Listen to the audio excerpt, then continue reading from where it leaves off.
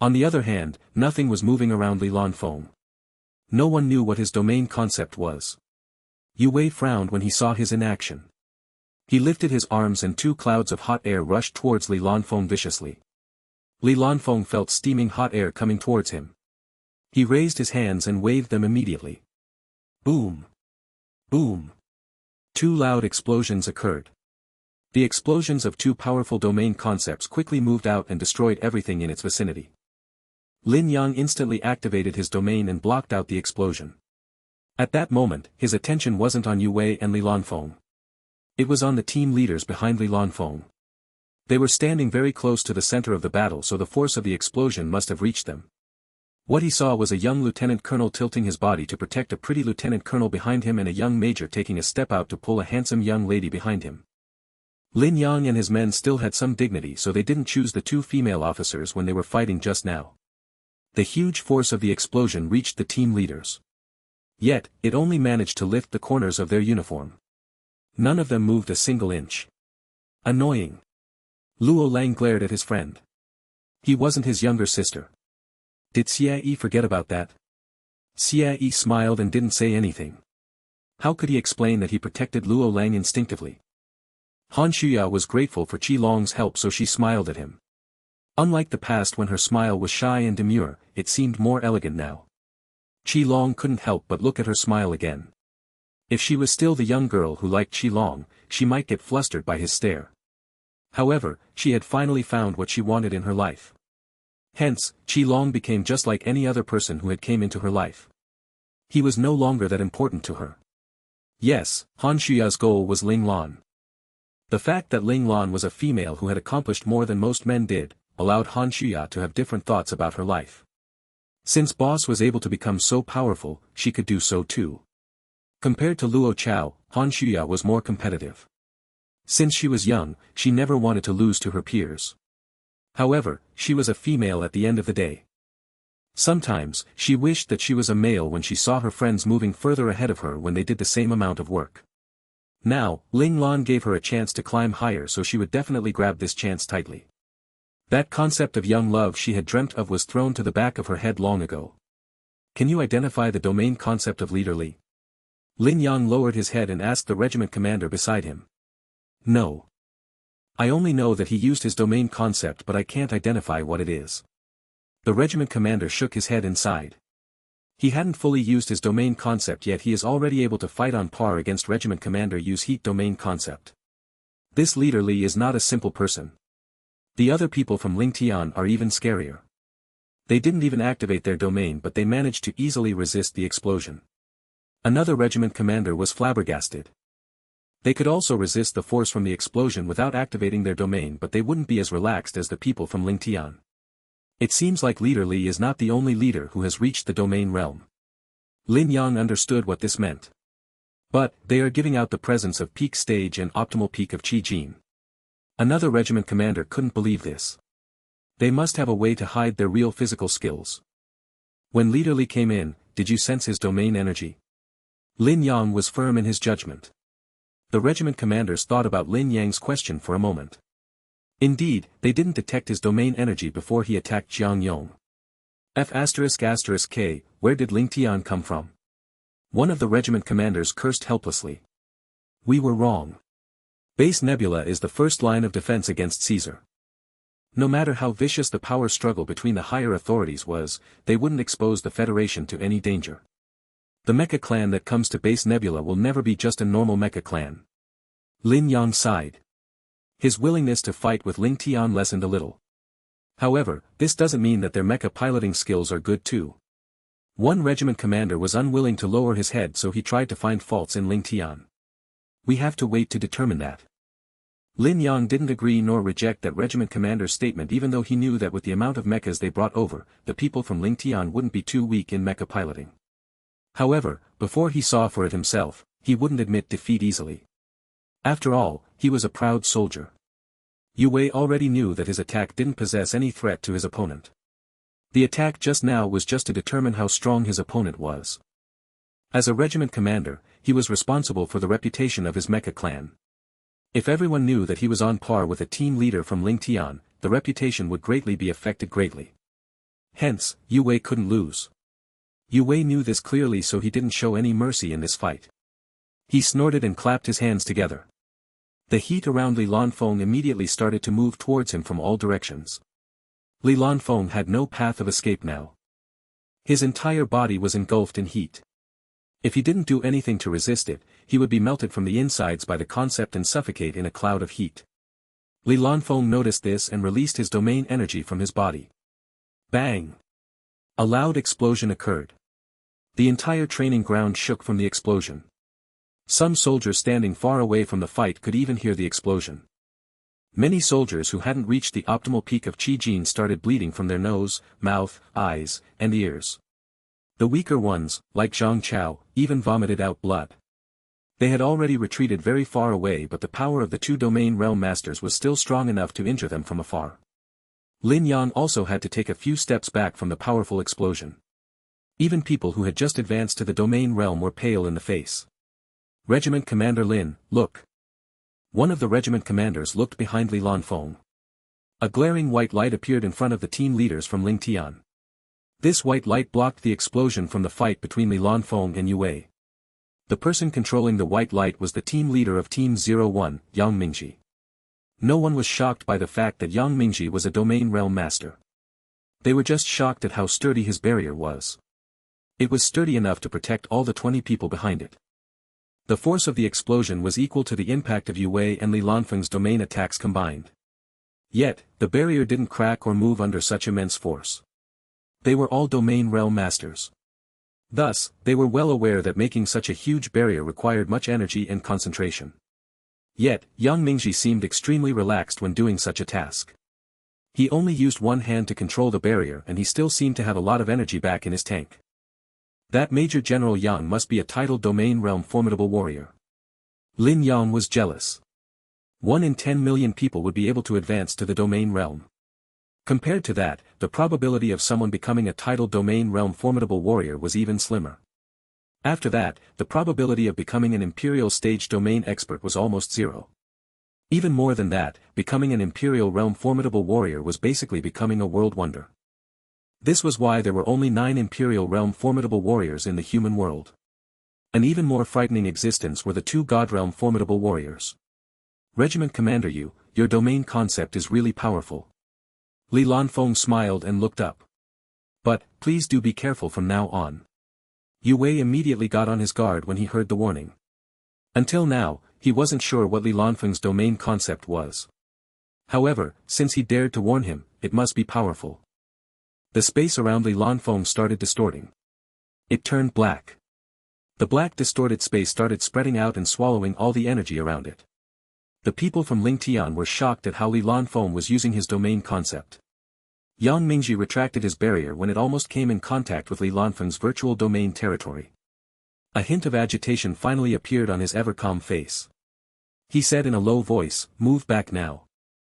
Li Lanfeng's virtual domain concept was too frightening, even for him. It could virtualize any energy within its territory and alter them to his domain concept. Li Lanfeng was the kind of opponent the team leaders from Ling Tian never wanted to meet, as his domain concept was just too sinister. There was no way of breaking through it. Besides boss Ling Lan, no one could defeat Li Lanfeng, not even Qi Long. Of course, Li Lanfeng couldn't defeat Qi Long too. The 2 people with the strongest physical skills were not Yang Mingji or any of the veteran soldiers. It was the young Qi Long and Li Lanfeng. What concept is that? Is it cutting off my senses or is it swallowing my concept? Yue Wei's expression changed when he felt his domain energy disappearing into the black distorted space. Heaven-defying finger. Li Lanfeng pushed his right forefinger towards Yue Wei. The black concept energy could be seen on the tip of his finger. It drew a black line in the air as it moved towards Yue Wei. Li Lanfeng's attack wasn't fast by any means. In fact, it was quite slow. On any other occasion, Yue Wei would be able to dodge it easily. However, for some reason, Yue Wei felt his thoughts slowing down to a turtle-like pace. He wanted to move quickly, but his mind was reacting very slowly to everything that was happening, which caused his movements to slow down. What is happening? Why isn't Regiment Commander Yu dodging? Lin Yang and the other regiment commanders noticed an oddness in Yue Wei's inaction. That is probably not a simple attack. Lin Yang stared at Li Lanfeng's forefinger. Suddenly, he felt his mind being locked up. He couldn't think properly. This is bad. Lin Yang quickly activated his domain concept and broke the shackles caused by the finger. By the time Lin Yang returned to normal, there was cold sweat all over his body. He was only a spectator but he still got affected by the finger. He could understand why Yue Wei didn't move now. If Yue Wei couldn't escape the control of the finger, he would lose this fight. Yue Wei seemed to have sensed something odd with the finger too. He opened his eyes wide and roared out in anger. Boom! The air around him exploded, disrupting his domain territory as well as Li Lanfeng's domain territory in the process. Yue Wei had decisively exploded the heat domain concept in the air around him. He made use of the vibration from the particles to break free from the shackles of Li Lanfeng's finger. Yue Wei immediately retreated back. Li Lanfeng's attack didn't succeed. F***K, did Li Lanfeng comprehend another new technique? Is he human? Do good things only come after you are almost beaten to death by boss? The people from Lingtian were green with envy when they saw Li Lanfeng using a new technique. Li Yingjie heard this and rolled his eyes. What are you saying? Why didn't I get anything out after I almost got beaten to death? Are you sure? Little leader Li, if you didn't get beaten so badly, would you have advanced to the domain realm? One of the older team leaders beside him didn't agree with what he said. Li Yingjie managed to advance to the domain realm after he almost died in boss's hands. Li Yingjie was so badly injured that he couldn't get up from the healing pod for half a month, but the benefits he got after the beating were worth it.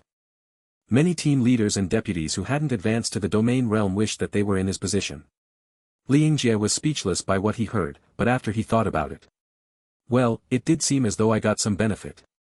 Li Lanfeng wasn't disappointed by the fact that he hadn't landed a single hit. He extended his middle finger and slowly pointed it towards Yue Wei again, who was standing in front of him. Yue Wei manipulated the concept energy created from his heat domain concept to make the air around him explode. That was how he managed to escape from the shackles of Li Lanfeng's one finger, so seeing Li Lanfeng sending out another finger made his expression change instantly. He didn't think for a moment and extracted all of his domain concept energy from his body. His heat domain concept energy met up with Li Lanfeng's finger's dark energy and self-destructed. Li Lanfeng's odd technique and domain concept made Yue Wei realize he couldn't fight against him. However, as a regiment commander, Yue Wei definitely wouldn't accept a loss. Thus, he chose a way to cause harm to both sides so that both of them would lose. The force behind the attack instantly blew away the two of them who were battling. Yue Wei staggered as he landed on the ground and a streak of blood ran down the corner of his lips uncontrollably. After landing, Li Lanfeng took 3 to 4 steps back before he got rid of the force behind the attack to avoid being injured again. Good fight, Regiment Commander Yu, Li Lanfeng said as he smirked after raising his head. Yue Wei's face was pale. He didn't expect his all-out attack to fail to injure a normal-looking leader. Instead of injuring him, he was injured instead. The feeling of frustration in his body turned into anger and it instantly rushed into his head. His eyes turned red as he glared at Li Lanfeng. He had the thought of making enemies with Ling Tian right there and now, and fight as a group. The 36 heavenly warriors from Piercing Arrow noticed this and they instantly went to surround Li Lanfeng. Everyone from Ling Tian also didn't let up and also arrived beside Li Lanfeng. Both sides faced each other and a fight was about to commence. Heroes are really born young. Captain Li, I admire you. The atmosphere got heavy, so Lin Yang immediately spoke up. Regiment Commander Yu, the generation after us will always be more powerful. If our generation doesn't work harder, we might be left in the dust by them in the end. Lin Yang turned around to look at Yue Wei. His eyes were telling Yue Wei that this was Lingtian's territory and that he shouldn't fight. Lin Yang's intervention allowed Yue Wei to have time to calm down. He closed his eyes and breathed deeply. When he opened them again, there was no longer anger in them. He relaxed his fist and said, "Sorry for the unsightly showing just now, Leader Li. I rightfully lost the battle just now. Regiment Commander." All 36 heavenly warriors from Piercing Arrow shouted out in surprise. Jiang Yong ruthlessly glared at Li Lanfeng. If it wasn't for the fact that his domain concept was strange, their regiment commander would never lose. It seems like you have a different opinion about the result. A clear and sharp voice suddenly rang beside his ears. How about I give you the chance to prove to us you are right? Everyone looked towards Lingtian's group. A beautiful and elegant lieutenant colonel stood beside Li Lanfeng before anyone had noticed and was smiling towards the members of other clans. Li Lanfeng glanced at him and saw the desire to fight in his eyes. He smiled and slowly backed up. What do you mean by your words? Jiang Yong's eyes narrowed. I think you guys still aren't willing to give in and admit defeat even after we all have beaten you. If so, how about this? We'll just fight again, until you admit defeat. This female lieutenant colonel seemed to not know how to make well-rounded conversations. The words she was spouting were enough to make a person vomit out mouthfuls of blood. Unsurprisingly, the people from Piercing Arrow instantly became angry at her words. Even Yue Wei, who had calmed down, had a hardened expression on his face once again. However, before they could let out their anger, the words this female lieutenant colonel spoke afterwards completely stunned them. They didn't know whether she was joking or was actually retarded. Regiment Commander Lin, I'm not going to fight you, so don't worry. You're Qi Long's opponent, the female lieutenant colonel pointed towards Lin Yang and said. Lin Yang's cheeks twitched. If he were actually going to fight, there would be some troublesome matters following after him. 1, 2, 3, 4. Her finger moved around as she pointed towards the 4 regiment commanders standing beside Lin Yang. You 4 are domain realm masters, it would be too slow to fight one by one. How about you 4 come at me at the same time? Hearing this, one of the regiment commanders was instantly angered and scoffed. You want to fight us 1-on-4? That's absurd. The female lieutenant colonel shook her head and replied earnestly, if I alone fought with 4 regiment commanders at the same time, I would die. I'm not that retarded. However, a weak woman coming out and challenging domain realm masters was already a very dumb move on her part. Everyone couldn't help but swear under their breath. Xie, help me. The female lieutenant colonel turned around and spoke out a name. Okay. A lazy-looking lieutenant colonel walked out from Ling Tian's group and stood beside Luo Lang. The female lieutenant colonel then patted that person's chest and smiled.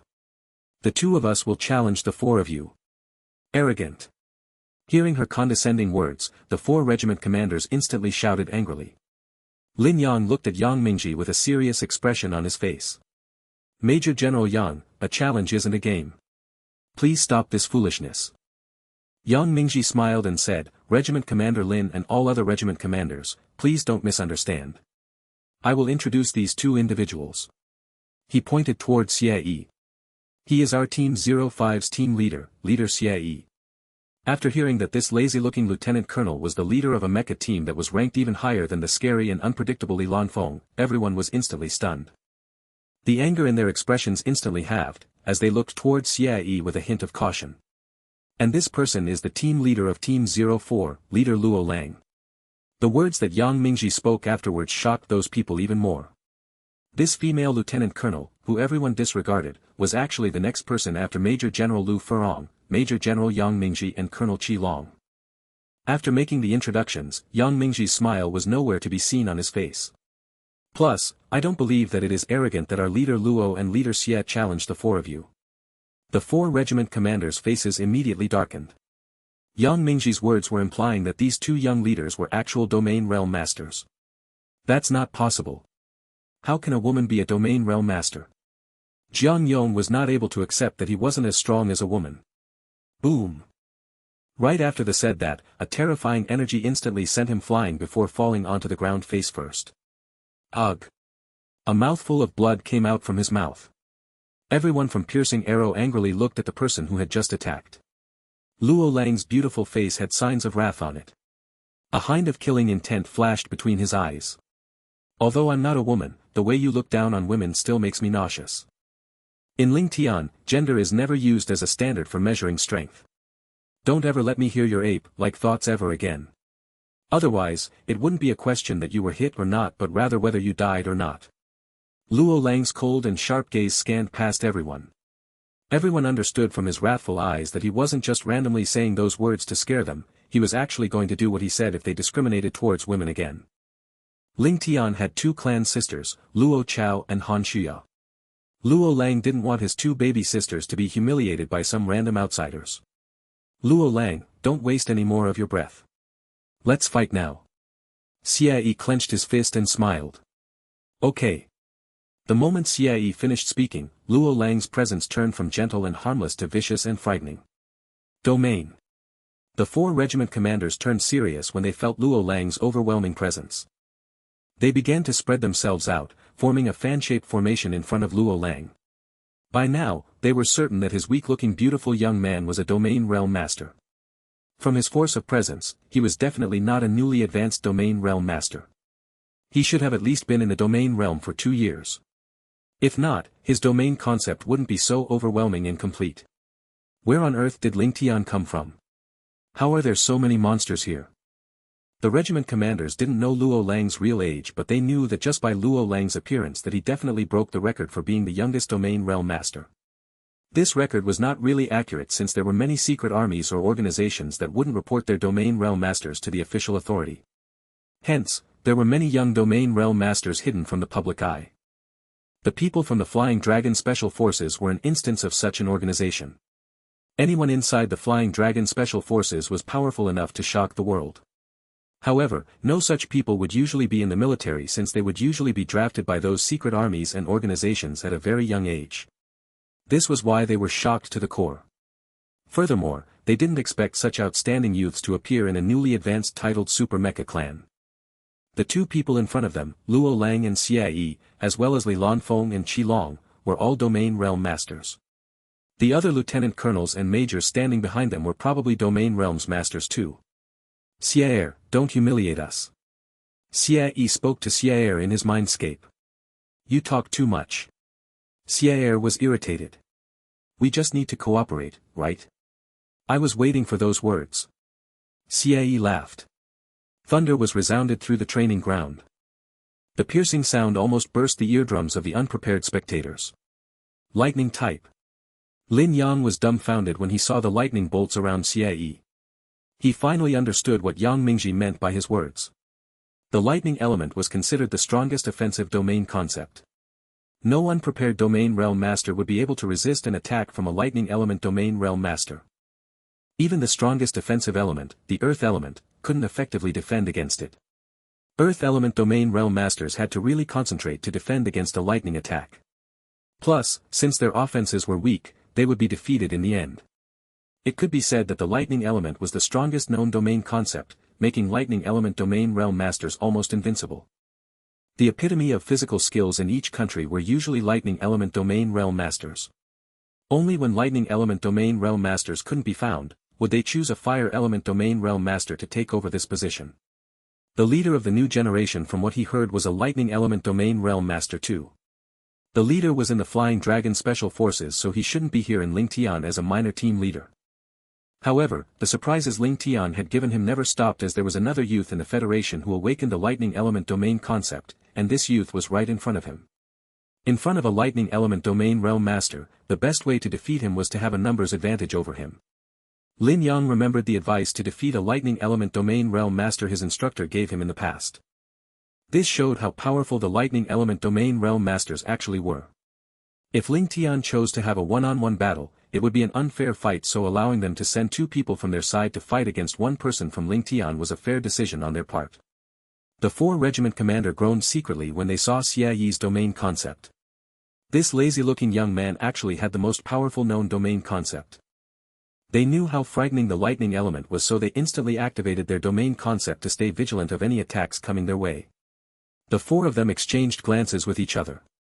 Then, they moved to their position. 2 regiment commanders arrived in front of Xie Yi. One was an earth element domain realm master while the other was a fire element domain realm master. The other 2 regiment commanders rushed towards Luo Lang. Their elements were water and gold. They made the decision in an instant. This was the best type combination against their opponents. The earth element was good against the lightning element in terms of defenses. However, it lacked offensive power, so the fire element should be able to make up for it. This was an almost perfect combination to fight against a lightning element domain realm master. Water is restrained by lightning in nature. They wouldn't face a lightning element domain realm master with such a weak combination during a crucial time like this. Water and gold. Luo Lang stared at his opponents intently. Calm personality, you're up. Water element is adept at searching while the gold element is good during group fights. Narcissus, assassin, it's your turn to perform. The calm personality quickly chose the 2 personalities for the fight. Oh my god, you finally remember me. A burst of skylark laughter rang through Luo Lang's mindscape, and a beautiful young man walked out from the dark corners of his mindscape. Pfft, I'm so unlucky. Why do I need to work with you? Assassin, who had a strong killing intent oozing out of him, sighed in frustration. Big brother assassin, do you hate me so much? The beautiful young man had tears in his eyes as he approached Assassin. He seemed hurt by what Assassin said. Narcissus, stop looking at me with that expression.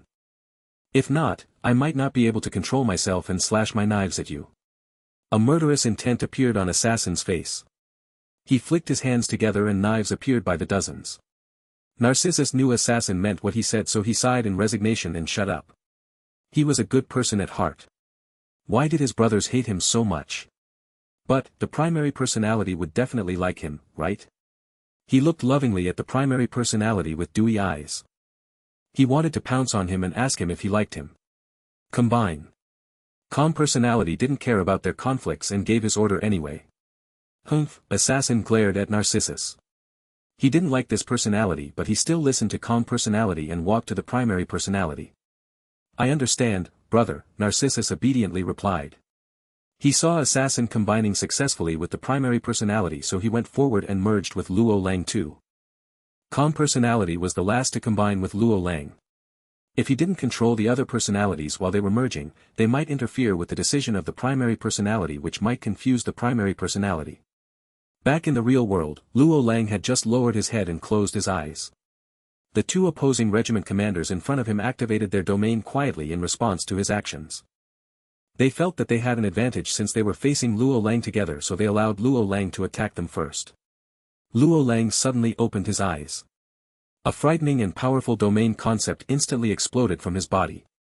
The gold and water element regiment commanders could only feel that Luo Lang's domain was filled with coldness, killing intent and a hint of a ghostly feeling. Lin Yang focused in on Luo Lang as he tried to sense Luo Lang's domain energy, but he discovered it was the same situation as Leader Li. He couldn't feel anything. However, he now could confirm that this Leader Luo had similar domain powers as that Leader Li. They were both in possessions of special domains, as only special domain concepts could be remained undetected before a fight. The two regiment commanders, who were the opponents of Luo Lang, sensed the peculiar nature of Luo Lang domain energy. They quickly looked at each other with hidden intentions beneath their eyes. The regiment commander with the water element domain activated a defensive technique. Suddenly, layers and layers of water appeared and wrapped around them, protecting them from any incoming attacks, while the gold element regiment commander was preparing an offensive technique. Countless golden daggers appeared from thin air and surrounded the entire area. The gold element's strongest area of effect technique. Yang Mingji frowned slightly. Although the offensive strength of the gold element was weaker than the lightning and fire elements, it was still considered to be third in terms of offensive strength.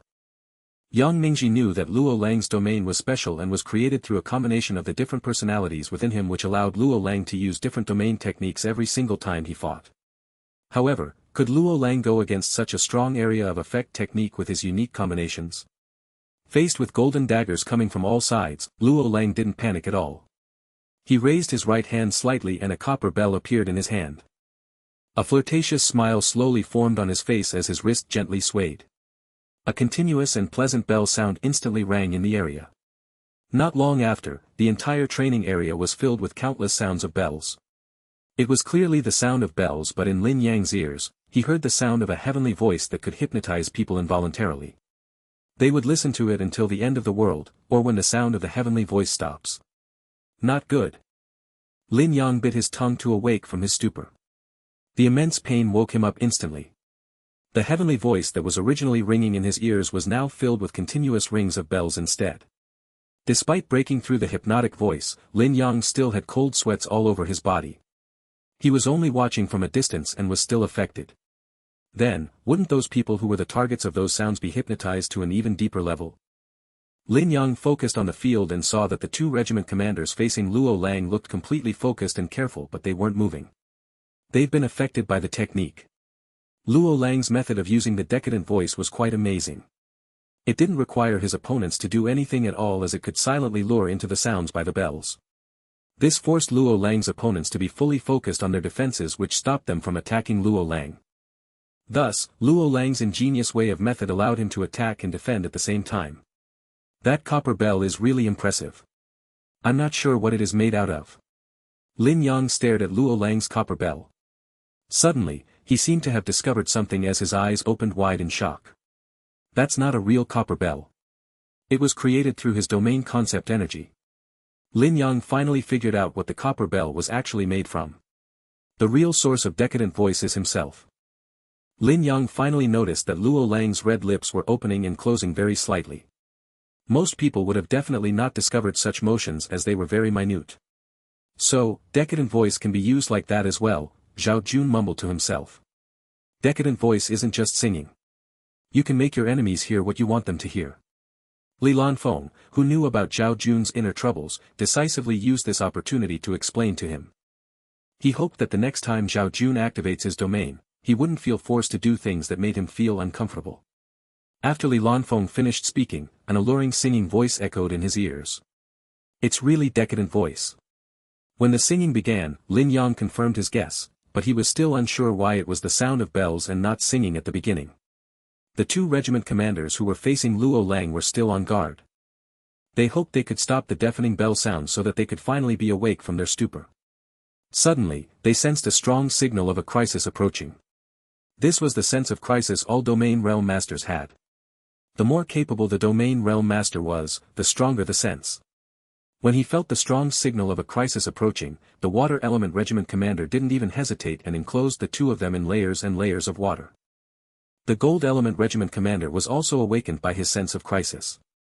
He didn't think even for a moment and ruthlessly shot all the sharp daggers around them towards Luo Lang. Tink, tink, tink, countless sharp daggers pierced the ground around them. The immense destructive power instantly swept up the dirt from the ground. Ah! Yu Wei, who was watching the battle from the side, suddenly shouted out loud. Luo Lang had already disappeared from his previous location and appeared beside the water element regiment commander with a Tangdao already pushed against his throat. Just one little push would cut right through that regiment commander's throat. What's happening? How did he manage to get past countless layers of water without making a sound and appear behind our regiment commander? One leader from the clan of the water element regiment commander was in disbelief. How did he manage to do that? Not only did some leaders not understand, even Lin Yang and Yu Wei, who were also watching the battle as two capable domain realm masters, didn't understand what had happened. As for the water element regiment commander, he was also unable to comprehend this inexplicable phenomenon. Are we still going to fight? Luo Lang stared into the eyes of the gold element regiment commander as he asked coldly. The gold element regiment commander's eyes began to twitch. It could be seen in his eyes that he didn't want to just admit defeat like that. You have already lost when the two of you heard the bell ringing. Suddenly, Luo Lang's voice was heard from behind the gold element regiment commander. A young man full with killing intent appeared behind the gold element domain realm master. The Tangdao in his hand already dug into his back. If he pierced just a little bit deeper, he would have pierced the gold element domain realm master's heart. Everyone looked towards the regiment commander with the water element domain. They saw that the cold-looking Luo Lang now had a different expression on his face. His left hand was covering the left side of his face as he smiled flirtatiously. The smile had a hint of pleasure and self-delusion. The water element regiment commander noticed that Luo Lang's attention was not on him, so he wanted to use that opportunity to get away from the Tangdao, but suddenly, a cold hand grabbed his throat. The Tangdao that was pointed against his throat suddenly dissipated into the thin air when that hand grabbed his throat. That Tangdao was actually an illusion and it didn't pose a threat at all. He had been completely fooled. Perhaps that hand was also an illusion. Everyone saw the flirtatious Luo Lang smiling as he continued to caress his own face with one hand, and that hand wasn't even his own. Was it possible that the Luo Lang full with killing intent at the Gold Element Regiment commander's location was also an illusion? The Gold Element Regiment commander seemed to want to prove this guess. He then felt sharp pain digging further into his back, as the Tangdao finally poked a hole into his body which allowed blood to gush out from his body and stained his uniform. Don't make any sudden movements. My Tangdao is real, assassin said calmly. His sword wasn't an illusion. It was a sharp weapon created by conjugating his killing intent into one shape, making it even more terrifying than the real thing. The Luo Lang with the Tangdao was the real one. Then, did that mean the one beside the Water Element Regiment commander was fake? The Water Element Regiment commander was still unwilling to admit defeat, so after seeing the Luo Lang on the Gold Regiment commander was the real one, he wanted to struggle out of the cold hand on his throat. However, what happened next completely confused him, because when he tried to escape from the hand around his neck, he felt a terrifying power coming towards his throat. It almost broke his neck. Make sure not move, okay? I'm not fake, the Luo Lang standing behind him said slyly. As he finished speaking, a cold and emotionless Luo Lang appeared in front of everyone. Was he the real one? What was even happening? Wasn't this Luo Lang just one person? What type of existence were these other Luo Langs? Tear. Lin Yang and the others were stunned when they saw that there were 4 Luo Langs on the field. They had just discovered that the 4th Luo Lang had appeared some time ago beside the field where Xie Yi and the Earth and Fire Element Regiment commanders were fighting. That Luo Lang was just sitting down calmly with his hands on his chin watching Xie Yi's battle with great interest. When Luo Lang was fighting his opponents, Xie Yi was also fighting with his own. Both sides were at a stalemate where a victor couldn't be determined. Xie Yi, stop playing around. I've already finished on my end. Luo Lang watched for a bit and lost interest. He lazily prompted Xie Yi to finish. All right. Xie Yi was clearly in a difficult situation, but after hearing those words, he actually turned around and smiled towards Luo Lang in response. The smile had a hint of spoiling Luo Lang. After saying those words, the lightning that was originally snaking all around suddenly exploded outwards and the sound of thunder became deeper and more fierce. The high frequency of the thunder seemed to have completely shattered this space like a window. Some less capable leaders even felt their eardrums pop. Their ears then had blood dripping out from them. Just from the sound of thunder was enough to injure them. The space around Xie Yi and the 2 regiment commanders had now been completely enveloped by a large cluster of thunder and lightning. Seeing this, along with the fierce thunder booming in their ears, Lin Yang, Yu Wei, the other regiment commanders and leaders all felt their muscles become numb as if they were shocked by lightning. Break! Xie Yi shouted.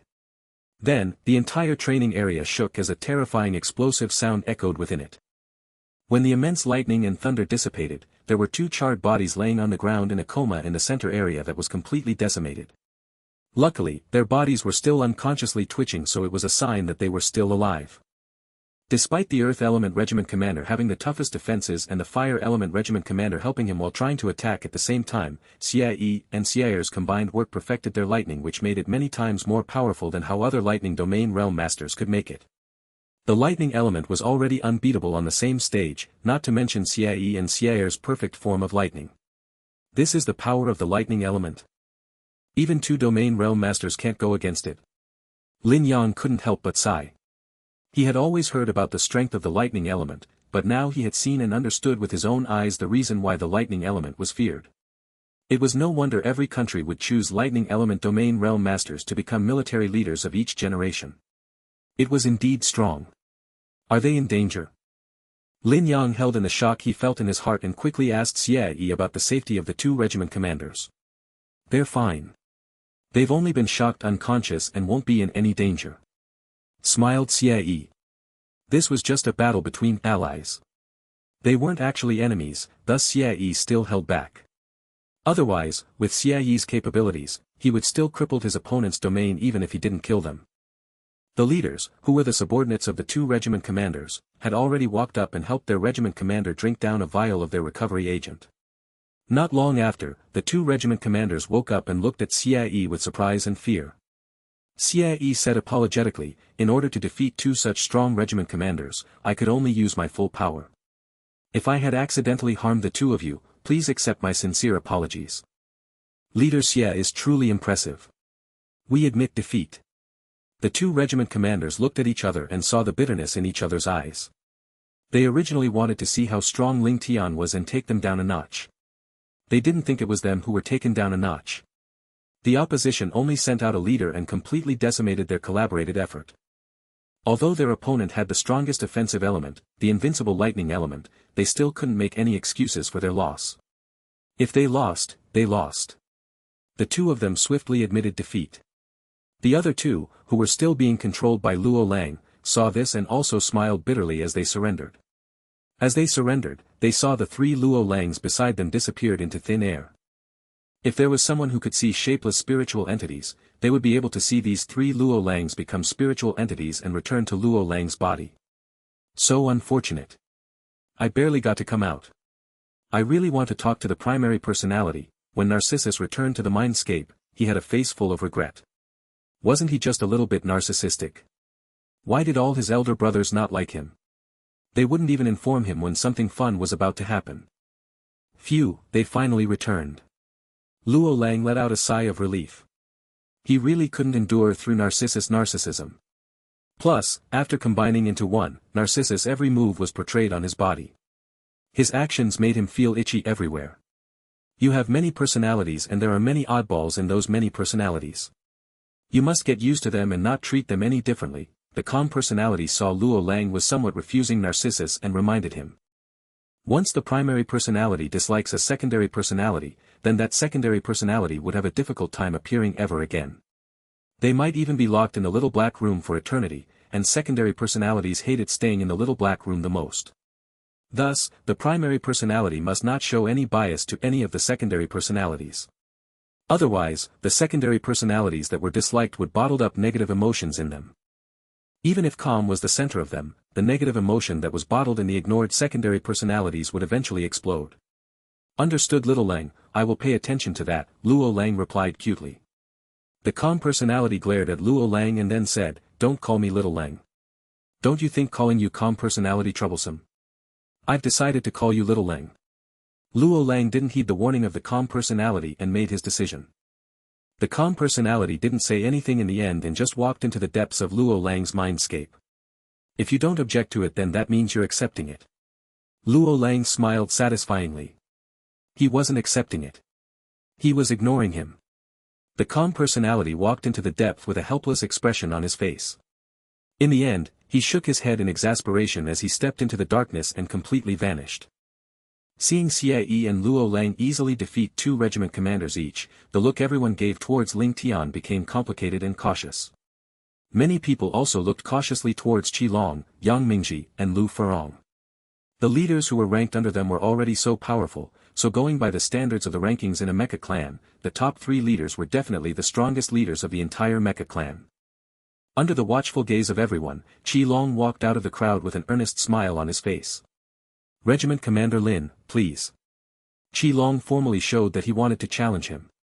Luo Lang had already mentioned that Lin Yang was his opponent.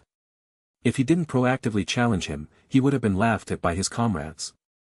Plus, Qi Long loved battles like these, so Luo Lang's words were just what he wanted. Lin Yang looked at Yang Mingji and Lu Furong with a vigilant expression. The two of them had their hands behind their backs with self-composed expressions that showed they weren't going to make any moves. When he saw them being so relaxed, Lin Yang then knew that the opponent Ling Tian had chosen for him was this leader Qi Long. It looked like they placed much faith in this leader Qi. Lin Yang was very certain that Ling Tian wasn't an arrogant and clueless mecha clan. Although they got the wrong impression when Ling Tian had the severely injured leader Li challenge their domain realm masters, reality still confirmed that Ling Tian had the capabilities to be so arrogant. Xie and Luo Lang had also confirmed this fact after the first fight. This Qi Long, who was ranked 3rd, was definitely also a top-tier existence. Although Lin Yang felt much regret that he couldn't fight against the 2 major generals, Yang Mingji and Lu Furong, Qi Long was still sufficient for him to take interest in. Please. Lin Yang made a battle-ready pose. After you. Qi Long's eyes narrowed slightly and put up a defensive pose in response. That's odd, there's no movement at all. The area was so silent that it surprised everyone. Especially when compared to Xie's overwhelming thunder and lightning, Qi Long and Lin Yang's silent battle seemed even more strange. Yang Mingji, Lu Furong, Luo Lang, Xie, Li Lanfeng and others who had advanced to the domain realm all had odd expressions on their faces, some of them even frowned. Qi Long is going to face difficulties in this battle, Yang Mingji said softly. To everyone in Ling Tian, compared to traditional elemental domains, special domain gave them more headaches. After all, standard elements had long been studied thoroughly by the Federation's experts.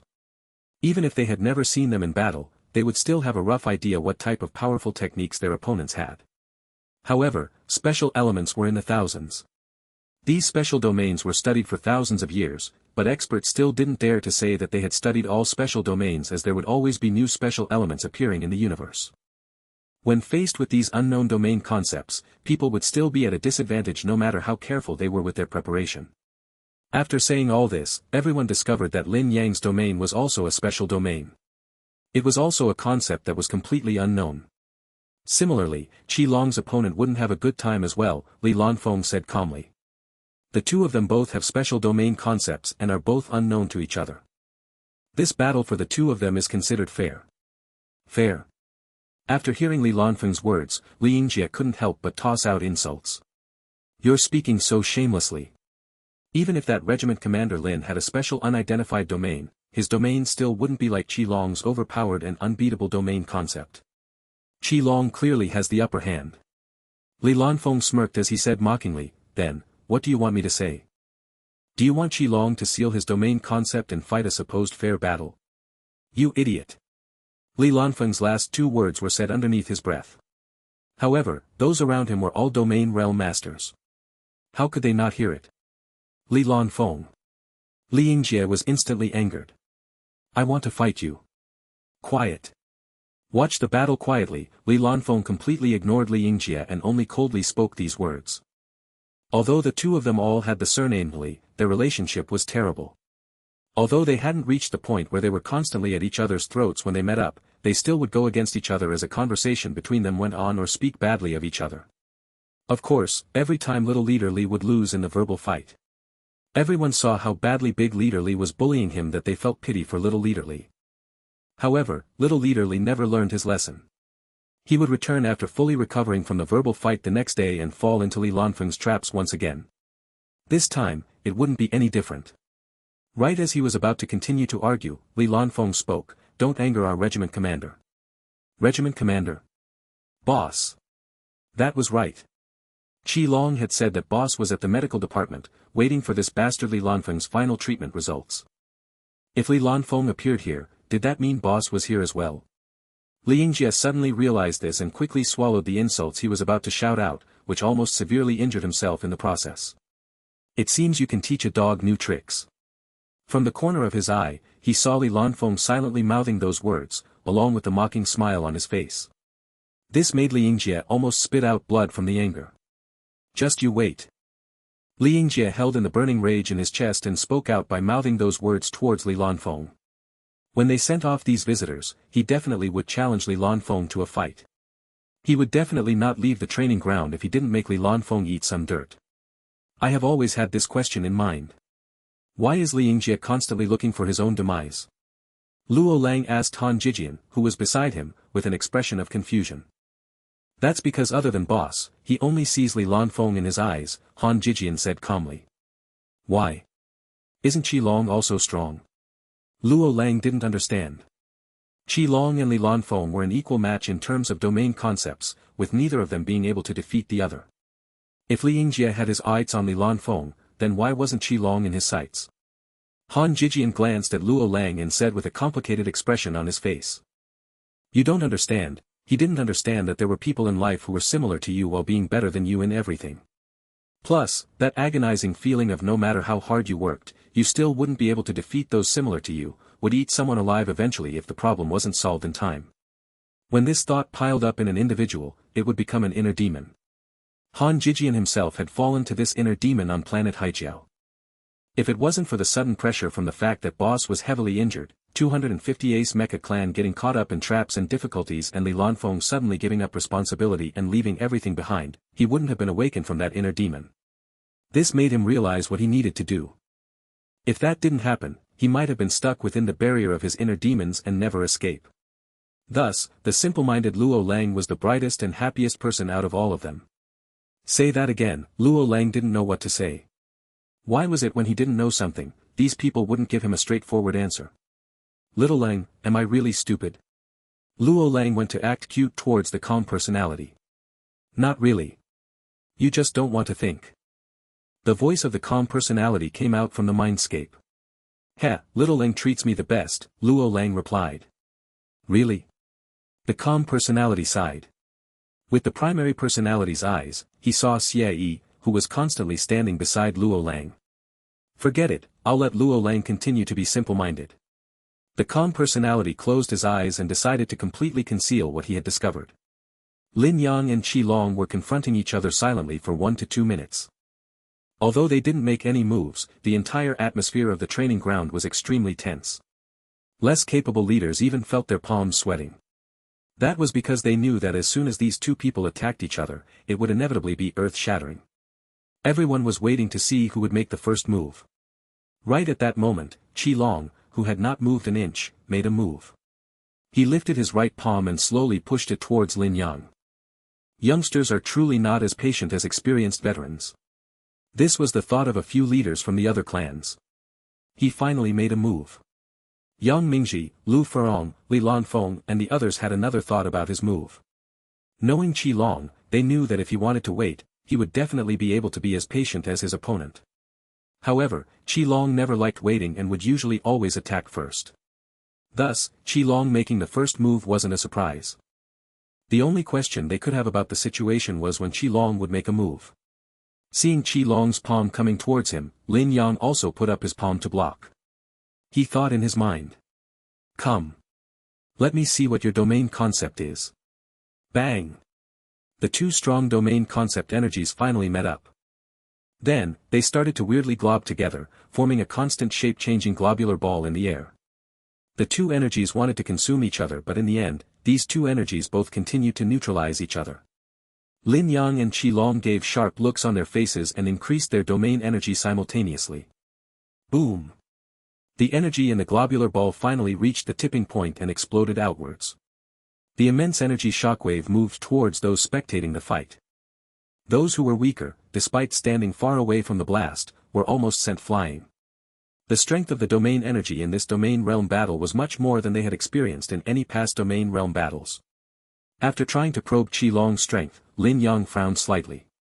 That was because he felt Qi Long had only just used pure domain energy with no special domain concepts interlaced in his attack during the altercation. The difference between an attack interlaced with a special domain concept and an attack that didn't have any was that the power behind the two attacks would be vastly different. The former's power could be many times stronger than the latter. How strong the attack could be would depend on the strength of the special domain concepts interlaced into the attack. On the other hand, Qi Long also frowned slightly. It was because Lin Yang did the same as he did and didn't use any special domain concept in his attack. The two of them wanted to use this attack to probe their opponent's domain concept. Unfortunately, they both failed. It seems that if I don't go serious, he won't be willing to show me anything either. Qi Long thought as he sent out a palm attack again. Lin Yang decisively blocked it with his own palm, but his expression quickly changed. Bang! The ground a few meters around Lin Yang suddenly cracked open. The ground that could handle heavy attacks actually began to crack open like spiderwebs. Is Lin Yang's domain concept neutralization? Yang Mingji asked with a serious expression on his face. Something's wrong. We have to keep watching. Li Lanfeng also had a serious expression on his face. The relaxed expressions on everyone from Ling Tian's faces finally disappeared. This scene comforted the people who came to challenge Ling Tian. As expected of the regiment commander of the strongest mecha clan ranked under Proud Wind, just taking a move head-on was enough to take the opposition down a notch. Qi Long noticed that his opponent's concept was actually very strange. His eyes suddenly showed the color of excitement. He shouted loudly, "Take a few more hits from me." After saying that, his two fists went crazy on his opponent. Bang, bang, bang. The ground around Lin Yang quickly crumbled into dust by Qi Long's strength. The training ground instantly became a wasteland. Li Lanfeng looked at the cracks on the ground and an answer slowly formed in his mind. His opponent's concept isn't to neutralize, it is to transfer, Li Lanfeng said slowly. Hearing this, Yang Mingji and the others turned towards him and waited for further explanation. If it was neutralization, the ground would crack just under him. Li Lanfeng gestured towards Lin Yang's surroundings. But, look at that. In the area 10 meters around him, the points of contact were random. That, of course, doesn't eliminate the fact that his neutralization concept also has the ability to bounce attacks back. That way, those might also happen, Li Lanfeng added. This was Li Lanfeng's habit. He would explain everything he saw and give the information to others for reference. However, he would never say what he said to be the correct answer. If that's the case, then it's transferring. Yang Mingji was in agreement with Li Lanfeng's prediction. Actually, the most appropriate way of describing it is calling it the dimension element. A cold and sharp voice rang from behind them. Everyone turned around with a pleasant surprised look on their face. They finally saw their regiment commander, Ling Lan. They didn't know how long she had stood behind them. Boss! Luo Lang excitedly jumped over. His speed was so fast that Xie didn't even have time to stop him. Xie helplessly put his palm on his face. Ling Lan raised her right hand and pressed against Luo Lang's forehead to stop him from hugging her. 1 month of training, Ling Lan said calmly. As expected, he was punished. Xie smiled bitterly. He didn't know whether he should be happy that Luo Lang was going to take the punishment with him or if he should be angry at Luo Lang's recklessness and how he dug his own grave. Ling Lan's words instantly awakened Luo Lang. He was too excited just now that he had actually forgotten boss's rules. Ah, this is bad. Luo Lang held his head in agony, which made everyone laugh softly. The serious atmosphere around the training ground no longer existed. This was Ling Lan's power. It was becoming everyone's spiritual anchor. As the spiritual anchor, as long as she didn't fall, even if the sky were to collapse, they would still have the confidence to create a new world. The slight change in atmosphere in Ling Tian's group attracted the attention of Yu Wei and the other regiment commanders. However, due to the fact that Ling Lan was blocked by the crowd and by Ling Lan mixing her presence with the environment, they didn't notice that Ling Tian had another person joining their group. Plus, even if they had seen her, they wouldn't have known she was Ling Tian's highest-ranking officer. Who knew it would actually be the legendary dimension element? Yang Mingji looked towards Lin Yang once again and couldn't help but speak out in admiration. The dimension element had appeared in the past. Back then, it was the element that was ranked over all other concepts, including the strongest offense element, the lightning element. It was considered to be invincible. The Federation's research lab had also used much resources and time to study the dimension element. It was just that before they could successfully gather enough data, that dimension element domain realm master disappeared. With that incident, the study of the dimension element was halted.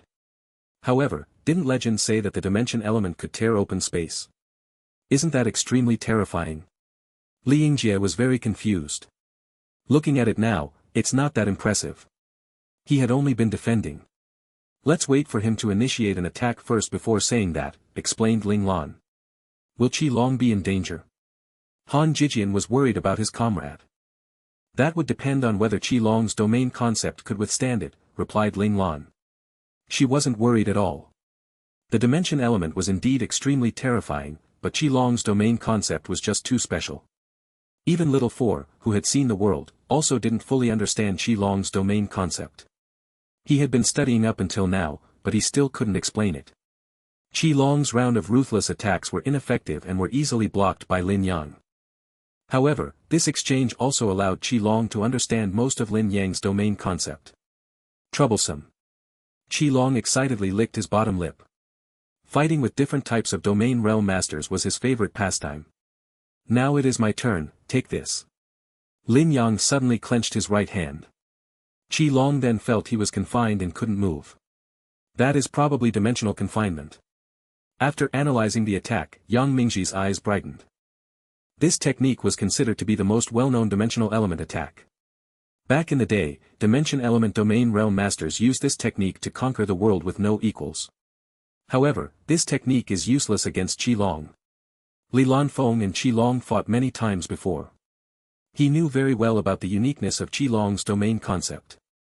After he said that, they saw Qi Long escaping out of his opponent's confinement. This scene stunned Lin Yang.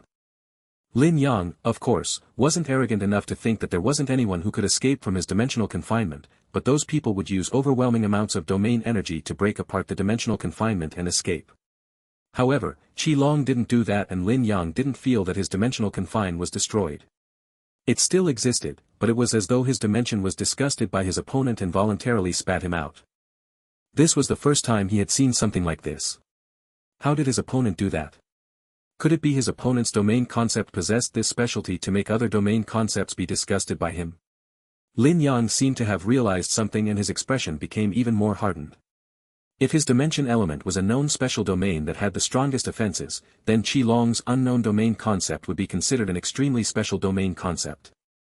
Actually, I never understood Qi Long's domain concept. Yang Mingji sighed. That was why up until now, Qi Long's domain still didn't have a category assigned to it. However, his concept is really hated by all other domain concepts. Can we call it the concept of disgust? Luo Lang said earnestly. Doesn't sound like a good name, Li Yingjie pouted and said. If someone dared to give such a bad name to his domain concept, he would definitely get angry. Regiment Commander, you and Leader Qi had fought many times, have you not discovered anything about his domain concept? Lu Furong didn't believe that Ling Lan knew nothing about it. Everyone looked towards Ling Lan.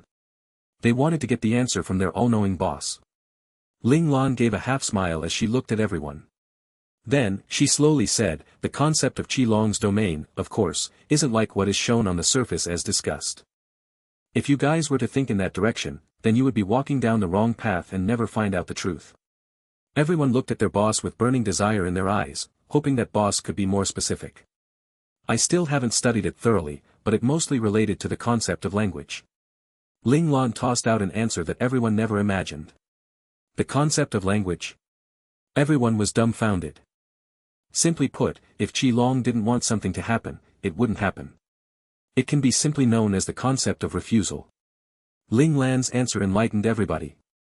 It was no wonder they couldn't do anything to Qilong. That was because Qilong always refused the outcome of losing.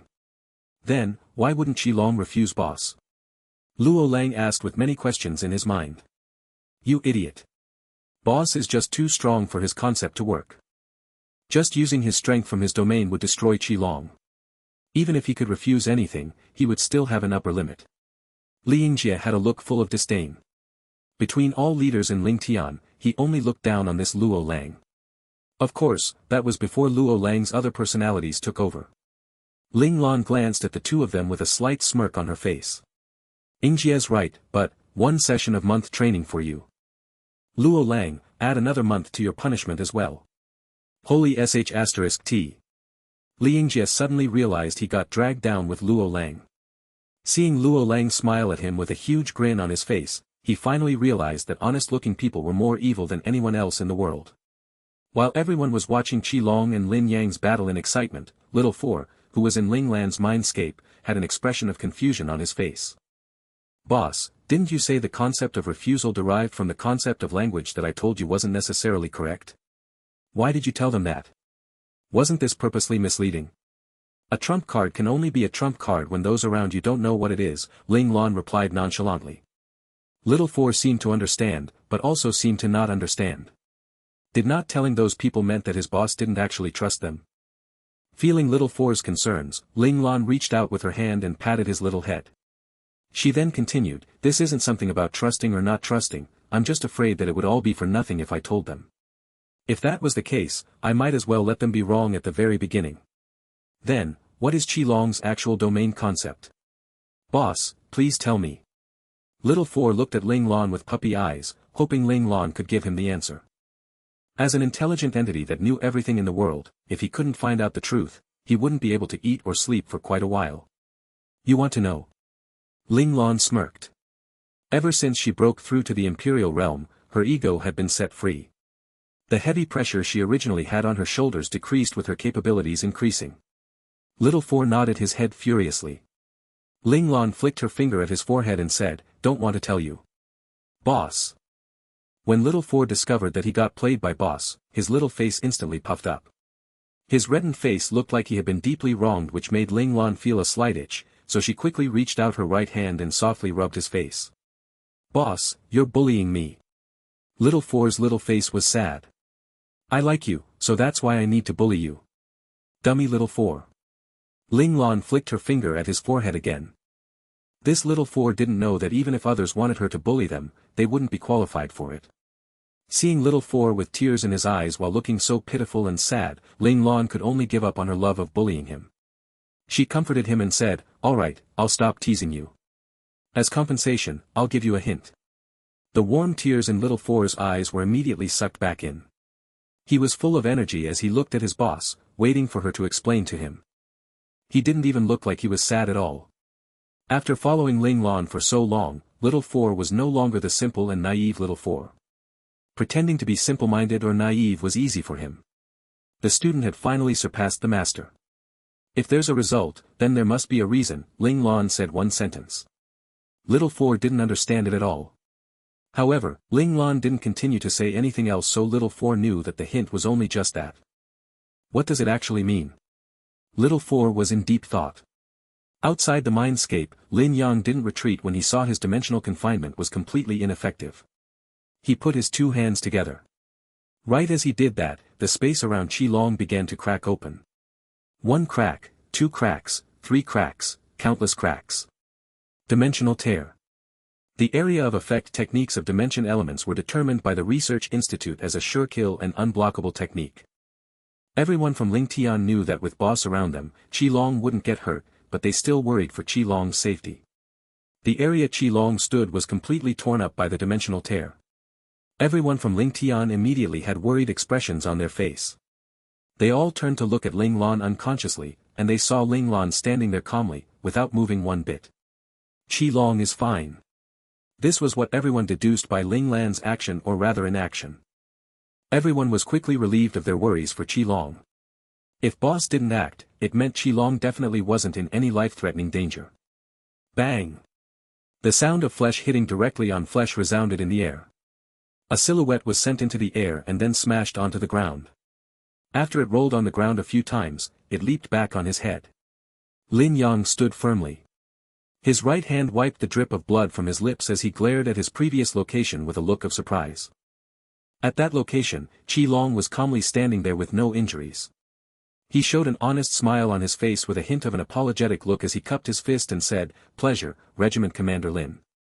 The dimension element sure kill area of effect technique he used was actually useless against Qi-Long rather than helping him, it instead gave Qi-Long a chance to get close to him and hit him. He lost in a strange way, and he was speechless from it. What made Lin Yang feel even more annoyed was that he still didn't know what Qi-Long's domain concept was. Leader Qi is indeed quite amazing. I've experienced it firsthand. The leader of Team 03 was indeed very strong. Then, were the team leaders of Teams 01 and 02, the two major generals, even stronger? The way everyone looked towards Ling Tian was no longer like how they looked down on Ling Tian at the very beginning. Instead, it was the look of fear. They didn't think that such an inconspicuous and newly advanced titled Super Mecha clan was actually such a terrifying existence. With just their physical skills, Ling Tian Mecha clan was already on a similar tier with the legendary Mecha clans. However, Mecha clans were called Mecha clans because mecha piloting was much more important than just physical skills. Now these other clans only hoped that the mecha piloting of the mecha operators from Ling Tian Mecha clan were not as strong as their physical skills. It was I who took advantage of you, Regiment Commander Lin. The information from the Military Research Institute helped me quite a lot with regards to your dimension element. Plus, Regiment Commander Lin held back as well and didn't use any technique outside of the information available in the database, Qi-Long said apologetically. The honest-looking face he had quickly wiped the dissatisfaction from the faces of many leaders from Slaughter Mecha clan. In the end, it's still Leader Qi's domain concept that's extraordinary. Lin Yang knew well that even if he had used techniques outside of the information available in the database, he probably still wouldn't have been able to do anything to Qi-Long. His domain concept was too strange and abnormal to fight against.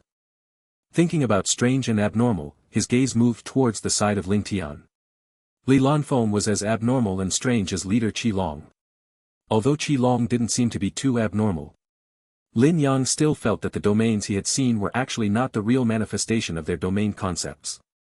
Suddenly, his gaze narrowed because he saw a young man who wasn't there before appear beside Li Lanfeng.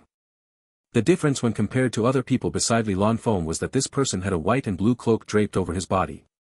He was clearly different from all the others, but looking at him now, he could easily be neglected by sight. However, once someone were to see him, they would definitely no longer be able to neglect this person's existence. Lin Yang suddenly stopped moving. When the people behind him noticed that he was looking in a specific direction, everyone's gaze followed in the direction he was looking at. Qi-Long saw their boss appear and instantly excitedly shouted, "Boss!"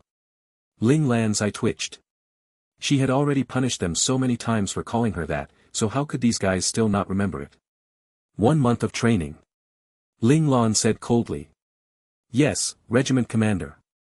Qi-Long accepted the punishment with a big smile on his face. It seemed like she needed to increase the difficulty of the month-long training session, in case these guys take it as a fun activity and not punishment. Qi-Long and Ling Lan's conversation proved the identity of this young man. Lin Yang and the others would never have guessed that such an underwhelming individual was the regiment commander of such a strong clan like Ling Tian. Their regiment commander wasn't a veteran mecha operator like they had thought previously. He also wasn't a well-known individual who was at their prime. Instead, their regiment commander was just someone who didn't catch anyone's eye. He was just an unknown and average young man. Regiment Commander Ling. As the second-seat commanding officer of Base Nebula, Lin Yang had managed to find out that the regiment commander of Ling Tian had the surname Ling. Ling Lan nodded. Regiment Commander Lin. Afterwards, she looked towards Yue and the other regiment commanders and greeted them all. As expected, Ling Tian had already gotten hold of the information on the mecha clans in the base nebula, or at least they were familiar with the mecha clans that came to visit. Li Lanfeng was quite smart at times like this. He walked up and took off Ling Lan's cloak, which showed the insignias on Ling Lan's chest and shoulders. Major General. Everyone's eyes narrowed. Yang Mingji and Lu Furong were major generals. Although this information stunned them, they could still accept it. After all, these two individuals were already in their 40s to 50s. Plus, they were famous figures for quite a long time. With their military merits and achievements, advancing to the rank of Major General was the natural course of their career. However, Ling Lan was different. Ling Lan was too young to be a Major General. He was at most 25 years old. In the history of the Federation's military, other than General Ling Xiao, who had advanced to Major General at that age 20 years ago, there wasn't a second person in existence who could be on par with him. Even those people who had godlike backgrounds and vast connections still needed to wait until they were at least 35 years old to have a chance of advancing to the rank of Major General, and that rank would also just be a pseudo-rank. This regiment commander Ling was, however, a real Major General. Was the Federation going to have another General Ling Xiao appear? The bright looks on everyone's faces had a hint of speechlessness. They were stunned by the fact that Ling Lan was able to advance to the rank of Major General at such a young age. Major General Ling, please forgive our rudeness. Lin Yang definitely didn't believe that the military would play around with a real military rank. Especially if there were these many powerful individuals gathered here all at once. Perhaps this super clan was created by the military in secret in order to take over for Proud Wind Mecha Clan. They were probably coming into the spotlight now because this clan had reached a point of maturity. Lin Yang and the other individuals thought about this in unplanned unison. No matter. I welcome it, Ling Lan replied plainly. The friendship between soldiers are all formed through battle. These words relieved everyone on the scene. The Wei Lin Yang, Yue, and the other regiment commanders also looked at Ling Lan with more acknowledgement. It seemed that Regiment Commander Ling wasn't a lucky individual who rose to the top in one step. Only those who had experienced the brutality of war knew the real meaning of brothers in arms. In reality, they were only in admiration of Ling Tian Mecha Clan's power, not the individuals from Ling Tian Mecha Clan. Before this, Ling Tian could be considered to be allied forces, but not their brothers in arms. The seemingly two similar words actually had very different meanings. Allies were people who would help out when they have extra manpower. However, once the situation went out of the scope of their abilities, they would only just watch from the side. Only acknowledged brothers in arms would put their lives on the line and fight with each other side by side. Without a doubt, Ling Lan's words allowed these regiment commanders to have a good impression of Ling Tian. They were no longer refusing the fact that Ling Tian was here, which would allow Ling Tian to quickly meld in the base. Of course, if Ling Tian wanted to have real camaraderie with the mecha clans in base Nebula, there was still a long road ahead of themselves. Ling Tian needed to at least experience a bloody battle with the clans for that to happen. It was just as Ling Lan had said, the friendship between soldiers was created through battle. 4 months had passed since Lin Yang, Yue, and the other mecha clans visited Ling Tian. In these 4 months, the entire base Nebula knew that Ling Tian Mecha Clan, the clan that was taking the place of Proud Wind Mecha Clan, was very powerful. There was even gossip that Lin Yang, Yue, and the other regiment commanders had returned after losing all of their fights. However, because Ling Tian, Slaughter, Piercing Arrow and the other clans didn't officially announce the results of the challenges, most people believed it to be just a rumor. Ling Tian was probably very strong, but definitely wasn't strong enough to that extent.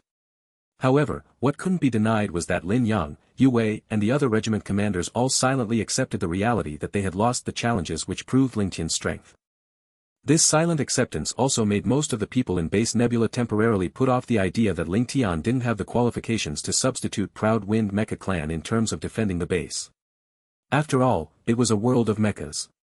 Although physical skills were the basic fundamentals for a mecha operator, what showed the real power of a mecha clan was still based on the piloting capabilities of the mecha operators. Thus, if Ling Tian wanted to be accepted by all the mecha clans with the base Nebula, their mecha operators must prove that their mecha piloting were strong enough. It was because Ling Tian was taking over for the base Nebula's first-ranked mecha clan, Proud Wind Mecha Clan, so the launching port that originally belonged to Proud Wind Mecha Clan would naturally be given to Ling Tian. Yu Huan was also kind enough to provide Ling Tian more launching ports and logistics personnel, such as JMCs and Mecha Hold Logistics. However, Ling Lan kindly refused his offer. Ling Lan needed a fully functional and coherent mecha clan, and her own mecha clan didn't lack these resources. Thus, she didn't want to waste time to develop new recruits from outside sources. Furthermore, Ling Lan wanted to completely organize her large mecha clan before working with outside sources.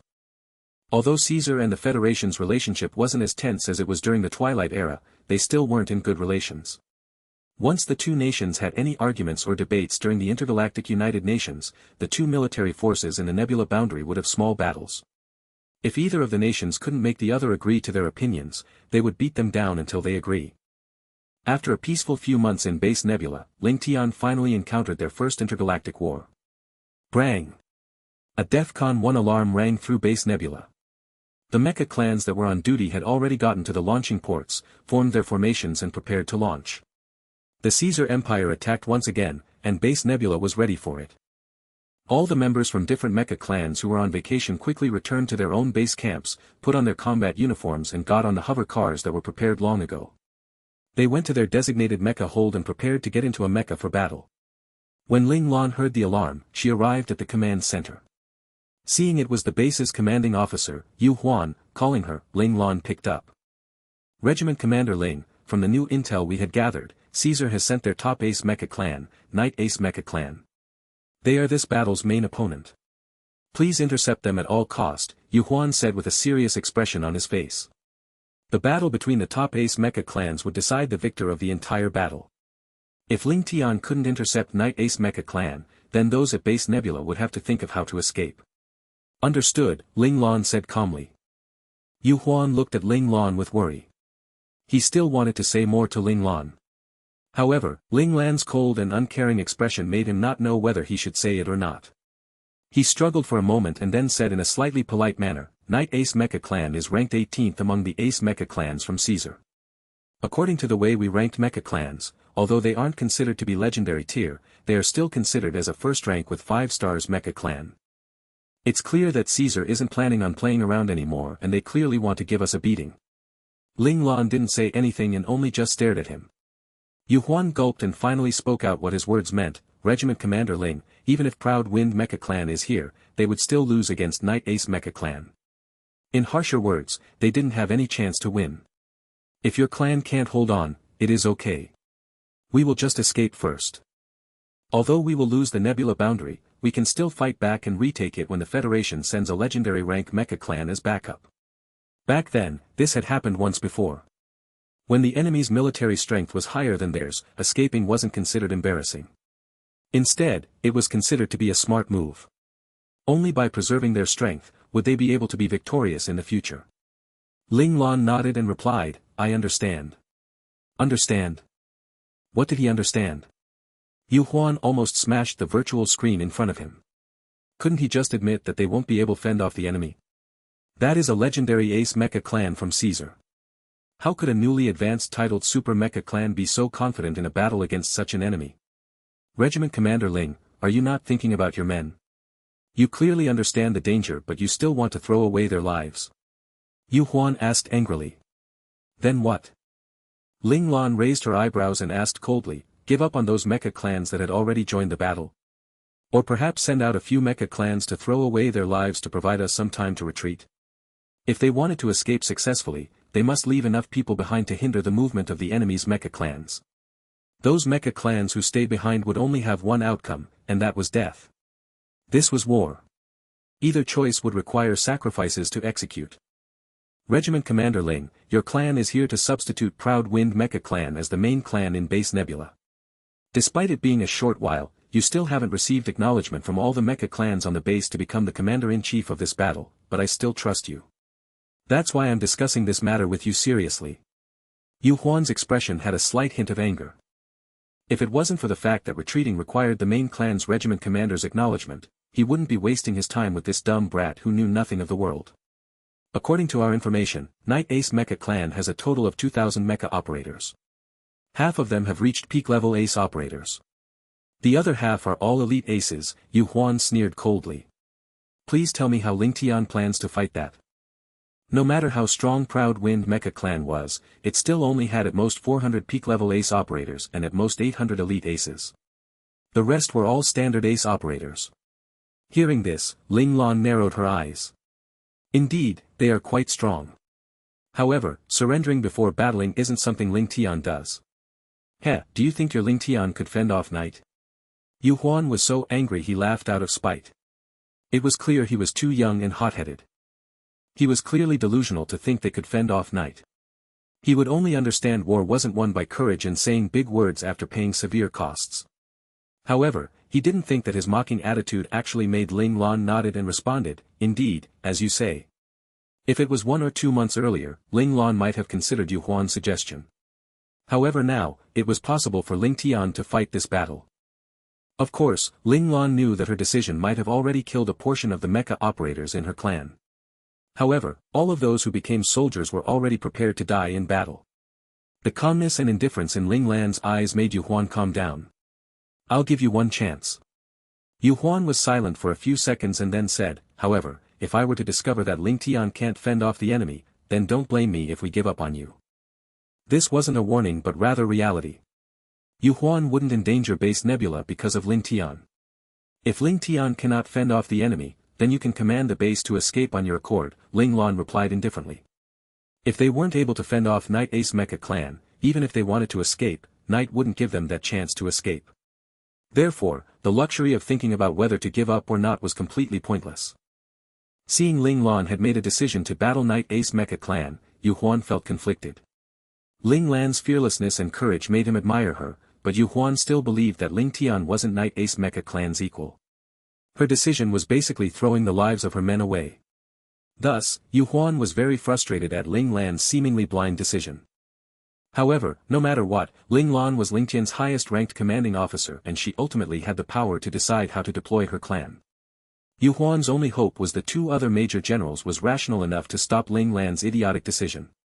The reason why Yu Huan cared about Ling Tian this much was because of the results from Slaughter and Piercing Arrow challenging Ling Tian. Yu Huan was the only one high-ranked officer who didn't visit them, and yet he knew the true result of the challenge. Ling Tian's younger members were very talented and would definitely become the Federation's monstrous individuals in the future. Yu Huan placed them in very high regard. That was why he didn't want them to die in vain. After ending the call with Yu Huan, Ling Lan went into deep thought for a moment. Then, she opened the communications channel to the leaders who were on standby in the mecha hold and said, this time, our opponent is Knight Ace Mecha Clan. Knight Ace Mecha Clan. Knight Ace Mecha Clan. The confused and stunned voices of the leaders filled the communication channel. Of course, those who were stunned were the veteran mecha operators, while those who were confused were the younger bunch, such as Qi Long and the others. Knight Ace Mecha Clan is a top-ranking Ace Mecha Clan from Caesar with a rank of 18th.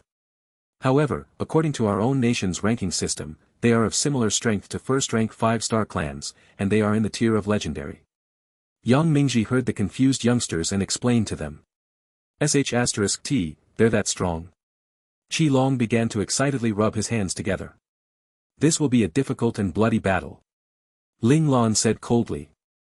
Thus, I've decided that all the ace operators in the clan will be going into the battle. Yes, sir. All the leaders shouted in unison. Zhongqing, you will be in charge of the base, Ling Lan contacted Lin Zhongqing. Department Head Li, your medical department will be completely activated. Department Head Luo, have your rescue teams on standby. Ling Lan sent out a list of orders and all hands in Ling Tian began to move about. Regiment Commander, you're going into the battle. After Ling Lan gave the last order, Li Lanfeng instantly asked. I'm scared everyone would be reckless if I don't stay there to watch over everyone. Ling Lan's answer quelled Li Lanfeng's curiosity. Ling Lan said it very nonchalantly, but all the leaders knew that this was because Ling Lan was afraid they would be in danger. The main reason she decided to go into the battlefield was to protect them. At Ling Tian's dedicated launching port's JMC room. Has everyone reached their positions? Han Shuya frowned as she asked about the situation of each team. Team 1 here. Team 2 here. Team 3, other than the JMCs on duty, all of the other JMCs from Ling Tian had all moved out. They received their regiment commander's order that all ace mecha operators in the clan were joining the battle. A rough estimate put the numbers at more than 2,000 people. Somehow, Ling Tian was no longer a crippled clan that only had a few hundred people to show for them. Its number had increased to the standard number of mecha operators in a mecha clan. What was even more insane was that other than 1,000 plus mecha operators who were official operators, the other half were mecha operators who were still waiting for assessment. They were currently in the logistics department as reserve mecha operators. Although Ling Tian's JMCs had done many training sessions for emergency battle situations, it was still their first time facing a real battle. Many JMCs were panicking and had no idea what they needed to do. Seeing the situation, Lady May quickly asked, "Department head, how many launching ports are we activating?" "We are activating all of them. Launch out our mecha operators as quickly as possible," said Han Shuya. "Understood. We will be responsible for launching ports 1 to 5, replied Lady May calmly. "Alright, Team 2 will be responsible for ports 6 to 10, Team 3 for ports 11 to 15, Team 4, Han Shuya immediately understood what she needed to arrange. Just like that, with Lady May's reminder, Han Shuya managed to reorganize the JMC room. Every team had been given their tasks and every JMC knew which mechas they needed to contact and what they needed to do. After finishing all of this, Han Shuya breathed a slight sigh of relief. Even the fearless Han Shuya was a bit panicked in preparing for such a large-scale battle for the first time. Luckily, she had a great subordinate beside her. Thinking up to this point, Han Shuya looked towards Lady May. Coincidentally, Lady May also looked towards her. Their gaze met one another and they smiled at each other without saying a word. Soon, all of the mecha operators were launched out of the base in an orderly fashion and arrived in outer space, forming formations one after the other. The entire area above the base nebula was filled with countless mechas. They were all mechas from mecha clans who came out of the base nebula's launching ports. There were at least 20,000 mechas.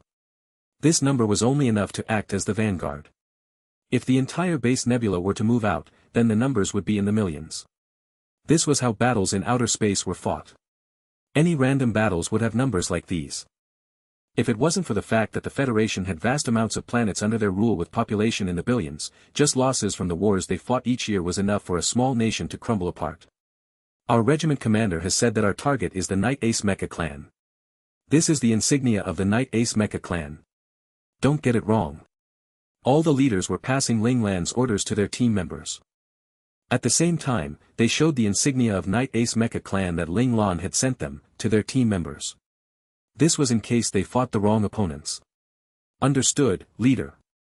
All the members were tightly gripping their control sticks as the leaders didn't hide the fact of how strong Knight Ace Mecha Clan was. These people knew the enemy they were about to go against was ranked 18th in Caesar. Other than a few veteran mecha operators, some new members were although somewhat frightened, they were still more excited than frightened. "Leader, that mecha clan behind us with the black phoenix emblem, which mecha clan are they? I don't think I've seen them before."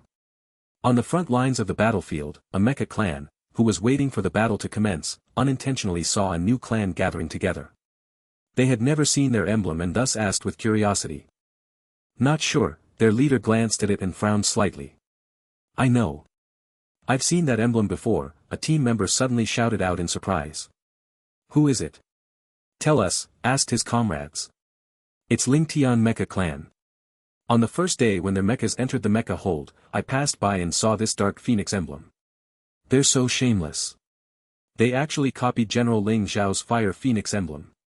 How did they pass the military application with that emblem?" The leader already didn't have a good impression of Ling Tian. Now after seeing that they had copied the emblem of General Ling Zhao, the idol he admired, he was now even more discontent about Ling Tian. "Oh, Ling Tian's regiment commander has a surname of Ling. Does he have any connections with General Ling Zhao?" One person began to make wild guesses. "I would probably believe that Ling Tian had something to do with General Ling Zhao if Prince Ling wasn't injured from the backlash of piloting a god-class mecha." However now, the leader smiled coldly. These words saddened many people. In reality, they had once discussed this matter in private. If Prince Ling didn't go through the battle on planet Haijiao, the Federation might already have their 13th god-class operator. However, this thought only flashed by their minds for a moment. They quickly focused their attention on the formation of Caesar's forces. The battle was about to begin and they couldn't afford to lose concentration. "Attention, please prepare for battle." The leader saw both sides sending out signal flares and immediately gave an order. In the area around them, all of the vanguard frontline mechas from both sides were like two swarms of bugs, ruthlessly charging towards their opponents. Ling Tian No. 0 request to launch. Ling Lan pushed down on the button to connect to the JMCs to tell them her request for launch. You understood. A trembling female voice responded from the JMC channel. She was instantly made dizzy by the luck she had in discovering their regiment commander. She was so excited that she was stuttering when she spoke. What's wrong? Lady May frowned as she asked the stuttering JMC. It's our regiment commander. The JMC was already blushing. She excitedly stood up and jumped up with all her might a few times just to exhaust her excited mood. In the minds of these JMCs, Ling Tian's leaders were all handsome men they admired who they potentially had a chance with. Only their regiment commander was considered to be unreachable. Other than looking up at him, they could do nothing else. However, they usually didn't dare to even take a single look at this god of gods who they had respected, and he suddenly was the mecha operator that she was responsible for. This new recruit who had joined not so long ago couldn't hold back her emotions any longer and was actually too excited that she had forgotten her actual job. Right at that moment, Han Shuya, who had already discovered the commotion, walked up and tossed that JMC away. Bang! The young JMC was thrown off the ground. She looked at Han Shuya with fear in her eyes. Department head. Go to the disciplinary team for not doing your duties during war times. Han Shuya didn't even look at her and turned to Lady May. You will be responsible for our regiment commander's mecha. Yes, department head. Lady May immediately put on the headphones and began to compare all the data of No. 0 to make sure it was up to standards of launch. The young JMC who was thrown off the ground had a pale expression on her face. After awakening from the shock, she understood what mistake she had made. With a look of regret, she bit her lip, endured the pain, stood up, and saluted Han Shuya. Yes, department head. After that, she turned around, left the JMC room, and went to report to the law enforcement department to accept her punishment. After entering Ling Tian Mecha clan for almost 5 months, she already knew that Ling Tian had a clear line between rewards and punishments. Once someone made a mistake, they would definitely be punished. No matter if the mistake was on purpose or not, a mistake was a mistake. The departure of that JMC made the other JMCs become cautious, in case they became the next one to leave. After all, they could also suddenly become the JMCs for the handsome leaders. No. 0 assessment complete. All systems are normal. Launch permission granted. After comparing all the data, Lady May didn't find any problems and made the decision to allow No. 0 to launch. After hearing an unfamiliar yet calm voice coming from the JMC channel, Ling Lan nodded with satisfaction. The JMC from before was indeed behaving badly. If it was a JMC from Base Nebula, Ling Lan would be more sympathetic and pretend nothing ever happened. However, it was Ling Tian's own JMC, so Ling Lan couldn't overlook this mistake. However, the JMC room reacted quickly and immediately controlled the situation themselves. It seemed Han Shuya was a good department head and was decisive enough when necessary. Ling Lan discovered that the 2 younger sisters, who she had cradled in the past, had slowly matured enough to hold their own. They're all improving. It seems I can't slow down either. Ling Lan smirked as the countdown timer for launch rang in her ears. Vroom. The sound of the engine revving. The regiment commander Mecha Ling Lan was piloting launched out of the base and entered the vast and endless space. It was the first time Ling Lan had piloted a mecha into outer space. She suddenly felt she was tiny compared to it. She suddenly understood why the academy instructor had said that the real battlefield for mecha operators was in outer space. Regiment commander, I don't see Night Ace Mecha clan. Qi Long, who was already in formation with his team members, had been looking for their opponent all this time. Unfortunately, he didn't find them. They will definitely appear when they are supposed to appear. Pay attention to the movement of small groups of mechas. Ling Lan looked at the hundreds of thousands of mechas fighting at the front lines. She didn't think that Night Ace Mecha clan would attack them head-on. You mean Night Ace Mecha clan will be ambushing from another direction? Yang Mingji frowned. If that was the case, then they would be at a disadvantage. After all, the base was too large and they were only situated in one area near the base. If the opponent were to sneak attack the base from a position opposite of theirs, they wouldn't be able to reach them even if they wanted to. Don't worry, other than the launching ports on this side, the other locations all have the base nebula's forces standing by. If Night Ace Mecha clan is really going to ambush the base nebula, other than here, everywhere else will be a wasted effort. With Little Four's help, Ling Lan had already received the data from all parts of the base nebula and knew the strengths and weaknesses of it. Ling Lan, of course, believed that Caesar also had the capabilities and means to acquire the data on these strengths and weaknesses. They probably had as much information as her already.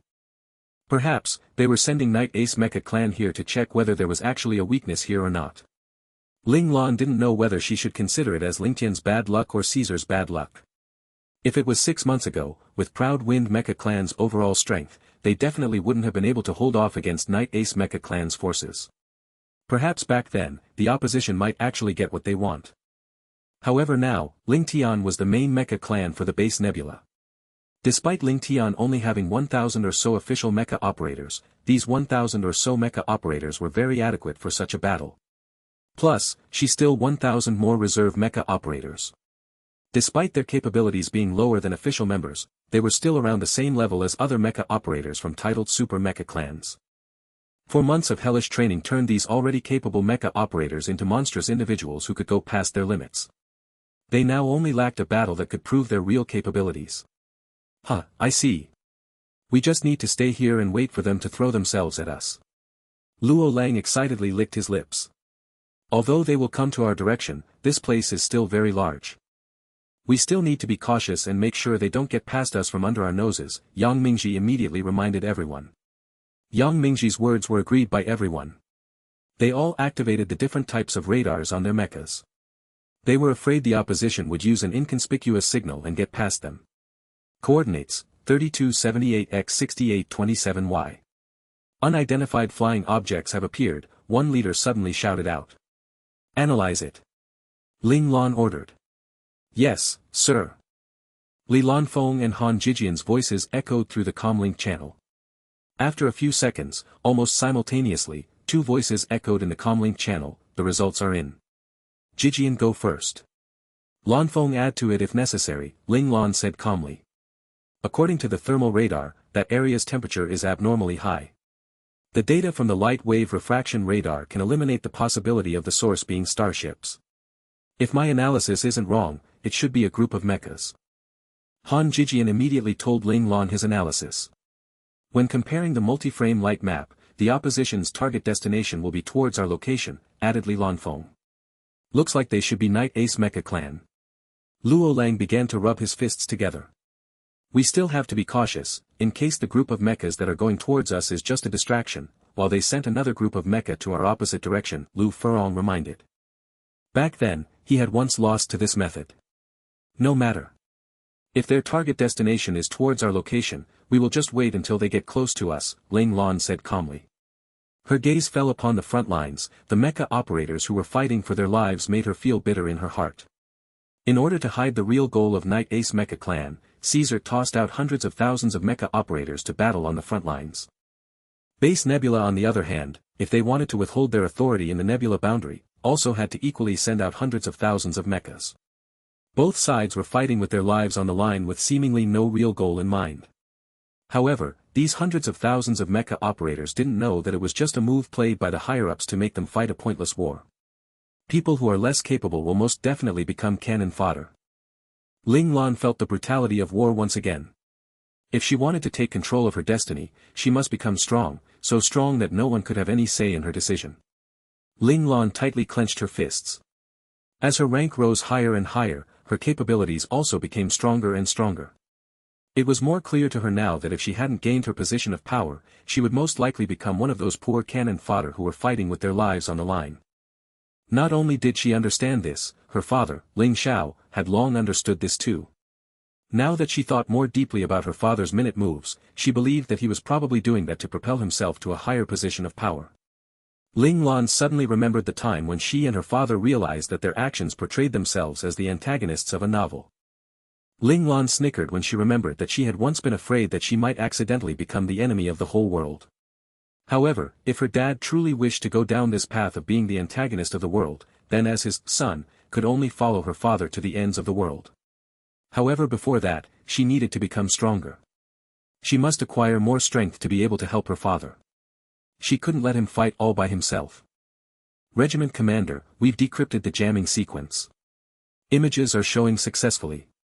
Suddenly, Li Lanfeng's voice echoed in her ears. All of the leaders' mechas had the decrypted image successfully show up on their screens. Countless Caesar mechas appeared in the image. Every mecha had Knight Ace Mecha Clan's emblem on them. That's it. It's Knight Ace Mecha Clan. Qi Long excitedly shouted, they're finally here. Ling Lan calmly looked at the incoming group of mechas and asked softly, is everyone ready? Yes, sir. Ling Tian's 2,000 or so mecha operators all shouted. Xing. Ling Lan took out Firmament, pointed it towards the direction of Knight Ace Mecha Clan and coldly ordered, the first 10 mecha teams will be our arrowheads and we will attack them with all we have. Yes, sir. The first 10 mecha teams formed the first group and immediately went towards Knight Ace Mecha Clan. The 11 other mecha teams followed closely behind them. Reserve mecha operators were following their team leaders closely too. Regiment Commander, there's a mecha clan intercepting us. The vanguard from Knight Ace Mecha Clan saw countless mechas flying towards them, and he immediately contacted their regiment commander, who was in the back of the army. The regiment commander of Knight Ace Mecha Clan snorted coldly. Get rid of them. How could normal mecha operators be able to go against Knight Ace Mecha Clan? He had already expected that his movements would be discovered sooner or later. Which was why he placed the strongest mecha team under his command as the vanguard. Yes, regiment commander. After receiving their regiment commander's kill order, Knight Ace Mecha Clan's vanguard team excitedly rushed towards the incoming Federation's mechas. Yu Huan, who was sitting all alone in the command tower, felt a bit anxious. Back then, there was always Ku Yufeng, the regiment commander from Proud Wind Mecha Clan, in the tower alongside him who would always discuss battle plans with him. However, it was now only him who was responsible for the war that determined the survival of Base Nebula. That dumbass regiment commander from Ling Tian. Does he not know commanders shouldn't go into battle like that? Yu Huan was livid. Ling Lan's reckless actions caused him to not even have anyone to discuss the next course of the battle with. Commander, traces of Knight Ace Mecha Clan have been discovered, the mainframe suddenly spoke. Where? Yu Huan instantly awakened from the cursing session he had in his head about Ling Lan. Although he knew Knight Ace Mecha Clan was going to appear in this battle, the spy from Caesar still didn't tell him the plans they had. He didn't know whether the spy wasn't informed of the plan or was it because his interrogation method was too soft. They are less than 30 kilometers away from our base's launching area, replied the mainframe after comparing coordinates. Wouldn't they arrive in just a few minutes? Yu Huan jumped up in fright. If given that little amount of time, even if he were to immediately activate Base Nebula's engine and try to escape, he wouldn't have enough time. Ling Tian, where are they? Yu Huan suddenly remembered that Ling Lan had said that Ling Tian would be responsible for intercepting Knight Ace Mecha Clan, so he immediately asked the mainframe for their location. Ling Tian and Knight Ace Mecha Clan have already encountered each other. Knight Ace Mecha Clan's coordinates were sent by Ling Tian, replied the mainframe. Can you pull up the live feed of Ling Tian and Knight Ace's battle? Asked Yu Huan. He hoped Ling Tian could hold for a short while so that it would give him enough time to activate the engine of Base Nebula. Of course, replied the mainframe. Pull up the live feed of the battle and activate the base's engine simultaneously. Yu Huan quickly gave 2 orders. Understood. The mainframe activated the base's engine while showing the live feed of the battle between Ling Tian and Knight Ace Mecha Clan. The mainframe thought Yu Huan wanted it to play the live feed of the battle to the entire base because Yu Huan didn't specify in his orders. Thus, on every screen in Base Nebula, the same video feed showed up. Hey look, it's the battle in the space above us. The video feed on the large screen instantly drew the attention of many soldiers in the base. Ah, it's here as well. A soldier from another direction shouted out. It's showing here as well. And here. All the videos are the same. Everyone discovered this. Everyone was shocked. They were curious about the reason why they were shown this video feed. Other than those who couldn't stop what they were doing, all the other soldiers dropped what they were doing and watched the battle. It should be known that during past wars, bases only had very few screens that had live feeds of the battle in the space above them. Most of the screens were used to send orders from the command tower. This time however, it was completely different, and that was why it drew everyone's attention. Everyone wanted to know which of their mecha clan and Caesar's mecha clan were they going to watch. Suddenly, a Caesar mecha showed up on the large screen. The knight emblem was clearly shown to everyone. It's Knight Ace Mecha Clan. All the mecha operators who knew about Knight Ace Mecha Clan all instantly shouted out in surprise. Knight Ace Mecha Clan? Is it the one that ranks 18th in Caesar? Those who didn't recognize the emblem at the beginning heard others calling it out and they also began to realize it. Other than them, who else could it be? One mecha operator had a pale look on his face. We're in deep trouble. We don't have any mecha clans in our base that could fight on par with Night Ace Mecha Clan. After hearing these words, everyone felt their hearts sink. Which mecha clan did we send out to intercept them? How is their situation right now? One mecha operator asked anxiously. The mecha clan that was intercepting them was undoubtedly using their lives to fill the void to give them a chance to escape. At that moment, a Federation Ace mecha ruthlessly smashed into an Ace mecha from Night Ace. The two mechas were sent flying backwards by the force from each other. The position of the Federation Ace mecha was just right for everyone to see the emblem on the mecha. A dark phoenix screeching with its wings spread out as if it was going fly off the mecha was shown on the screen. Dark Phoenix? Which mecha clan is that? There was no doubt that Ling Tian's emblem wasn't well known by the soldiers in the base. Thus, many soldiers were confused when they saw the emblem show up on their screen. That's Ling Tian Mecha Clan's emblem. However, there were still some people who knew, and not long after, they all shouted out these similar words. Is it the Mecha Clan that substituted Proud Wind Mecha Clan as the base Nebula's main Mecha Clan? Everyone was shocked. They didn't expect that the Mecha Clan that was only used in emergencies actually appeared on the battlefield first. Look, it's all Ling Tian's mechas. The video feed zoomed out to show the whole battlefield. Everyone in the base saw that the area was filled with Ling Tian and Night Ace Mecha Clan's members. They had already begun a full battle and were at each other's throats. Despite many normal soldiers being discontent and even resentful with the fact that Ling Tian had substituted Proud Wind Mecha Clan as the main Mecha Clan for the base Nebula, these feelings instantly disappeared when they saw Ling Tian fighting on the front lines against Night Ace Mecha Clan. Instead, a feeling of admiration began to rise in their hearts. But, how long can Ling Tian Mecha Clan last? One soldier had an expression of agony in his face. The feeling of watching allies giving up their lives wasn't a good feeling. No one could answer his question and the entire area turned silent. Those who were smart knew that they could only rely on base Nebula to escape. However, their comrades who were fighting would not be able to survive if they were to do that. Did Ling Tian know Night Ace Mecha Clan was coming? Finally, someone asked the question that everyone wanted to ask. This was the only possible reason for the main clan of the base, Ling Tian, to appear on the battlefield so early in the battle. However, that was only a possibility, but it still made everyone feel terrible. This meant that Ling Tian had gone out to battle knowing that they were giving up their lives, yet they still did it without hesitation. Even these veterans who had been in base Nebula for many years couldn't be certain that when faced with a situation like this, they could be able to calmly and peacefully accept this task. Just looking at their determination, we are already inferior to them. One Ace Mecha Clan's mecha operator had an embarrassed look on his face. What right did they have to look down on Ling Tian back then? Just as everyone were feeling sorry for themselves, they suddenly heard some shout out excitedly, "So F** King amazing. Quick, everyone. Watch the screen." Everyone quickly turned their attention to the screen they gathered around. The video feed became zoomed in on one of the battles that was going on. It showed one Federation mecha and one Caesar mecha moving towards each other at top speeds. Most of them didn't see that just before they focused their attention on the screen, the Federation mecha made a clean cut with his sword on his opponent. This smooth action made the soldier who saw the moment become so excited that he shouted out loud. They quickly clashed against each other. A sword reflection was showed in an instant as the two mechas moved beside each other instantly before moving to two different sides. After the two mechas held an attack pose for a few seconds, one of the mechas suddenly exploded. At that moment, the other mecha slowly turned around and slashed the large sword to the side, showing the Dark Phoenix emblem on its chest. Under the emblem, the number 04-001 was clearly shown to everyone who was watching. The soldiers in the base who knew about the meaning of the serial numbers in the Federation figured out the identity of this mecha operator in an instant. It's Ling Tian Team 04's leader's mecha. He's so strong. His strength was definitely above the enemy to be able to kill his opponent that easily. It was probably just an average team member. Most of them were still pessimistic about the situation. After all, Night Ace Mecha Clan's name was too well known. Everyone that didn't know Ling Tian's real strength would still think negatively of Ling Tian. However, their guess wasn't wrong. A leader of Night Ace Mecha Clan became livid after seeing his team member be so easily killed.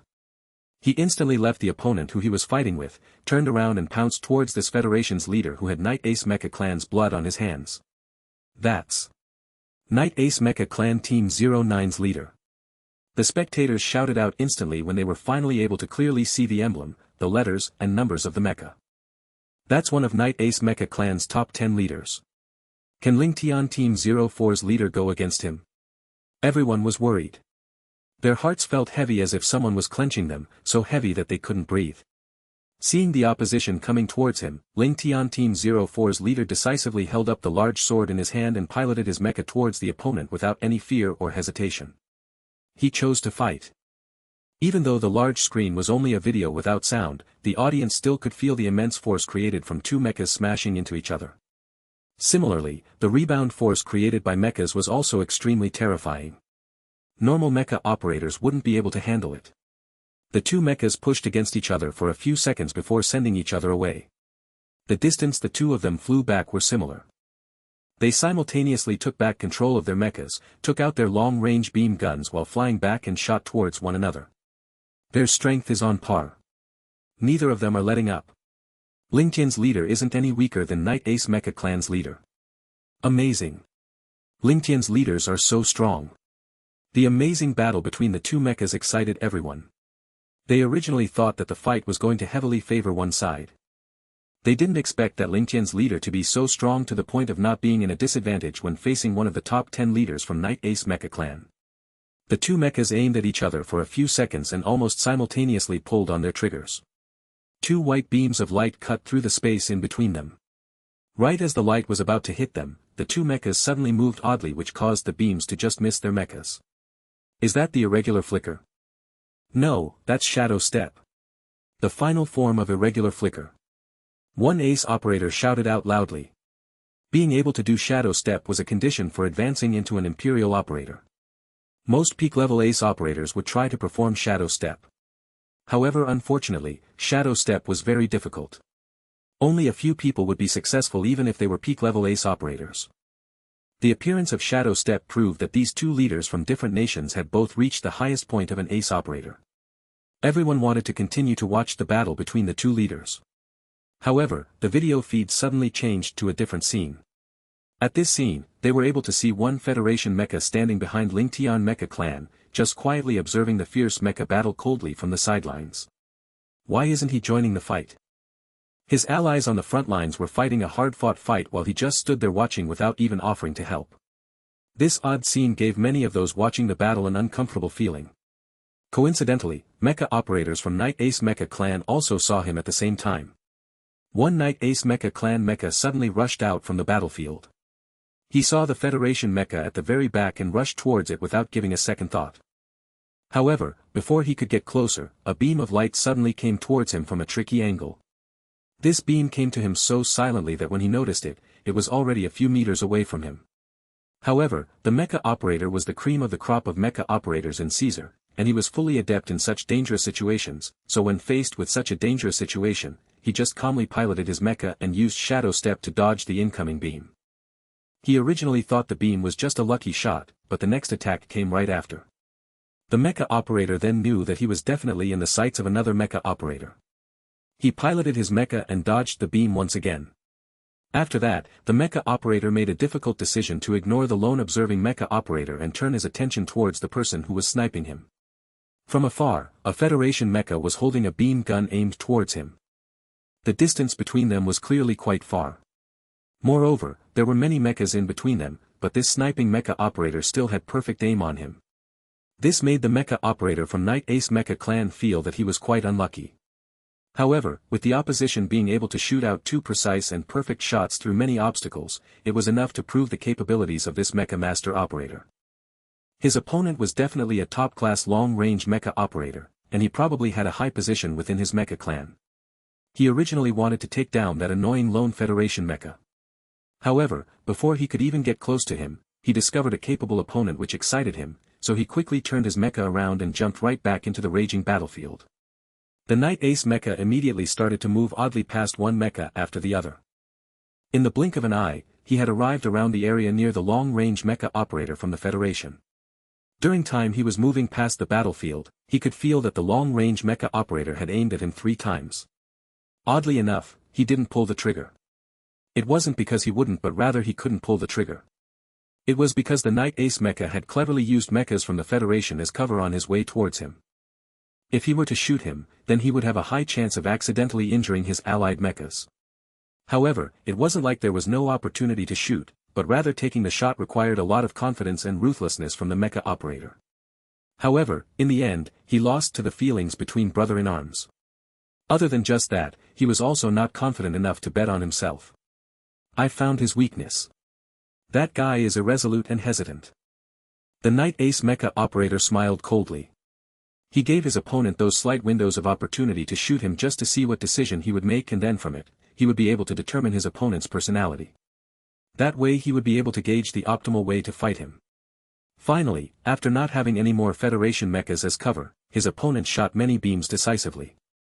Countless beams of light covered all of the possible routes the Knight Ace mecha operator could evade towards. The technique of shooting continuous beams showed him that his opponent had already reached the highest tier of long-range attacker. Otherwise, he wouldn't be able to shoot out more than 20 shots in an instant. Although his opponent's shooting techniques were impressive, the mecha operator from Knight Ace mecha clan wasn't afraid.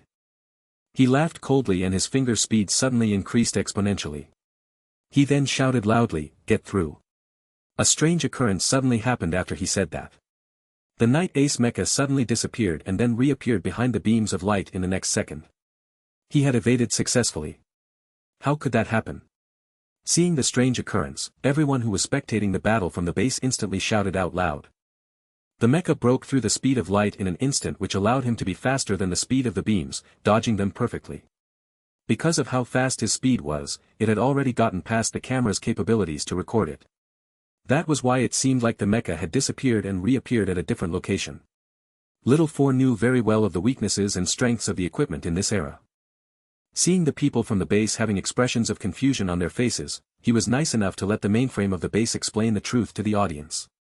The long-range mecha operator was surprised when he saw that his undodgeable attack was evaded. He quickly piloted his mecha and flew backwards to create more distance between the two of them. However, how could the mecha operator from Knight Ace mecha clan give him the opportunity to? In the blink of an eye, he arrived before his opponent and slashed his blade towards him. The long-range mecha operator could only helplessly put up his beam gun to block the attack. The beam gun exploded into pieces as the blade had slashed the power source of the beam gun. When the gun exploded, the Knight Ace mecha operator could only see a burst of white light covering his vision. The screens in the mecha were also blanketed with a bright flash of white which inhibited the mecha operator to see what was going on outside. However, the sudden situation didn't interfere with his attack, as he had already raised his sword for another attack. He expected to feel his blade slicing through tough sheets of metal, but that feeling never came. How could this be? He thought with surprise. He didn't know what was happening, but the audience saw it. It turns out, in the instant the beam gun exploded, the long-range mecha operator was blown away by the explosive force.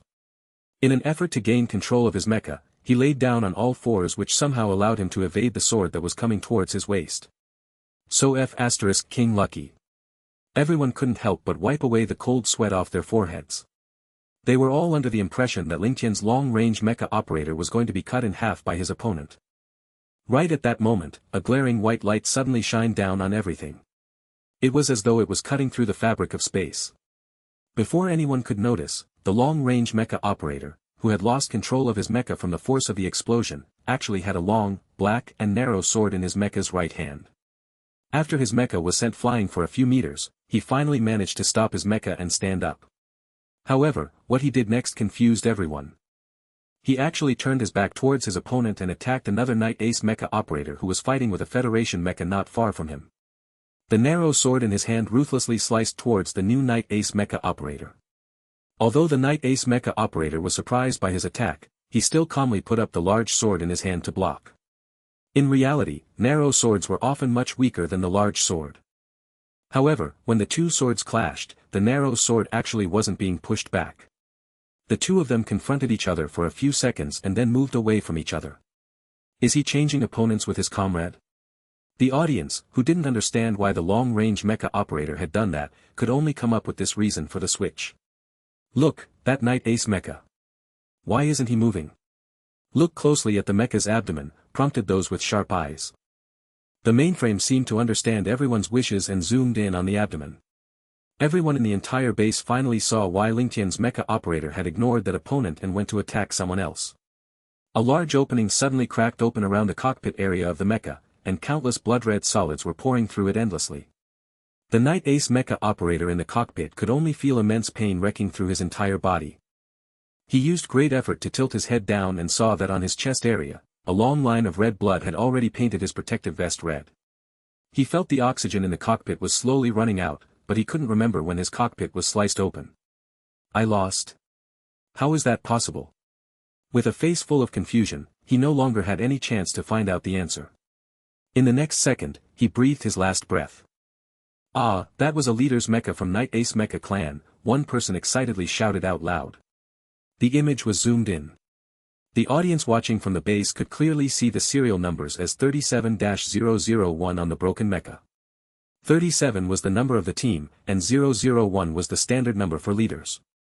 Despite 37 being on the lower end of the rankings in Night Ace Mecha Clan, he was still a real leader. Everyone watching from the base was stunned. A leader from the well-known Night Ace Mecha Clan was killed by their comrade in front of their eyes just like that. Oh my god, who is that long-range mecha operator? Someone shouted out in excitement. Everyone fixed their gaze on the Ling Tian's long-range mecha that was now confronting another mecha operator from Night Ace Mecha Clan. Thank you, leader. The mecha operator, who was the original opponent of the mecha operator from Night Ace Mecha Clan, breathed a sigh of relief when he saw his own leader intercepting his opponent successfully. He then gratefully thanked him. If his leader was late just by a bit, he might have said goodbye to this world. Plus, his luck was terrible since the first opponent he had encountered was very strong and terrifying. Leave this to me. His leader waved the narrow sword in his hand, gesturing to his team member to leave. After receiving his leader's orders, the Ling Tian mecha operator decisively rushed towards another Night Ace mecha operator fighting not too far away from him. Their leader had constantly reminded them that in the battlefield, they must use any means to win and do what gave them the most chances to win. If they could fight as a group, they shouldn't fight alone. If they could ambush, they shouldn't fight face to face. If they could plot and scheme, they shouldn't fight head-on. If anyone broke these rules, they definitely would be grabbed by the neck by their leader to relearn everything he had thought. When that happens, they would have to figuratively get smacked in the bottom before they could come out again. The new mecha operator from Night Ace Mecha Clan did see his comrade's life being ended by this leader's mecha in front of him. His eyes filled with killing intent. He quickly raised the large sword in his hand and piloted his mecha in a crazed fashion, cutting towards his opponent. Anyone who dared to kill their comrades must use their lives to pay for it. The two of them clashed for a few rounds. The speed of the clash was so fast that some of the audience did not manage to keep up with their eyes. In the end, the two of them attacked each other with great force and rebounded away from each other. In the instant they rebounded back, the emblems and serial numbers on their chests were shown clear as day. The serial number on the Night Ace Mecha Clan mecha was 007-001. The audience didn't expect that after seeing the 37th leader be taken out, another leader actually appeared in his place. Most importantly, he was ranked 7th in Night Ace Mecha Clan. The serial number on the Ling Tian mecha was 006-001. He is also a leader. Team 06's leader. Seeing this scene, those in the base instantly shouted out in excitement with their arms high in the air. No wonder he could kill Night Ace Mecha Clan's 37th leader. Our Team 06's leader is stronger than him. The fighting spirit of these worrywarts, that was pushed down by fear they had in their hearts, now increased to a new height because of Ling Tian's 2 fights with 2 leader-level opponents. But Team 06's leader is a long-range mecha operator, while that 7th leader from Night Ace Mecha Clan is piloting a close combat mecha. Would he be in trouble now that they're fighting each other? Despite everyone's excitement, they were still able to see the situation clearly. They still couldn't help but be worried for Team 06's leader's safety. That Li Lanfeng, why is he getting in your way? Little Four, who had nothing to do up until now, finally saw a stray looking to cause boss trouble. Just as he felt he was given something to do, that annoying Li Lanfeng intercepted that person and took the prey away from his clutches. His dumb actions annoyed Little Four quite a lot. Ling Lan glanced at Little Four speechlessly. She didn't know why Little Four was angry. In fact, Li Lanfeng was just being nice. He was afraid Ling Lan's injuries hadn't healed yet and would reopen if she were to pilot her mecha to fight.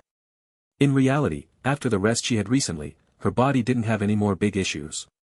As long as she didn't stupidly pilot a mecha above her capabilities, she would be able to endure battles even if it was for 3 days and nights. However, it seemed odd because for a while now, Little Four seemed to complain about Li Lanfeng a lot. As long as he got the chance to, he would tattle on Li Lanfeng to Ling Lan. If it wasn't the fact that Ling Lan knew Little Four definitely didn't have any connections with Li Lanfeng, Ling Lan might have misunderstood and thought that maybe Li Lanfeng had bullied Little Four when she wasn't paying attention. Am I wrong? Boss, you just need to casually slash firmament for such individuals to take care of them instantly.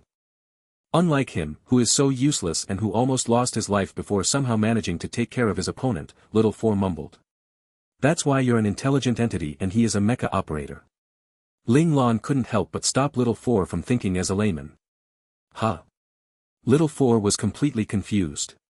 Little Four, if you were to meet Li Lanfeng in the future, remember to stay as far away from him as possible. Sighed Ling Lan. Why?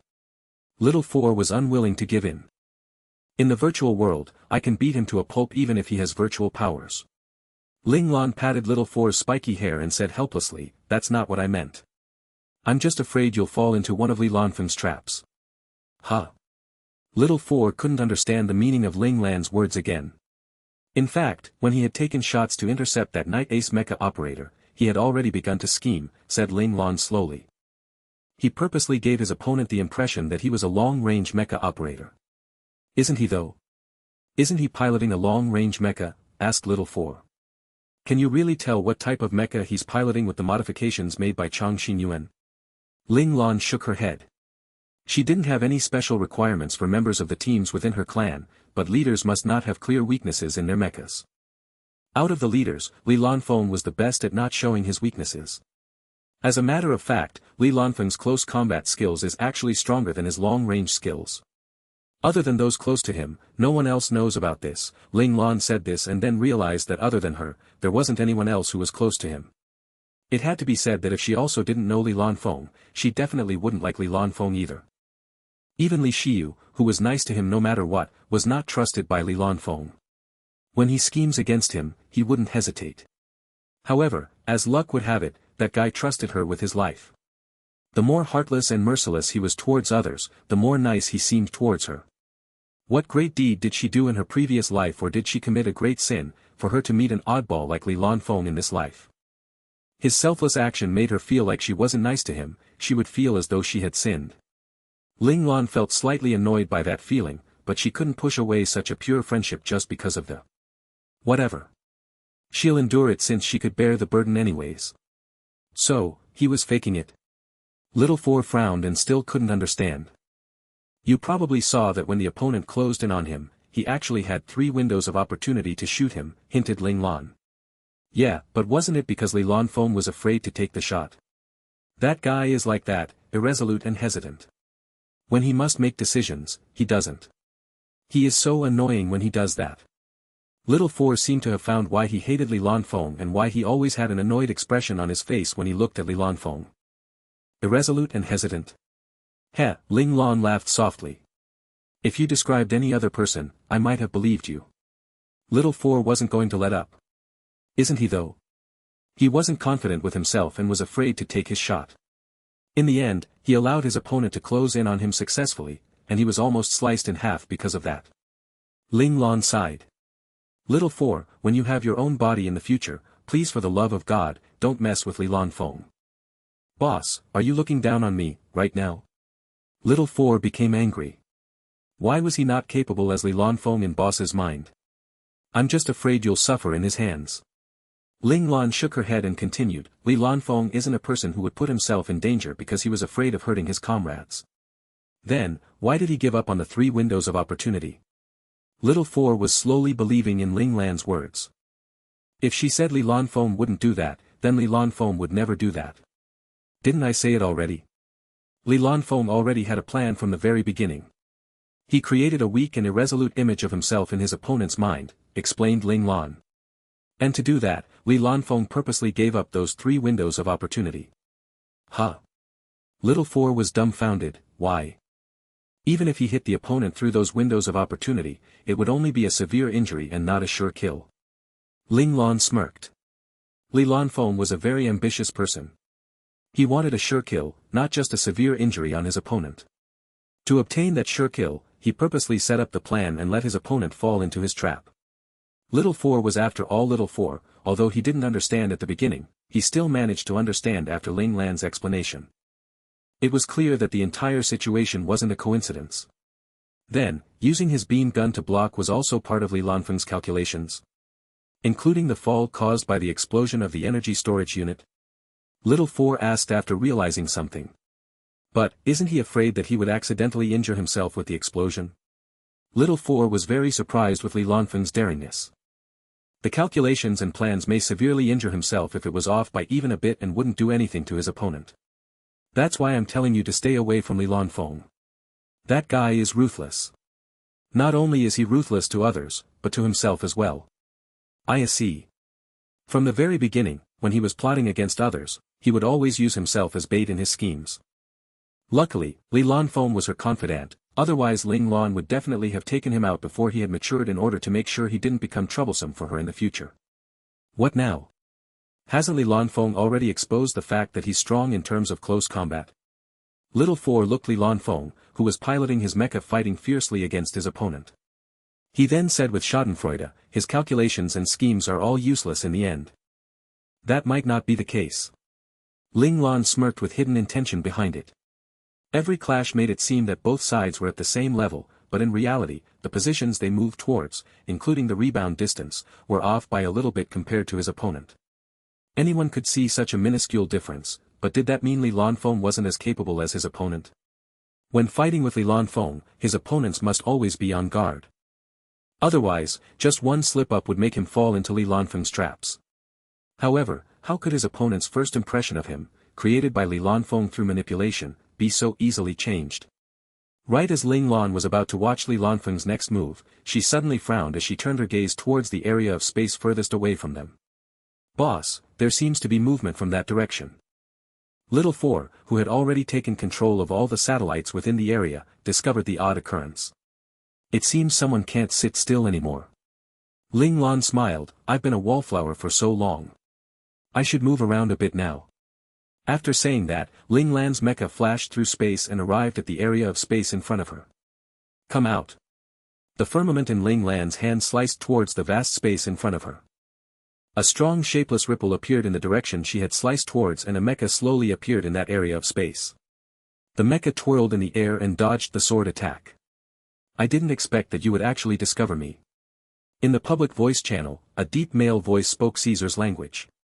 A mecha finally completely appeared in front of Ling Lan. The knight emblem on the mecha's chest, the English word knight, and the serial number of 000-000. It was the mecha of their regiment commander. Your men have been stopped by my men and they cannot move even an inch further, so it makes sense that you can't sit still anymore, Ling Lan said nonchalantly. Phoenix emblem. You're Ling Tian Mecha clan's regiment commander then. I still haven't gotten any useful information about your clan. I originally thought that even if you were strong, you would only be similar to Proud Wind Mecha clan. I didn't expect you to actually give me such a surprise and successfully intercept us. Not bad, not bad. The Knight Ace Mecha clan's regiment commander also saw the serial number on Ling Lan's mecha along with the phoenix emblem. After piecing it with the information he had received, he knew that this mecha operator, who saw through his movements, was the regiment commander of Ling Tian. He was somewhat excited. Normally, he would stay put when his mecha clan was in battle. But, he finally found an opponent who was on par with him. This made him feel the fighting spirit within him that had already hibernated become fired up. I've been waiting for you for quite a while now, Ling Lan said calmly. Alright, since you're looking to die, I'll help you fulfill your wish.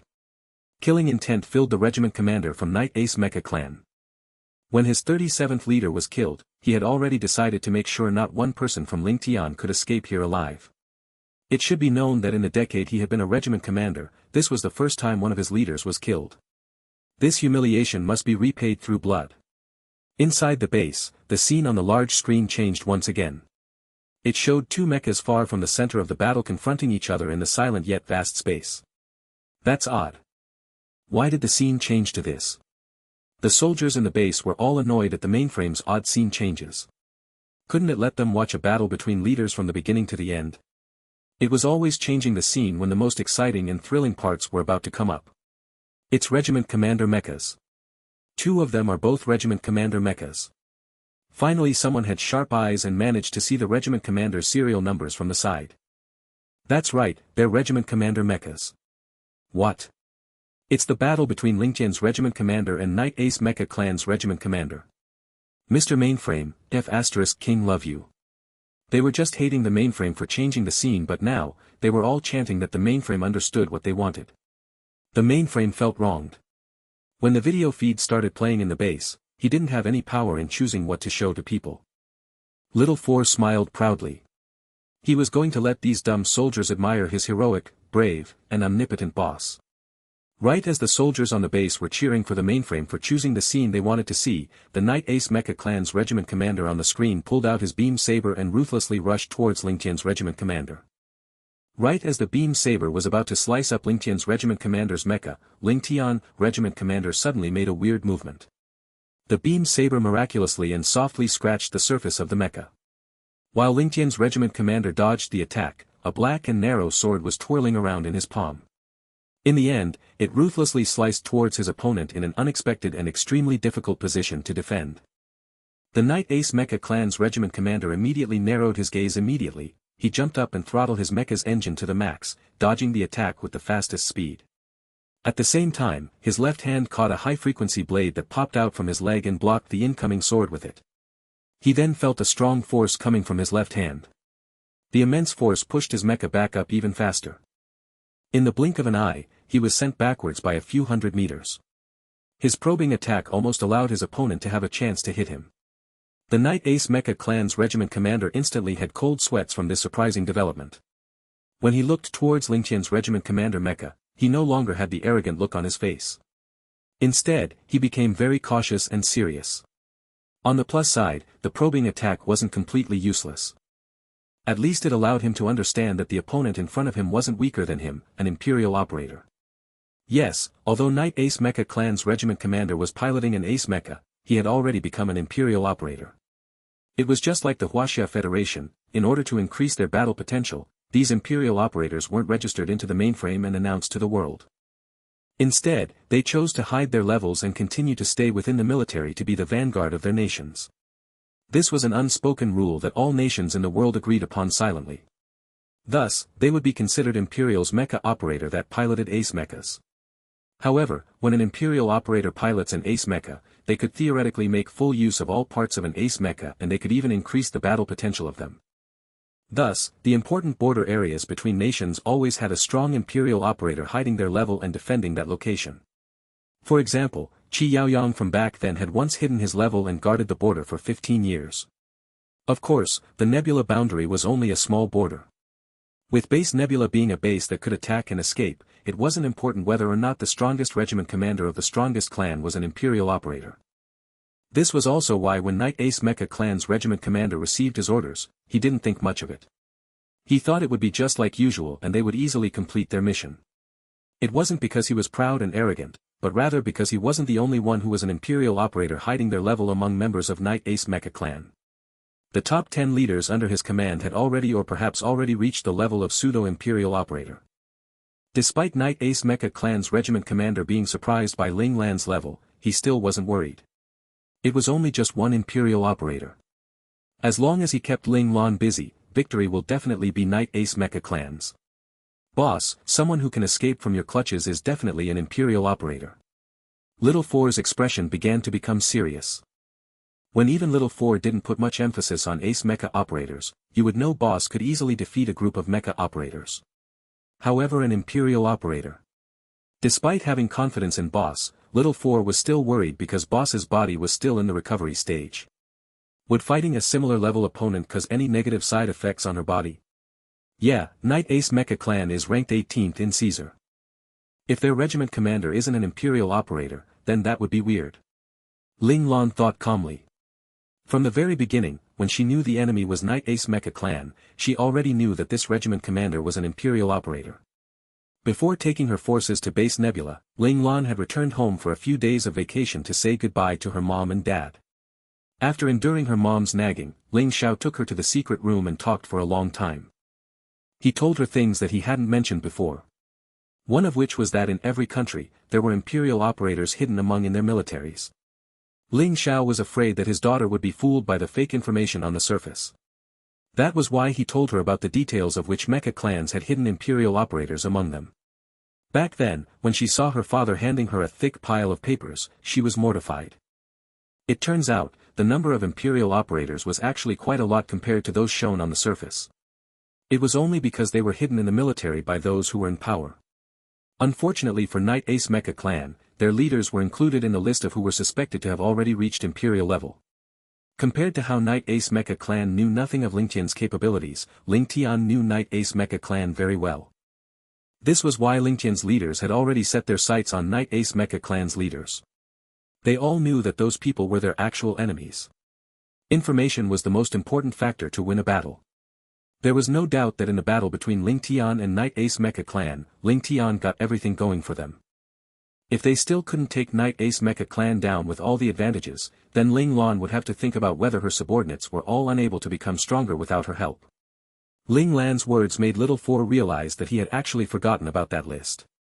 He put his head down in shame. He remembered that at that time, he seemed to have become so excited that he was dizzy because he saw Ling Lan's father beside him. He didn't even pay attention to the list of names.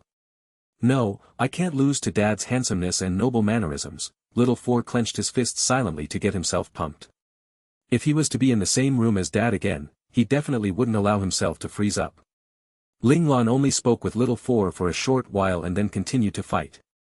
The two of them didn't want the other to have the chance of going into the center of the battlefield to create problems for their own side. They both had the thought of purposely keeping each other busy and letting their subordinates take care of things. The decision made through unplanned unison caused the attacks by the two of them to become mainly to keep each other busy. The fight between the two of them was like fire and water. It was seemingly dangerous and extremely fierce. However, both of them knew that their current fight wasn't as dangerous as the instant when they had first encountered each other. However, the soldiers who were watching couldn't see through to this fact.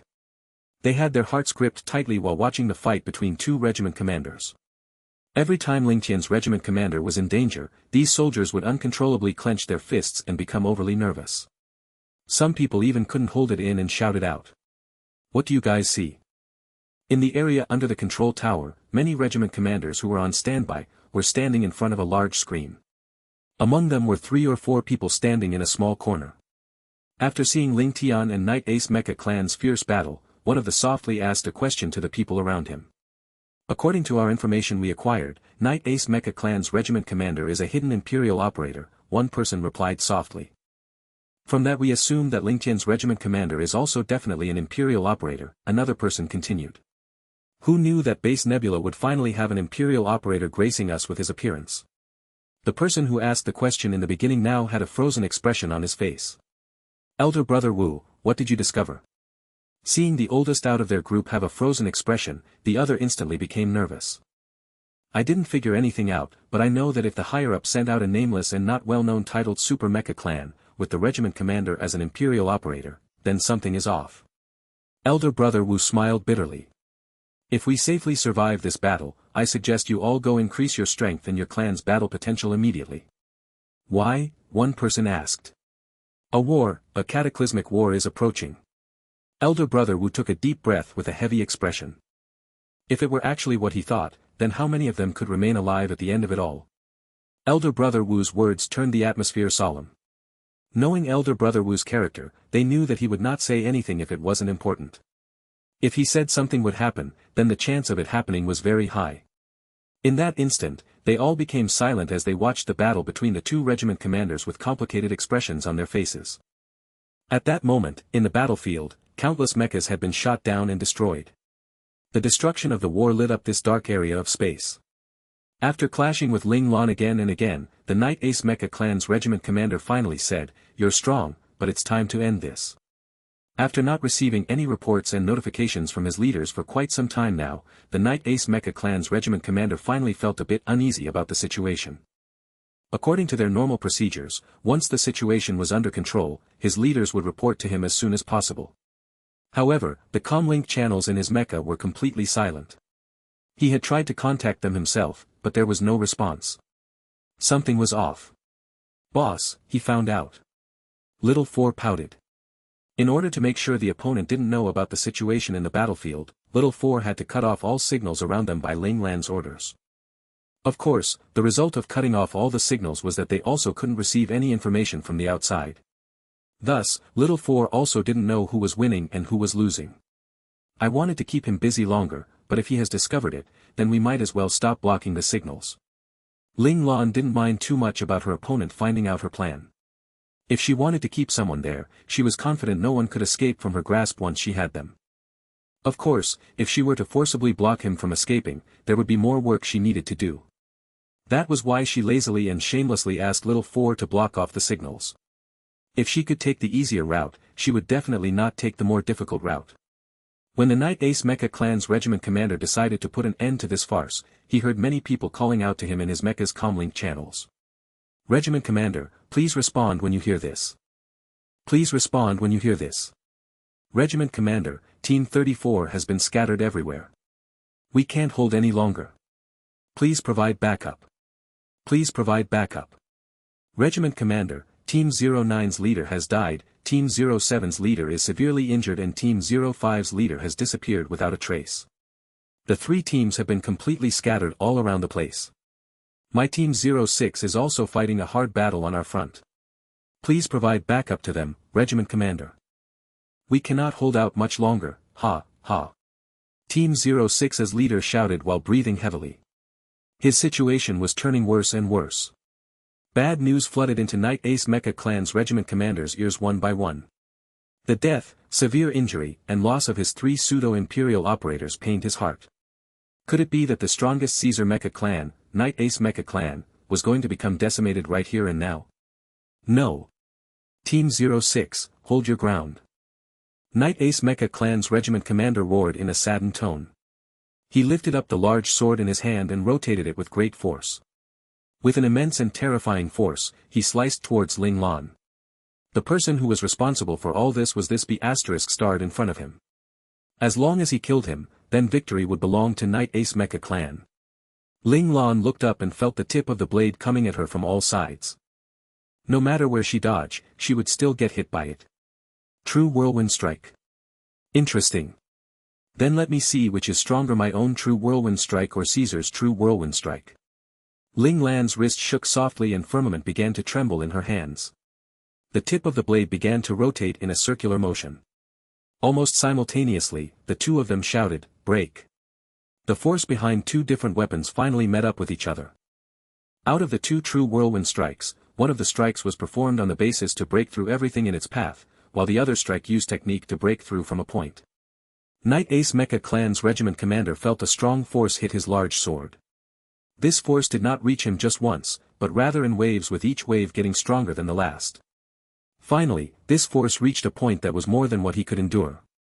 Of course, Ling Lan also felt the same overwhelming force that was coming towards her. Ling Lan decisively jumped backwards. The two mechas were sent flying backwards by the force of the clash. While the mecha was spiraling out of control, Ling Lan slowly and calmly used her fingers to send many commands to the mainframe of the mecha. At the same time, she activated the mecha's engine. Her mecha somersaulted to counter the last remnant of the explosive force to land perfectly. Her opponent, the Night Ace Mecha Clan's regiment commander, didn't have it as easy as she did. He was sent flying for a few hundred meters before he managed to gain back control of his mecha. After seeing this scene, the soldiers in the base all instantly clapped and cheered. Their regiment commander from Ling Tian finally managed to push away his opponent. They were waiting for this scene for too long. They almost thought that they would never see it. In terms of mecha power control, our regiment commander from Ling Tian is clearly better than his opponent. The specs of mechas were fixed. However, how much strength one could exert from the mecha depended on the ability of the mecha operator. That's right. Victory to Ling Tian. Victory to Ling Tian. No one knew which soldier shouted out "Victory to Ling Tian," but everyone in the audience just began to chant. Ling Lan and the regiment commander from Night Ace Mecha Clan didn't know the situation because Little Four had blocked off all signals. However, the soldiers in the base saw everything as clear as day. The mainframe in the base discovered Little Four was finally gone and no longer giving it commands. Well, actually, when he blocked off all signals, Little Four also blocked himself from the mainframe. His signal jamming ability was one that targeted both enemy and ally communications. This excited the mainframe because in the past few days, it could rarely make its own decisions. The first thing he did is to impulsively change the scene to just the battle between normal members of both clans to prove that it was the real master of Base Nebula. Well, in reality, the battle between Ling Tian's regiment commander and Night Ace Mecha Clan's regiment commander had frightened it. That was why it decided to not watch it for its own sake. In the end, the soldiers in the base were only able to see Ling Tian's leaders killing and injuring Night Ace Mecha Clan's leaders. Of course, they also saw Ling Tian's mecha operators, who were not able to hold off against mecha operators from Night Ace Mecha Clan be defeated. These scenes both excited and saddened the audience for Ling Tian's victories and for Ling Tian's sacrifices respectively. At that moment, the scene returned its focus to the regiment commanders. The mainframe discovered that his boss, Little Four, had returned. That's why he obediently turned it back to the two regiment commanders. Ling Tian's regiment commander was pushing Night Ace Mecha Clan's regiment commander back. The excitement instantly made those watching unable to control their emotions and caused them to instantly begin cheering loudly. The screams began from the front of one large screen and continued to spread. Not long after, victory to Ling Tian was being cheered by everyone across the entire base. After this battle, Ling Tian will definitely be known around the galaxy. Yu Huan also heard the cheers. He looked at the regiment commander mecha on the screen with a complicated expression. In the end, he sighed ever so silently. How is that possible? The regiment commander of Night Ace Mecha Clan looked at the mecha of the regiment commander of Ling Tian in disbelief. In order to force obedience in the mecha operators under him, he had to be overwhelmingly stronger than them. He had been in the Imperial level for 10 years. His understanding and familiarity with the Imperial level were much deeper than those new Imperial operators and pseudo-Imperial operators. This was why he was able to maintain an iron grip in Night Ace Mecha Clan. In the past, even when he met Qi Yaoyang in battle, he never lost. This was why he didn't care much when he knew that Ling Lan was an Imperial operator. Qi Yaoyang was the undefeatable god of war of the Federation. He was the most powerful hidden Imperial operator, so how could a no-named Imperial operator be compared to him? Did another Qi Yaoyang appear in the Federation? But, he hadn't heard of Ling Lan's name before. No, wait. A huge event occurred in the Federation a couple of months ago. The son of Ling Xiao jumped levels and operated a god-class mecha during the battle on planet Haijiao. This piece of news astounded the world. The regiment commander of Night Ace Mecha Clan thought about this and felt shocked. The son of Ling Xiao suffered from a serious backlash, and he lost his ability to ever pilot a mecha ever again. This verdict was confirmed by all the specialists and god-class mecha masters from all over the universe. The backlash from operating a god-class mecha was just too very strong. He was already very lucky to be able to stay alive. The regiment commander of Night Ace Mecha Clan believed in the verdict of the specialist and god-class operators, but for some reason, he couldn't help but feel that this person in front of him was the son of Ling Xiao. There were not many people with the surname Ling. He couldn't think of anyone else with the surname Ling, who had such powerful talent and background. As long as he didn't die, there were many possibilities. It was possible that the son of Ling Xiao managed to recover and regained his ability to pilot a mecha. Prince Ling. The regiment commander of Night Ace Mecha Clan suddenly shouted in the public channel. Little Four. Ling Lan was shocked. She quickly called for Little Four in her mindscape. Don't worry, boss. I've already blocked that sentence from the channel, Little Four replied immediately. This was boss's secret. If boss didn't want anyone to know about this, no one would ever know. Little Four was satisfied with his reaction speed. He didn't miss the chance to flaunt to his boss. Huh. Why does this seem so familiar? It feels like something Li Lanfeng would do. Pfft. Why did I think of that bastard? This is just my natural reaction. Little Four started scolding himself. He wasn't influenced by Li Lanfeng. No way. Ling Lan was satisfied by Little Four's reaction. Since she had nothing to worry about, she said, your reaction speed is pretty fast, huh? It's really you. The regiment commander of Night Ace Mecha Clan narrowed his eyes. He instantly pressed the button to send this message back to Caesar. However, the screen popped out and told him that the action had failed. What happened?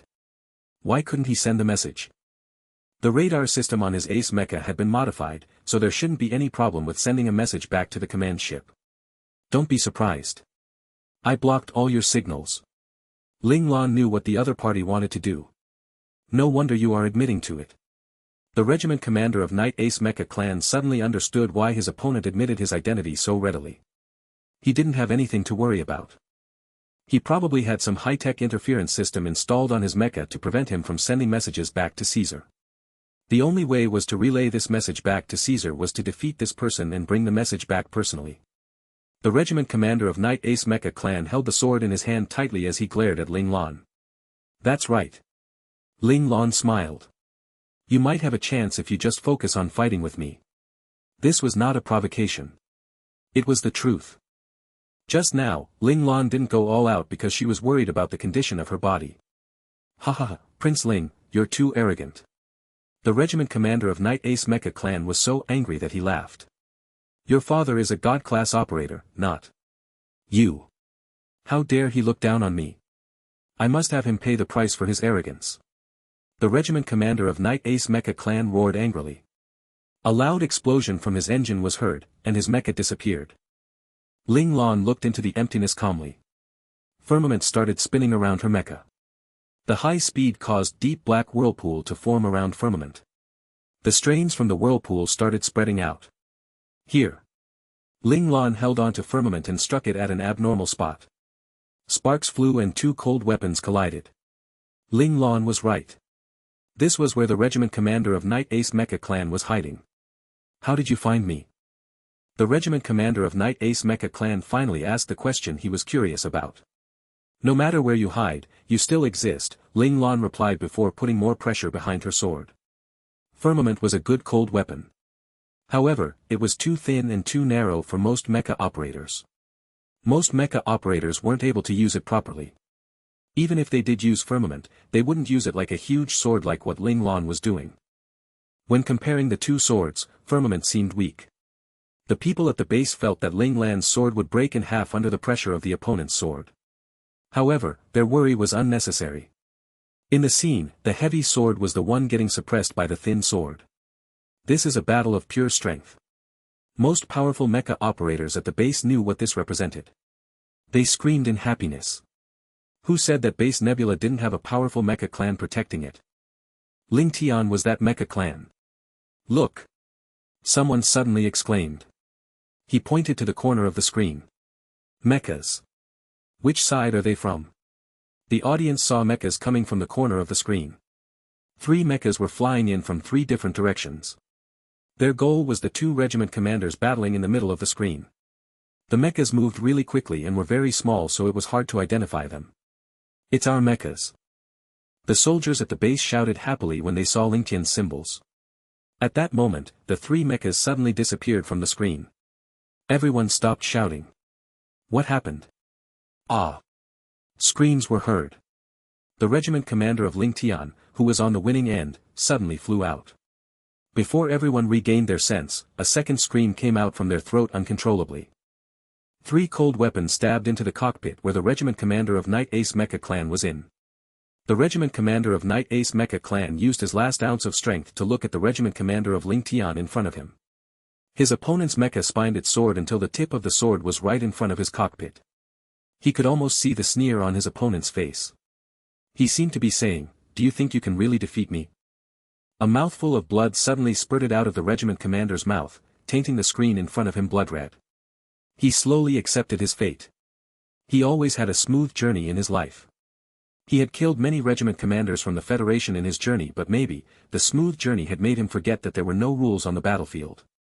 It was his fault that he got ambushed by his enemies, but this also represented that Ling Tian won the battle against his mecha clan. If not, how could these mecha operators be able to ambush him? He did notice the mechas when they ambushed him, but there was already no chance of escaping as these ambushing mecha operators were as powerful as him. Ling Tian, who are you? The regiment commander of Night Ace Mecha Clan said before he took his last breath. His eyes were wide open, dead, lifeless. He didn't get an answer to his question in the end, so he wasn't able to die in content. At that moment, the 3 mechas pulled out their cold weapons from the body of their opponent's mecha. They titled their bodies and slowly floated in the air. Regiment Commander. The 3 mecha lined up in front of Ling Lan. The soldiers in the base finally saw who the mecha operators were. The leader of Team 01, the leader of Team 02, and the leader of Team 06 were the people who managed to defeat the regiment commander of Night Ace Mecha Clan. No wait, wasn't the leader of Team 06 fighting with the leader of Team 07 from Night Ace Mecha Clan? Did he already defeat the leader of Team 07? No, that's impossible.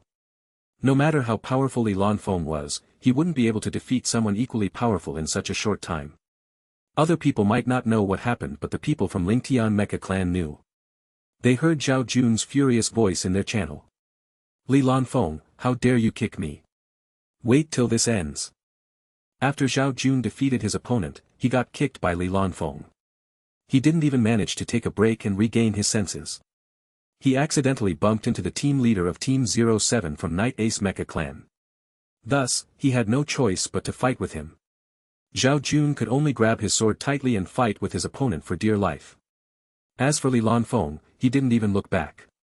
He just flew happily towards his Ling Lan. How could Zhao Jun not be frustrated?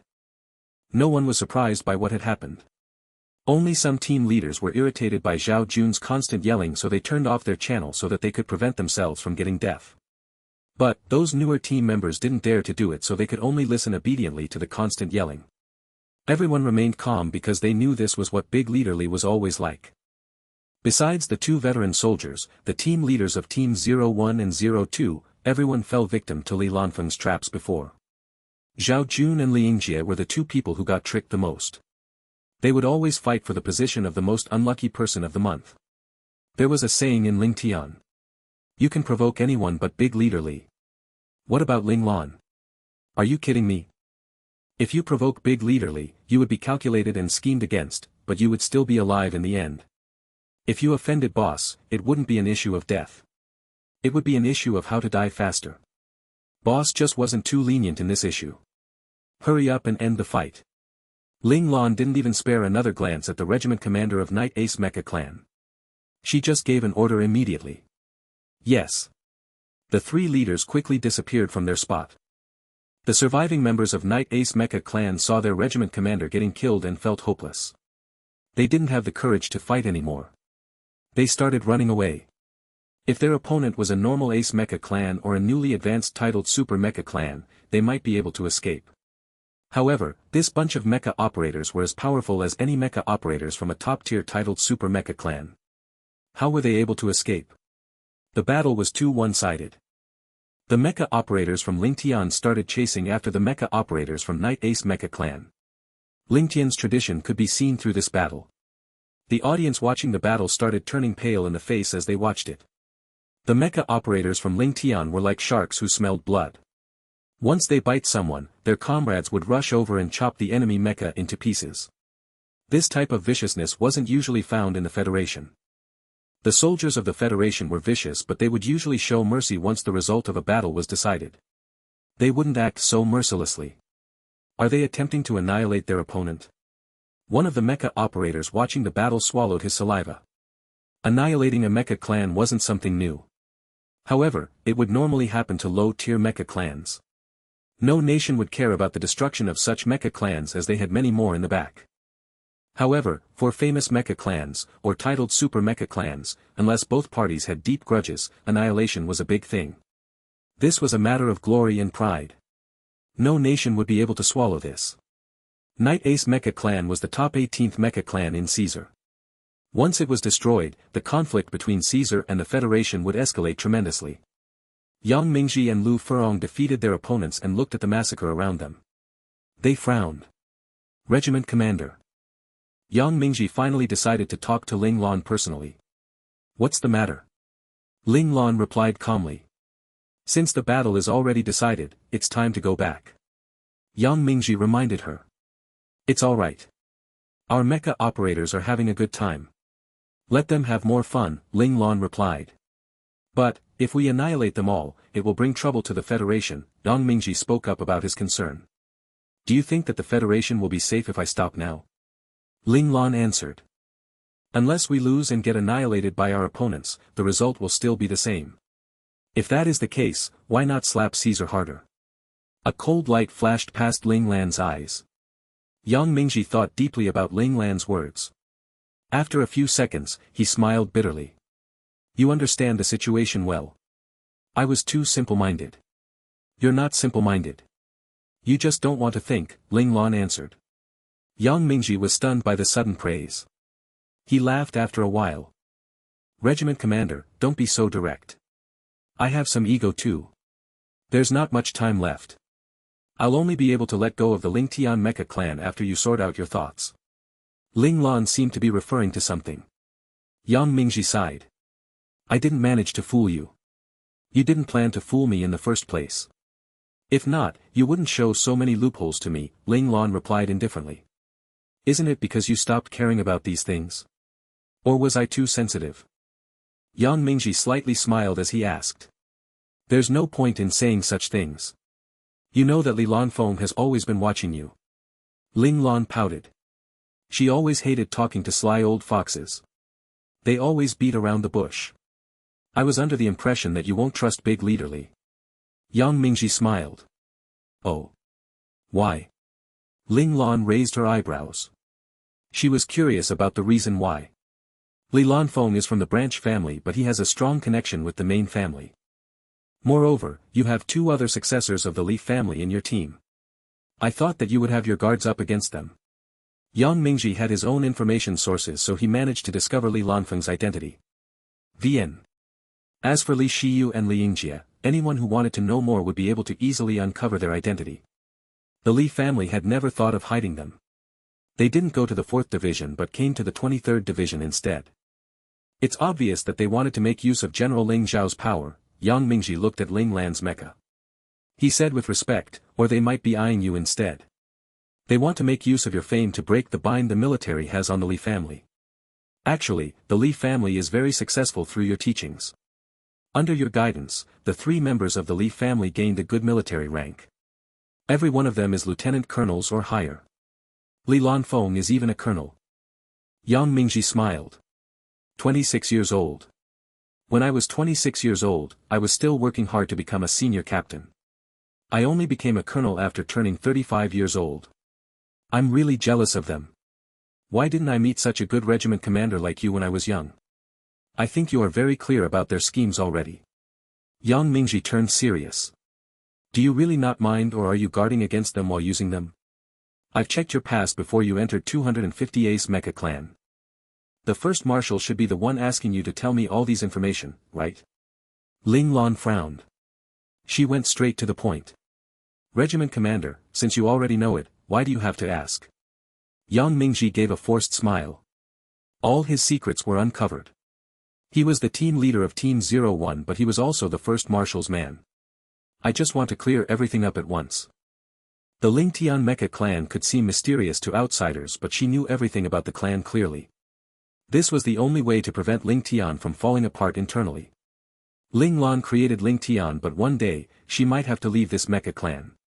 However, she didn't want Ling Tian to only last briefly after her departure.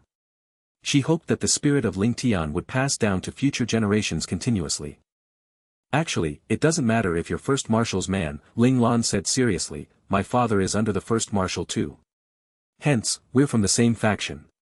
Yang Mingji smiled bitterly. Was it really the same? Today, if our loyalty lied towards the same person, then we're from the same faction. Tomorrow, if our ideas are different, we would have to go our separate ways. However, the two people must be in the same position for that to happen. He was groomed personally by the first marshal. If his mecha clan didn't get annihilated and he didn't get mentally traumatized by it, he might have already become the general of the first division. That year, he was supposed to rise to become a major general. However, even after he gave up on himself, the first marshal didn't give up on him. He still treated him very well and dragged him everywhere just to make him forget the pain. He was the one who didn't want to bother the first marshal, so he applied to come to the 23rd Division. If not, he might have been the most trusted advisor of the first marshal. His connection with the first marshal was too deep. He didn't know what he would do if the first marshal asked him to leave Ling Tian and go back to the first division. That was why he tried his best to groom Lu Furong, Gu Dongyang, and the other team leaders. In the end, he was just a visitor of Ling Tian, and he didn't know how long he could stay for. Of course, just like what you said, the military is guarding against all the elite families, including the Li family, Yi family, and the 4 big families. This was why members of other families could attain high positions in the military, but the members of elite families couldn't. Ling Lan had always chatted with her father about the secrets of the military, so she knew how vigilant the military was of elite families. But, what do all these have to do with me? Ling Lan asked lightly, I'm just a regiment commander. They're able to get what they want if they follow you. Yang Mingji was shocked. They need to have the strength to do that first. If they have it, why should I prevent them? Ling Lan didn't care. Aren't you afraid they'll take over your power? Yang Mingji frowned. Only unconfident people will have such thoughts. Ling Lan smiled and said proudly, even if I gave Ling Tian to them, it'll still be my Ling Tian once I step in. Yang Mingji felt his heart pounding. He looked at the mecha floating in mid-air with a complicated expression. He felt that if the sky dropped, this mecha would be able to hold it up. I understand. Yang Mingji smiled. From the very beginning, Ling Lan wasn't afraid. That was why he didn't guard against the Li family or the first marshal. From the moment the Ling Tian mecha clan was created, Ling Lan was its soul. Our choice might be different, but that doesn't mean we can't work together. I understand, Regiment Commander. Yang Mingji smiled brightly. I only have one request. Don't do anything that could harm Ling Tian directly or indirectly. I won't forgive anyone who does that. Ling Lan told him her baseline. I understand, Regiment Commander. Yang Mingji turned serious as he made his promise. Go and clear up the battlefield then. Ling Lan's tone suddenly turned cold. The gentleness in her voice disappeared. Yes, Regiment Commander. Yang Mingji gripped his sword and flew away. The vicious Regiment Commander was so scary. Ling Lan lightly rubbed her temples. Troublesome. However, did the first marshal really think that she would start guarding against the Li family just because of his words? He seemed to be underestimating her. The Ling Tian mecha clan had left her father's 23rd division, so she didn't have anything to worry about now. If Li Lanfeng really wanted it, she wouldn't mind giving it to him. She would eventually leave the military in the future. She didn't mind handing Ling Tian over to any of the team leaders. The news of Night Ace mecha clan's crushing defeat was soon passed to the supreme commander of Caesar. How is that possible? The commanding officer couldn't believe this news at all. He had placed all of his hopes on Night Ace mecha clan to capture Base Nebula. Yet, the undefeatable top-tier mecha clan suffered an inexcusable defeat. Who is it? Who defeated them? Is it Dawn Hell? Ultimate Evil? Graceful Beauty? Emperor Rule? Or the 8 Dragons? The commanding officer was furious. He quickly listed all the top 10 famous mecha clans he was suspicious of. No. It's a mecha clan called Ling Tian. The commanding officer's secretary's body was shaking. Cold sweat formed on his forehead. Luckily, he still managed to report what he found to his superior. Ling Tian. The commanding officer was stunned. The name of this Ling Tian mecha clan was unfamiliar to him. He opened his mouth and asked, what is its rank in the Federation? To annihilate the Night Ace mecha clan, they had to be within the top 15 mecha clans. I can't find them, but the reports state that it's a newly advanced titled Super Mecha Clan. The secretary wiped his cold sweat and forced a smile on his face. When he read the report, he also felt like it wasn't accurate. That's impossible. Are those people trying to fool me? Damn it. The commanding officer took out his sword from its sheath on his waist and slashed the corner of the table. Commanding officer, we shouldn't doubt anyone now. We need to figure out what we need to do now. The advisor beside him reminded him. The defeat of the Night Ace mecha clan messed up their plan. However, Caesar still had an advantage on the main battlefield. If they planned properly, they might still have a chance to take over the Nebula boundary. You sent 2 of our best mecha clans to take over the position of the Night Ace mecha clan and order them to continue attacking. Don't give the Federation a chance to breathe. The commanding officer calmed down and thought about the next course of action. Boss, something is happening on Caesar's starship. The moment Caesar acted, Little Four noticed. He quickly informed his boss. Huh? Ling Lan looked up at him. Caesar is planning to move all their forces to the front line. They are also sending 2 mecha clans to take over Night Ace mecha clan's position. Little Four looked at the 200 mecha operators from Night Ace who were still fighting to survive. Their other comrades had already turned into ruins in space. He started pitying the commanding officer of Caesar as his actions would cause the annihilation of 2 more mecha clans. Hurry up and clear the battlefield. 2 more big fishes are coming in, Ling Lan opened her channel and said calmly. The team leaders and deputy leaders, who were watching at the side, took up their weapons and started clearing up the remaining opponents who were supposed to be practice dummies for the newer mecha operators. Head, shall we send the rescue team? Luo Chao's deputy looked at the battlefield and noticed that the fight was coming to an end. However, his head still hadn't given any orders. There's no hurry. Luo Chao waved her hands calmly. She stopped her deputy who wanted to persuade her. Let's wait for a while. The deputy wanted to push his opinion further. If they didn't send the rescue team now, they wouldn't be able to save the mecha operators in time. If that happened, his head would be punished seriously. Although Luo Chao was their regiment commander's fiancée, their regiment commander still punished her equally if she made any mistakes. He might be even stricter on his fiancée. He had chatted with his friends before and said that it was better to not be their regiment commander's fiancée. Weird, why hasn't Luo Chao sent in the rescue team? Li Jinghong and Lin Zhongqing were looking at the battle between Ling Tian and Night Ace Mecha Clan from the command center of the Ling Tian camping ground. They were puzzled too when they saw Luo Chao not doing anything after the battlefield was clearing up. Zhongqing, shall we remind her? Yuan Yuyun suggested. They went to school with Luo Chao and Han Shuya. Compared to Lin Zhongqing and Luo Lang, they spent 5 more years with them. Their relationship was closer so they couldn't bear to see her making mistakes. Lin Zhongqing glanced at him. He seemed unhappy as he said, "Have you seen Luo Chao making any mistakes during important events?" Everyone thought for a moment. They realized that Luo Chao was mostly punished because of her physical skills. For example, she wasn't able to finish the training boss had planned for them. As for the executing the orders boss gave her, she never made any mistakes in that aspect. Why hadn't she sent in the rescue team yet? Isn't she clearly making a mistake? What happened to your intelligence? Lin Zhongqing was speechless. Honestly, if someone makes mistakes, it will be you all, not Luo Chao and Han Shuya. Lin Zhongqing was extremely irritating when he wished to be. Of course, only the higher authorities of Ling Tian knew about this. Other people only knew Lin Zhongqing as a strict but kind and gentle head. Lin Zhongqing smiled coldly when he saw the annoyance on everyone's face. You believe me? The only reason why she didn't move is that she received an order from boss. In that case, why didn't boss inform us? Li Jinghong was unwilling to give up. Our mission is to control the internal workings of the base. Why would boss inform us about what's happening on the battlefield? Lin Zhongqing rebutted, the answer will be revealed soon. Let's sit quietly and watch. Okay. Li Jinghong and the others sighed. Why weren't they as calm as Lin Zhongqing?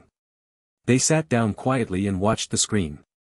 They saw the people from Ling Tian killing the last dregs of Night Ace Mecha Clan. The mecha operators, who were doing anything, quickly cleared up the battlefield. If they saw a dying comrade, they would bring them into their cockpit. If they saw a surviving enemy, they would give them another stab. When the last enemy was killed, every mecha operator started clearing up the battlefield. All the team leaders brought their team members to different areas and started to camouflage themselves. They disappeared from the screen. The chameleon system. The people at the base shouted excitedly when they saw close to 2,000 mechas disappearing into the vast space.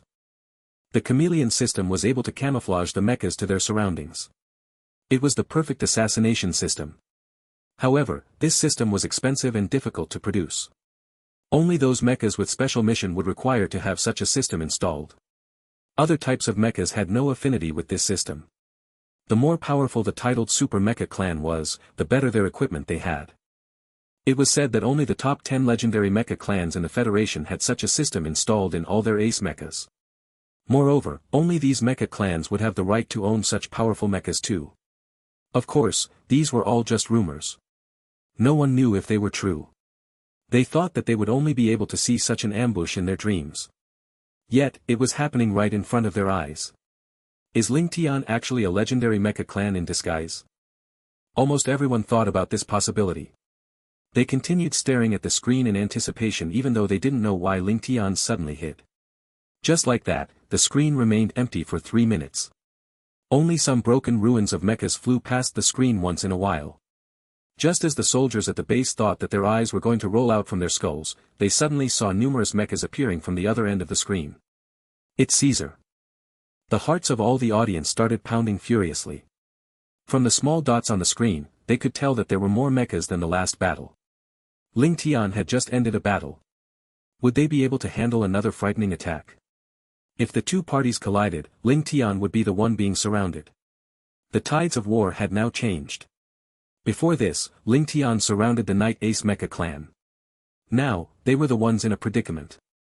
By now, all the soldiers in the base understood why the mecha operators of Ling Tian activated their chameleon system.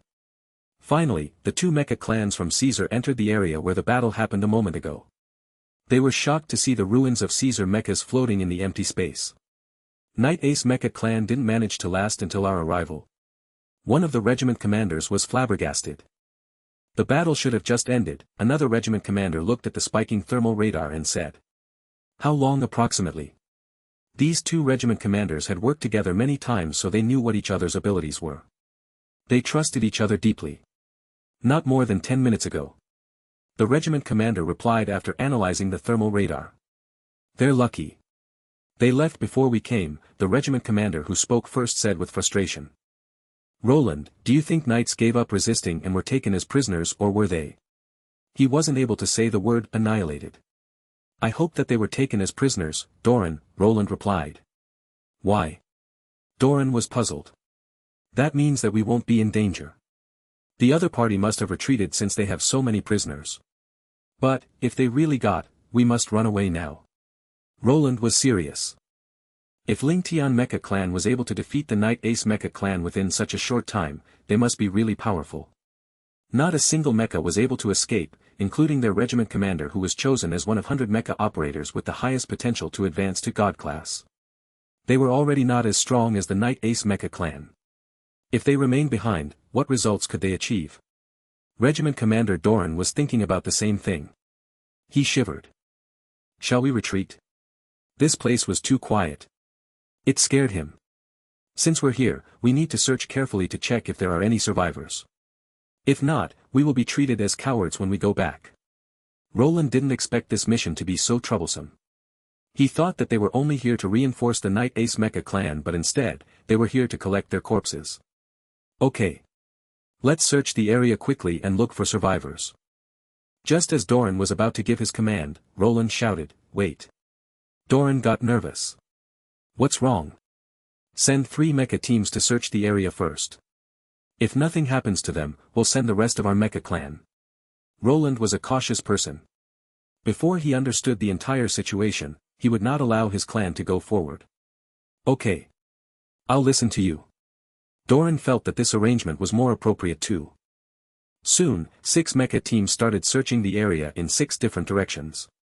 Not longer after, they really managed to find survivors. Regiment Commander, we found survivors. The search party was extremely excited. Roland got nervous when he heard this. He quickly asked Doran to be on his guard and asked his men to prepare for battle at any moment. Then, he ordered the search party to bring the survivors back. Regiment Commander, we found 4 survivors. They showed the broken cockpits in their hands. They said, however, we have too few people. We can't go deeper. There should be more survivors deeper in. Roland grabbed his giant sword tightly, but his tone remained calm as he replied, Team 45 will be in charge of searching for survivors. You all will follow me. Yes. The search party left again. This happened a couple more times, and finally around 10 survivors were found in total. However, since the search party was very small, they only managed to search a small portion of the battlefield. Roland, we can't continue like this. It will take more than half a day to search the entire battlefield. This is the nebula boundary. We can't stay here for too long. It's too dangerous here. Base Nebula wasn't far away from them. If the main battle didn't take most of the attention of Base Nebula, they wouldn't dare to stay here for so long. Nothing happened after so many attempts, so Roland started to wonder if he was being too cautious. He thought for a moment and decided to hasten the speed of the search to prevent any changes from happening. Hence, Roland and Doran sent all their mecha operators into the battlefield to search for survivors. Around 500 mecha operators started to spread out and search for survivors. Strangely, the closer they got towards Base Nebula, the fewer the survivors they found.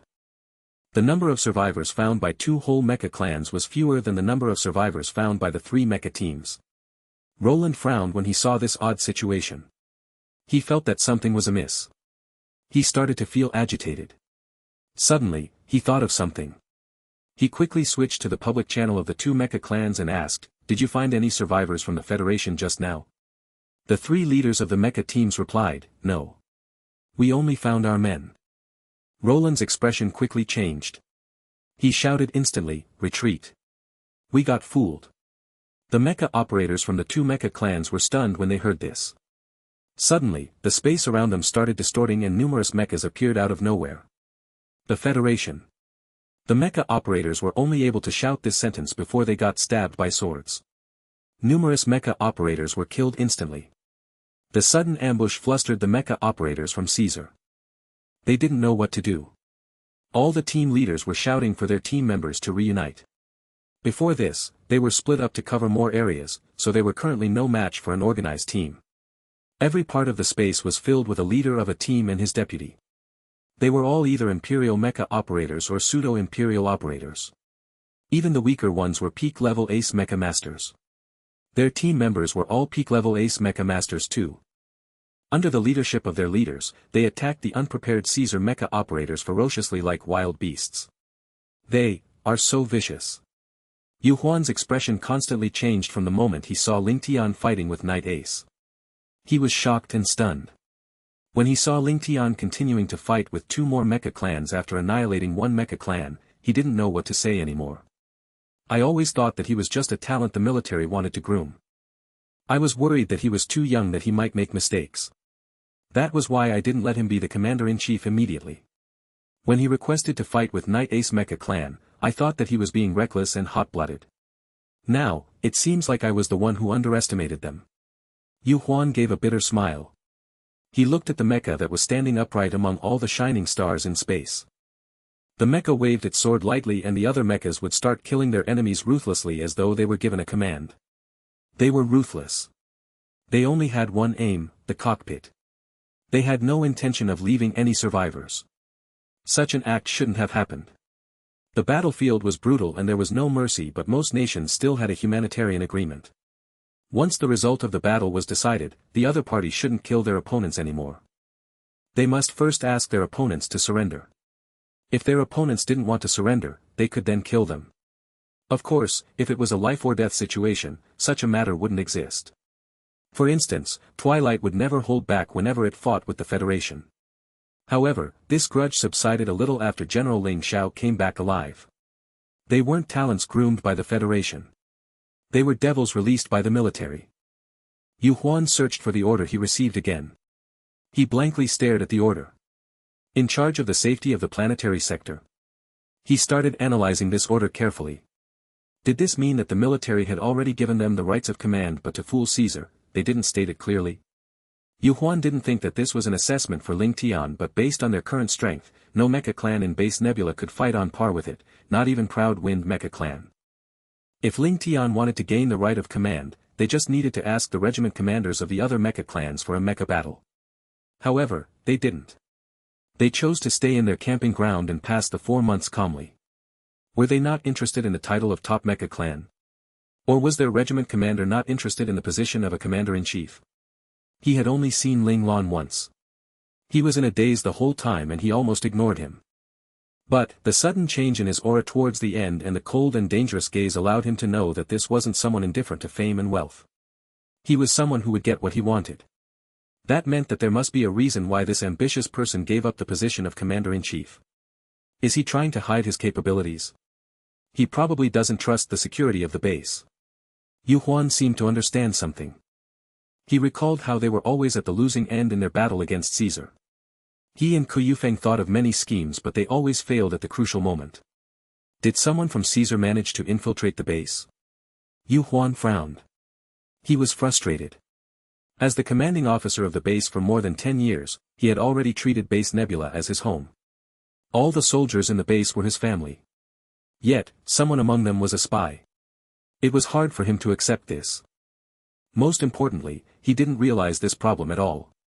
He needed someone who just came to the base to remind him of the possibility of a spy using his actions. The military probably have realized this problem, so they sent Ling Tian to control the situation.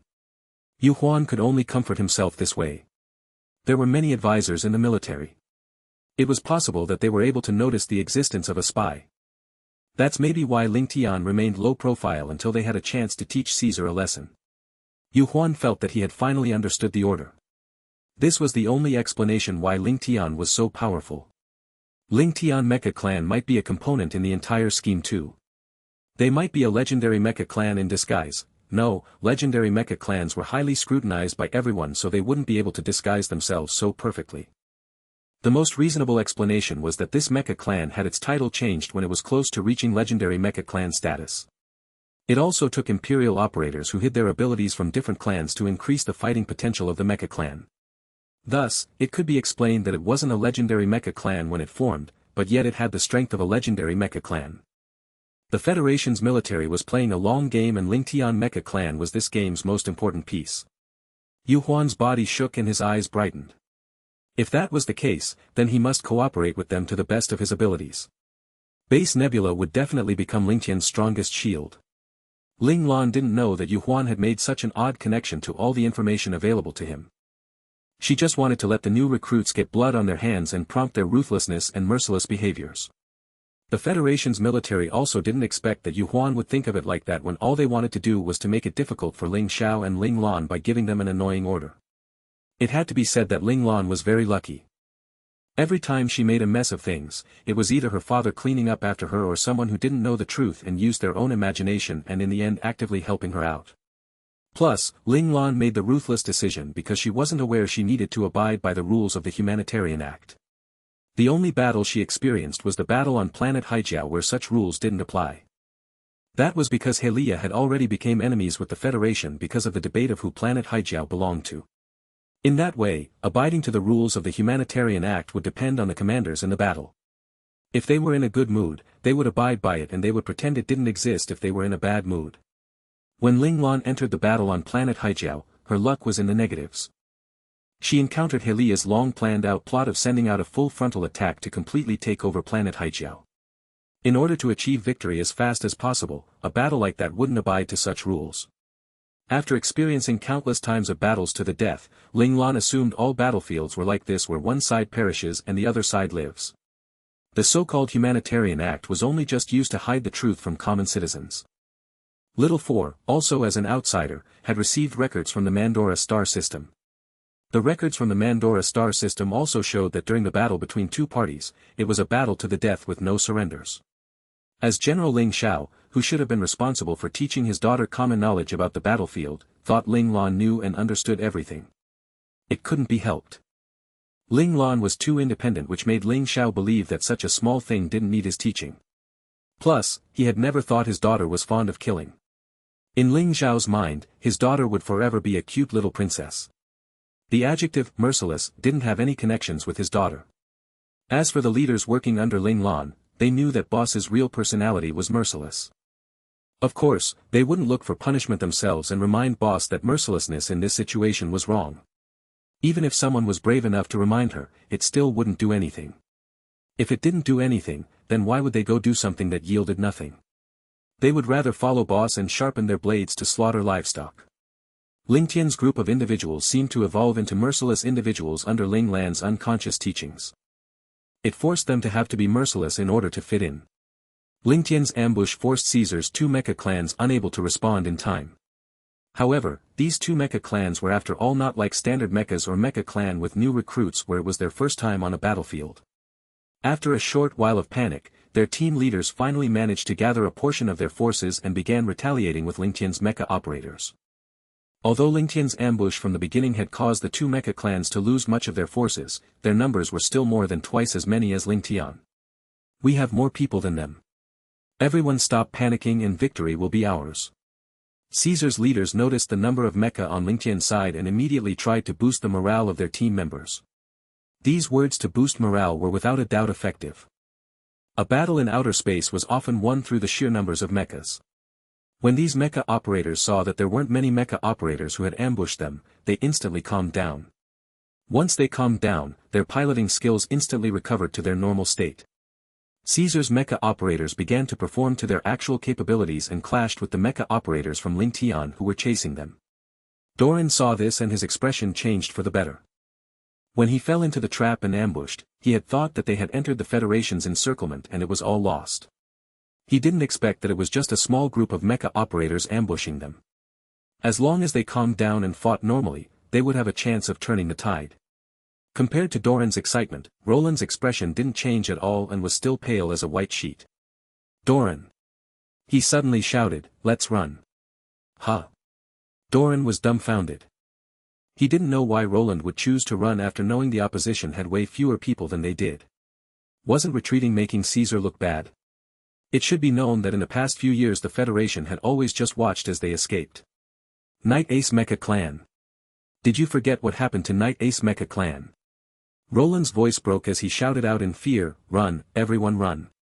These mechas from the Federation showed traces of being in a battle. Some mecha even lost an arm or leg. These were all indications that these mecha operators from the Federation had just fought a fierce battle. Night Ace Mecha Clan lost here, so that meant the mecha operators who killed them were these mecha operators standing before them. In addition to their sudden appearance, they were also definitely equipped with the high cost and difficult to create chameleon system, and all of the mechas had this system. What did that mean? It meant that these mecha operators were the strongest in the Federation, otherwise the Federation wouldn't waste such money and resources on them. Additionally, these mecha operators were able to calmly stand their ground after taking out Night Ace Mecha Clan and ambushed them with numbers fewer than them by half. They weren't idiots and also weren't insane. They were so daring because they definitely knew they would be victorious. There was also something else. Their numbers were indeed more than the opposition, but could their piloting skills be compared to Night Ace Mecha Clan? These people had already taken out such a strong mecha clan like Night Ace Mecha Clan. Why would it be any difficult for them to take out mecha operators who were less capable than those from Night Ace Mecha Clan? After Roland shouted, his fingers began to dance around furiously. In the face of life and death, the speed of his fingers broke through his original limit. His mecha's engine roared and he retreated up without hesitation. He was lucky that he was somewhat cautious and stayed in the back all this time, so he still had a chance to escape before the opposition completely trapped them. There's actually someone who's smart. Ling Lan raised her eyebrows as she looked towards the space in front of her.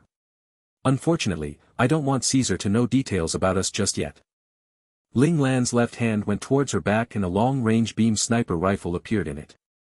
She pointed it towards the escaping mecha and activated her profound insight domain automatically. There. Her profound insight was too strong. Only one look was enough to allow her to see where she should aim. Bang! A blinding white light shot out from the barrel, creating a straight white line as if it was going to split apart the very fabric of the dark outer space itself. Boom! As soon as the white light touched Roland's mecha, the mecha exploded in a wonderful myriad of colors, lighting up the dark and vast space. One shot was enough to end the life of a regiment commander from Caesar. The mecha operators were stunned by Roland's order to run. Before they could even react to the sudden order, they realized that their regiment commander was killed by a long-range mecha with a single shot. Everyone was dumbfounded, including the people watching the battle in the base. The battle with Night Ace proved that Ling Lan was a powerful close combat mecha operator when everyone thought that she was just good at close combat. Her sudden snipe proved them wrong. She was good at close combat and long-range attacks. Everyone from Ling Tian felt proud just by the presence of Ling Lan. This was their regiment commander, someone so powerful that they could only look up to him. Only highly skilled mecha operators would realize that Ling Lan's seemingly single shot was actually a culmination of many shots combined. The shots instantly depleted the energy of the protective shield and exploded the mecha in one single instance, making it seem like she only just fired a single shot. Kill them. All the mecha operators suddenly heard an indifferent voice on their channel. This was the order of Hades. The mecha operators shuddered just from the indifference in her voice. They quickly pushed down their excitement and tightly gripped their weapons. They started their brutal massacre. You're not satisfied with just Night Ace Mecha Clan. Ling Lan, are you the hero of the Federation or are you the devil that's going to bring calamity? Yu Huan stared at the mecha who was mercilessly killing the mechas of team leaders so that the battle could end quickly. Somehow, he felt fearful of this young regiment commander. Ling Tian annihilated 3 mecha clans. The battle quickly came to an end. The soldiers at the base finally regained their senses. They swallowed their saliva and spoke to the person beside them in disbelief. And one of them is the top 18th mecha clan of Caesar. I feel that the power dynamic in the universe is about to change. The mecha operator's eyes were shining with excitement. He looked at the mechas from Ling Tian with envy. Luo Chao suddenly stood up and contacted Han Shuya. Shuya, prepare to eject the rescue team. I understand. Han Shuya had been waiting for Luo Chao's call. She immediately ordered the leaders of her JMC teams to eject the rescue team at the fastest possible speed. Look, Ling Tian is acting again. Numerous mechas started to get ejected out of the launching ports. They quickly gathered in their teams under the command of their leaders and started clearing up the battlefield. Those are special class operators. F***K, special class operators are in the rescue team. This is so extravagant. The soldiers who were already shocked once by Ling Tian's capability were shocked again. Those people who were still proud of their special class level suddenly felt shameful. They were at the same level as the logisticians in Ling Tian. Is Ling Tian really not a legendary mecha clan? Someone exclaimed.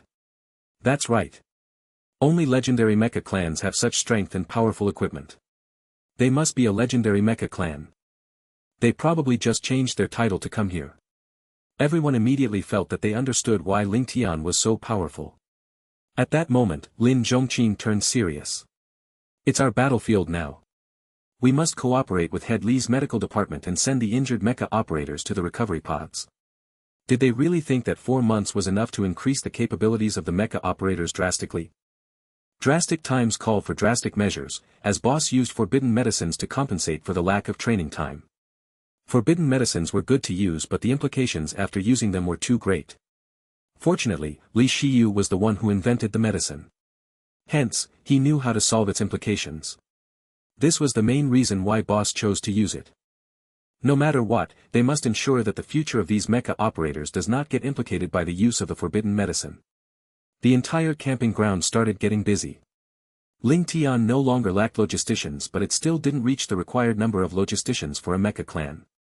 However, under Lin Zhongqing's reorganization, these empty slots were taken care of. Ling Lan safely stored her beam gun back in its holster. Ling Tian had taken control of the situation. It was only a matter of time before all the Caesar mechas got destroyed. Regiment Commander, there is a regiment commander from Caesar who wants to surrender. At that moment, a familiar yet unfamiliar voice appeared on the channel. Ling Lan frowned. The mecha operators from Ling Lan slowed down the massacre on their opponents when they heard this. On the public channel, a frightened and agitated voice was heard. This person was trying his best to speak the Federation's language. We surrender. Surrender. Stop. Ling Lan started frowning even more. She didn't plan to leave anyone alive. She was only able to make up any excuse if everyone was dead. However, this person surrendered through the public channel. If she still ordered her men to kill him, then this could be used as evidence against her in court about her breaching the Humanitarian Act. She and her father were already having a hard time dealing with the issues their enemies threw towards them. She couldn't make any mistakes at this critical juncture. Forget it. Leaving these people alive was troublesome, but she would be able to find a way to solve them. Ling Lan decided to accept the surrender. Suddenly, a scream of fright came from the channel as well as shouts of disbelief. Leader, why did you kill him? The familiar yet unfamiliar voice sounded furious and shocked. We must use their lives to repay the lives of our dead comrades. Li Lanfeng's cold voice sounded. Leave no one behind. Kill all of them. Don't let me repeat it again. The newer soldiers and logisticians stared at the always gentle and calm big leader Li in disbelief. He actually violated the Humanitarian Act. They were flabbergasted. This was different from what they were taught. They didn't know if they should listen to him. This is an order. Li Lanfeng raised his voice. Kill them. Regiment Commander. The familiar yet unfamiliar voice sounded in the channel again. He believed that his beloved regiment commander would stop this order. But, it was too late. The mecha operators in Ling Tian were too used to following commands. They raised their swords and killed the surrendered mecha operators from Caesar. Li Lanfeng, who was that just now? Ling Lan asked Li Lanfeng privately. Sorry, it was Ling Yi. The anger in his voice was obvious. As the person who understood Ling Lan the most, he knew what Ling Lan wanted to do. Yet, his man put Ling Lan in a difficult position. He almost messed up the entire plan. No worries, but you need to guide Ling Yi more. Don't allow him to make any more mistakes. Ling Lan frowned as she gave Ling Yi his punishment. I understand. I'll do it well. Li Lanfeng gave a cold smile. Ling Yi, as expected, he was an unstable factor. "Boss, Ling Yi almost messed up our plan." Little Four was unhappy. That report through the public channel placed Ling Lan in a difficult position. "We can't say he's wrong. He's just too simple-minded. People that came from military academy are all like him. That's why new soldiers have a lower survival rate than veteran soldiers. They need to gain more experience before they realize that mercy is not suitable on the battlefield." Ling Lan didn't mind Ling Yi's sudden outburst too much. She was just surprised at how upright Ling Yi was. If he had a smooth path ahead of him, this trait was not a bad thing. However, once his belief system collapsed, he might go on the extreme path, and this was bad news for her. Her relationship with Ling Yi was complicated.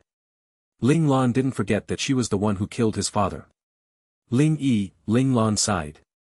She didn't hope that this seed, which she planted a long time ago, would become useful. Sometimes, she wished that the person behind everything would give up this seed when Ling Hua died. Ling Yi felt uncomfortable about the current situation. They annihilated Night Ace Mecha Clan because there was no other choice during the battle. However, this time, the other party had clearly already surrendered. Yet, Li Lanfeng gave an order for the annihilation of their enemies even before Ling Lan made a decision. This was offensive and disrespectful to Ling Lan. "Ling Yi, are you alright?" Yan Wuyo noticed that Ling Yi's mecha wasn't moving, so he flew over to check on him. "There's something wrong with Leader Li," Ling Yi said with a cold expression. "What's wrong?" Yan Wuyo felt goosebumps forming around his arms. He could feel that Ling Yi was walking on a dangerous path. He dared to give a command before our regiment commander said anything. Ling Yi smiled coldly. "The Li family is really greedy." "What do you mean?" Yan Wuyo's eyebrows furrowed. They respected Ling Lan very much, so they didn't hope that their idol would be betrayed by his good friend. "When I was assigned to Team 06, a lot of people told me that I was unlucky. However, I found out that Leader Li specially requested for me." Ling Yi sneered. "He knows that I'm Regiment Commander Ling's man, so he's afraid that he won't be able to control me if I go somewhere else. Thus, he placed me in his team. How funny is that? Does he really think that he could hide the fact that he is probing me? Does he think that I didn't notice it at all? He is underestimating me. He is underestimating the Ling family. Maybe this is Regiment Commander Ling's arrangement." Yan Wuyo racked his brain to think of a way to get Ling Yi out the dangerous path he was walking on. He felt that they shouldn't think too much about what the higher authorities did. If it was Regiment Commander Ling's arrangement, it's more likely that I'll go to Leader Qi's team or Leader Luo's team. After all, they are the two people Ling Lan trusted the most. It's definitely not Li Lanfeng. He came in much later than everyone else. Ling Yi's instinct was telling him that Li Lanfeng was not a good man. We know that Li Shiyu and Li Yingjie are the direct inheritors of the Li family, and Li Lanfeng is part of it too. They used so much effort in grooming him, so I guess that they want him to support the two inheritors. During the battle on planet Haijiao, Li Lanfeng obtained the right to command the army. As long as Ling Lan isn't around, he and Major General Yang will take over the command chain of Ling Tian. The Li family has always wanted actual power within the military, and Ling Tian is a good gateway for them to obtain power. Ling Yi slammed the control panel in front of him furiously when he thought of this. Unfortunately, Ling Lan is too busy with his work that he didn't realize it. Ling Lan is so powerful. He'll be alright. Yan Wuyo got worried too after listening to what Ling Yi said. However, he felt that Ling Lan was invincible and that nothing bad would happen to him. Ling Lan is powerful, but what if he got betrayed by the person he trusted? Ling Yi felt that Li Lanfeng was too dangerous. He showed his gentle and careful demeanor to fool everyone, but deep inside, he was ruthless and vicious. For example, everyone was under the impression that Li Lanfeng was reluctant to punish them when they made mistakes during day training. They thought that he was punishing them for their sake so that they could improve. However, Ling Yi could see the indifferent look in his eyes when he was executing the punishment. Especially when he was punishing little Leader Li, he even saw a strong hatred from his gaze. He couldn't be wrong about his impression of Li Lanfeng, as he had an innate talent that could look past all illusions and see the real truth. Of course, his innate talent didn't work all the time. He couldn't read the real thoughts of people stronger than him. Li Lanfeng was more powerful than him, so by right, he couldn't see through him. However, they met every day, so there were occasions when Li Lanfeng let down his guard. This was when Ling Yi managed to catch hints of his real thought. "Do you think that big Leader Li will betray our regiment commander?" Yan Wuyo knew about Ling Yi's innate talent.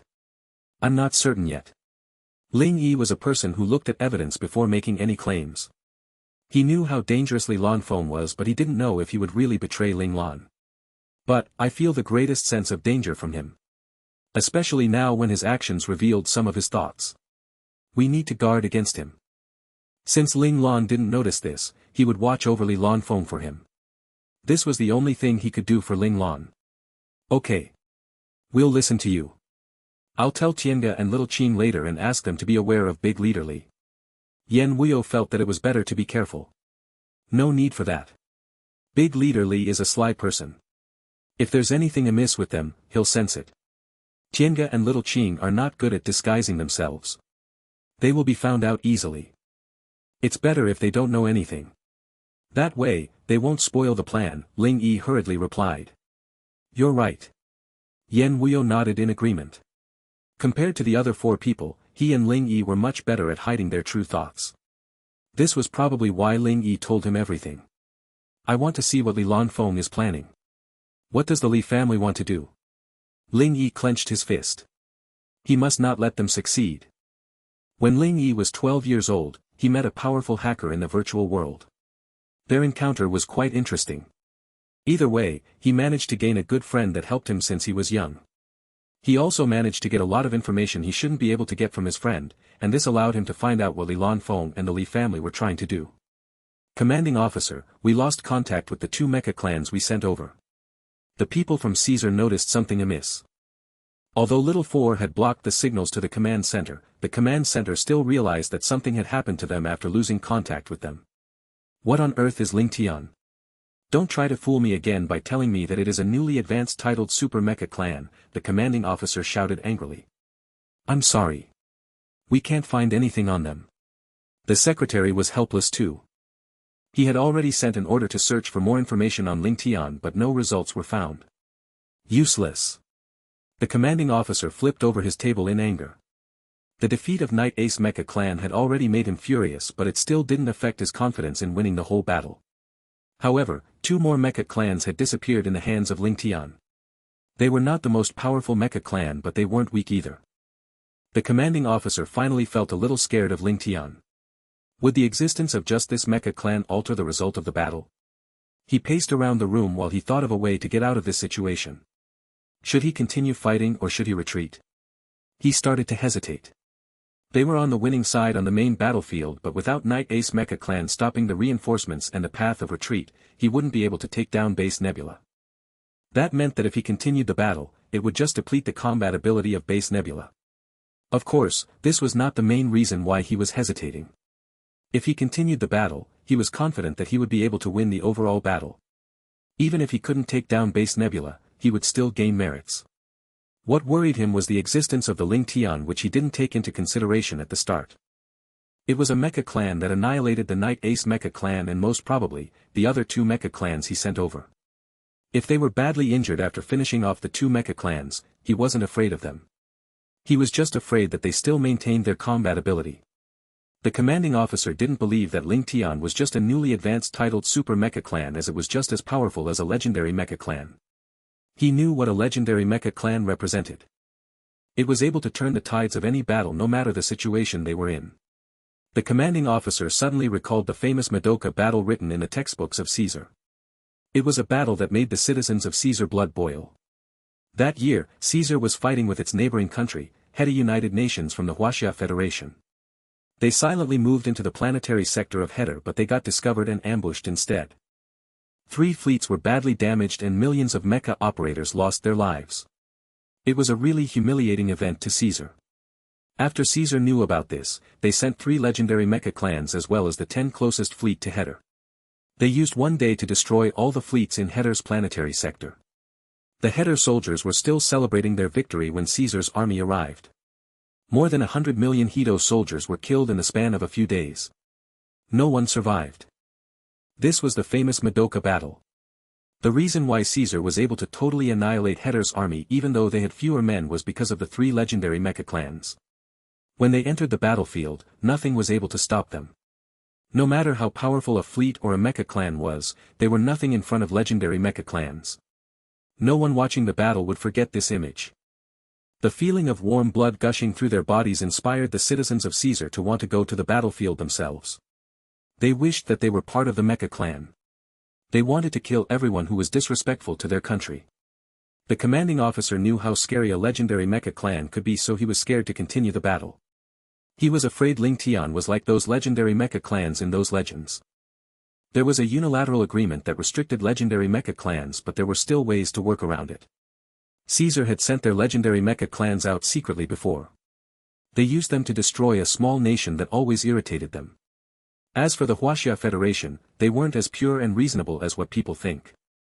Based on what he knew, they had sent a few legendary Mecha clans when they took revenge on Helia. If not, how were they able to defeat Helia so easily? After all, Helia was a middle-sized country with a good foundation. Retreat. This is the safest option. We can't get many merits if we do this, but we will be safe in the end. The commanding officer thought to himself.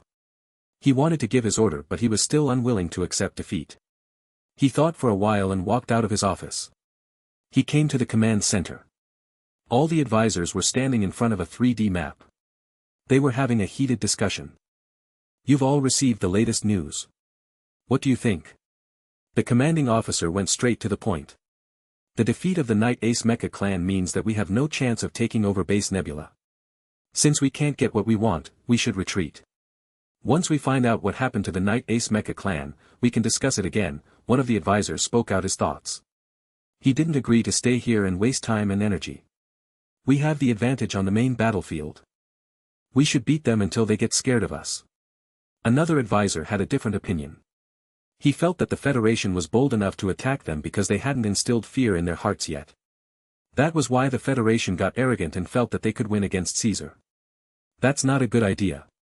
We don't know how the Night Ace Mecha clan got defeated, and Ling Tian is still a mystery to us. If their ability is greater than what we think, we will be the ones on the losing end. Some advisors had the same thought as the commanding officer. If Ling Tian was a legendary Mecha clan, they would be in a dire situation if they didn't retreat now. I suggest that we continue fighting. That is the only way we know how much strength the Federation is hiding. Some people wanted to use this chance to dig out more information about the Federation. We can't risk the lives of our mecha operators for an uncertain possibility. I suggest that we retreat. The advisors started arguing. The commanding officer felt his head throbbing. He wanted to listen to his advisors because he hoped he could get some advice from them. Instead, they made him even more confused. He didn't know what to do. Commanding officer, what do you think? Since they couldn't convince one another, the advisors looked at the commanding officer and waited for his decision. The commanding officer started contemplating. Just like what one of the advisors said, is it alright to take the risk? If he didn't find out what on earth Ling Tian was, he would still regret even after they retreated, and it would turn into a devil in his heart. He gritted his teeth and ordered, fight. Fight until Ling Tian comes out. Let me see what it really is. Ling Tian was done with all their battles. The rescue party had started searching for survivors. Even though the mecha operators had already searched the area once, the rescue party still looked around carefully. They must ensure that all the mecha operators were found, even if it was a corpse. Their regiment commander had said that whether they were dead or alive, Ling Tian would bring them back. Boss, there's a signal from the base. Little Four received a notification of a call from the base. Connect me. To prevent any disturbance during the battle, Ling Lan asked Little Four to block all signals from the base. That way, she could say that she didn't comprehend the situation clearly when she chose to annihilate the 3 mecha clans. This was normal. During a mecha battle, any mistakes would cost you your life. Who would care about the results of the battle then? A mecha operator only cared about the enemy in front of them. They had one thought, kill them. They must kill the enemies around them in order to survive. Thus, mistakes in analyzing the situation always happened. Often, mecha operators only realized that one side was annihilated at the end of the battle. The command center played an important role in preventing such a situation. They would give new orders to the mecha operators based on the situation of the battle. Ling Lan blocked the signal from the command center so that they wouldn't be able to contact them and tell them to stop fighting, as this would hinder her overall plan. After the call came through, Yu Huan said, Regiment Commander Ling, congratulations on your huge win. Go straight to the point. After the good news, the bad news would come. Ling Lan knew that something had happened the moment Yu Huan opened his mouth. We're having trouble in the main battlefield. Can Ling Tian provide help? Yu Huan asked carefully. Ling Tian had just finished 2 battles, and both battles were hard fought. One battle was against the powerful Knight Ace Mecha clan while the other battle was against twice as many mecha operators. By right, they should go back to their camping ground for some rest. A tired mecha operator had a much higher death rate on the battlefield as their mecha piloting ability would decrease. Ling Lan frowned. What's the situation? Caesar has unleashed their entire army on us. Our ejection speed can't catch up with them. Although they had reinforcements, there was only a finite number of launching ports in the base, and all the ports were already filled up. They couldn't send their mechas out quickly to the battlefield. In terms of military strength, Caesar currently had the advantage. The mecha operators from the Federation had gathered together and started defending. This was why Yu Huan still hoped that Ling Tian could help even though they shouldn't. Yu Huan didn't want to have a lost battle record on his resume, especially after knowing how strong Ling Tian was. Let me consider it. I'll give you a reply soon. Ling Lan hung up immediately. Yu Huan sighed. He could only hope that Ling Lan would give him good news. Ling Lan thought for a while and asked Little Four to contact Li Shiyu. She asked, how long will the medication last? At most 10 minutes. Li Shiyu looked at the time on his communicator and replied after making a thorough estimate. It's enough. Ling Lan hung up. Then, she pressed the team channel. Do you still have the energy to fight? All the mecha operators stopped what they were doing and shouted excitedly, yes. The continuous fighting had made them hot-blooded. The effects of the forbidden medicine hadn't passed too, so they were full of energy. They didn't feel tired at all. They were dying to fight even more. Good. Our new target is the main battlefield. I'll give you 8 minutes. After 8 minutes, we'll retreat no matter what the results are, Ling Lan announced her plan. Ling Lan knew that if Li Shiyu said the medicine would lose effect in 10 minutes, it would lose its effect in 10 minutes, but she wouldn't use the entire 10 minutes. She left 2 minutes for any emergency situations. Ling Lan would always be careful when there was a need to, especially on the battlefield where anything could happen. Ling Lan was even more careful if that was the case. Soon, the sound of engines revving were heard. Around 1,500 mecha operators rushed to the main battlefield under the lead of their leaders. Little Four, how long will they take to arrive? Ling Lan asked as she looked at the mecha operators flying off. Based on their current speeds, they'll arrive in 63.23 seconds.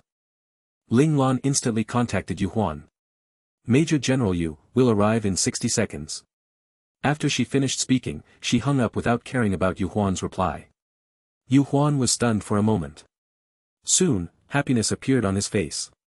He immediately contacted the main battlefield and gave his order. The command center is crazy. The regiment commanders of the mecha clans who were fighting furiously on the battlefield started cursing when they heard this command. Retaliate? What were they supposed to use for retaliation? Couldn't they tell how tired they were? Why can't we wait for the reinforcements to come before we retaliate? One of the regiment commanders slammed his control panel angrily. He accidentally pressed a button to turn on the siren of his mecha. He was shocked, but he still quickly stabilized his mecha. Fortunately, he was behind the line of defense and was in charge of commanding. If not, this mistake would have cost his life. However, this mistake allowed him to notice the red countdown timer that appeared on his screen. F***K, when did the mainframe of the base become so smart? Every mecha has its own mainframe. The mainframe of the base shouldn't be able to control the mecha unless the mecha operator allowed it to, and yet, a timer appeared on his screen. All the regiment commanders were dumbfounded too. Just as they were feeling puzzled, they saw a bunch of mechas appearing on the left side of the battlefield. It was closing in on them. F***K, did our enemies return?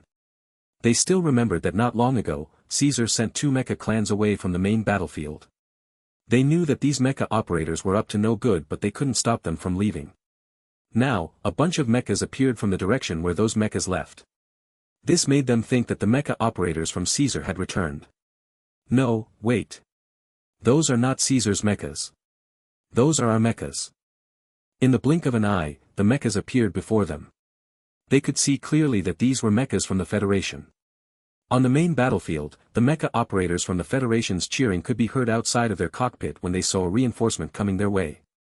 Although these 2,000 mechas couldn't really change the overall situation of the battlefield, the arrival of the reinforcements still gave the mecha operators more confidence and courage. When an officer in the command center saw the reinforcement, he immediately yelled, "Commanding officer, the reinforcement from the Federation had appeared. They are currently coming from the direction where our two mecha clans went. Show me." The commanding officer had been waiting for their arrival. "Did you finally come? Let me see what you are made of." The screen at the command center quickly displayed the reinforcements. "Let me see how powerful you are." The commanding officer had a thought. He immediately ordered. "Order all the starships to fire at the incoming mechas." All the starships quickly turned their bodies and directed their cannons at the mechas from Ling Tian.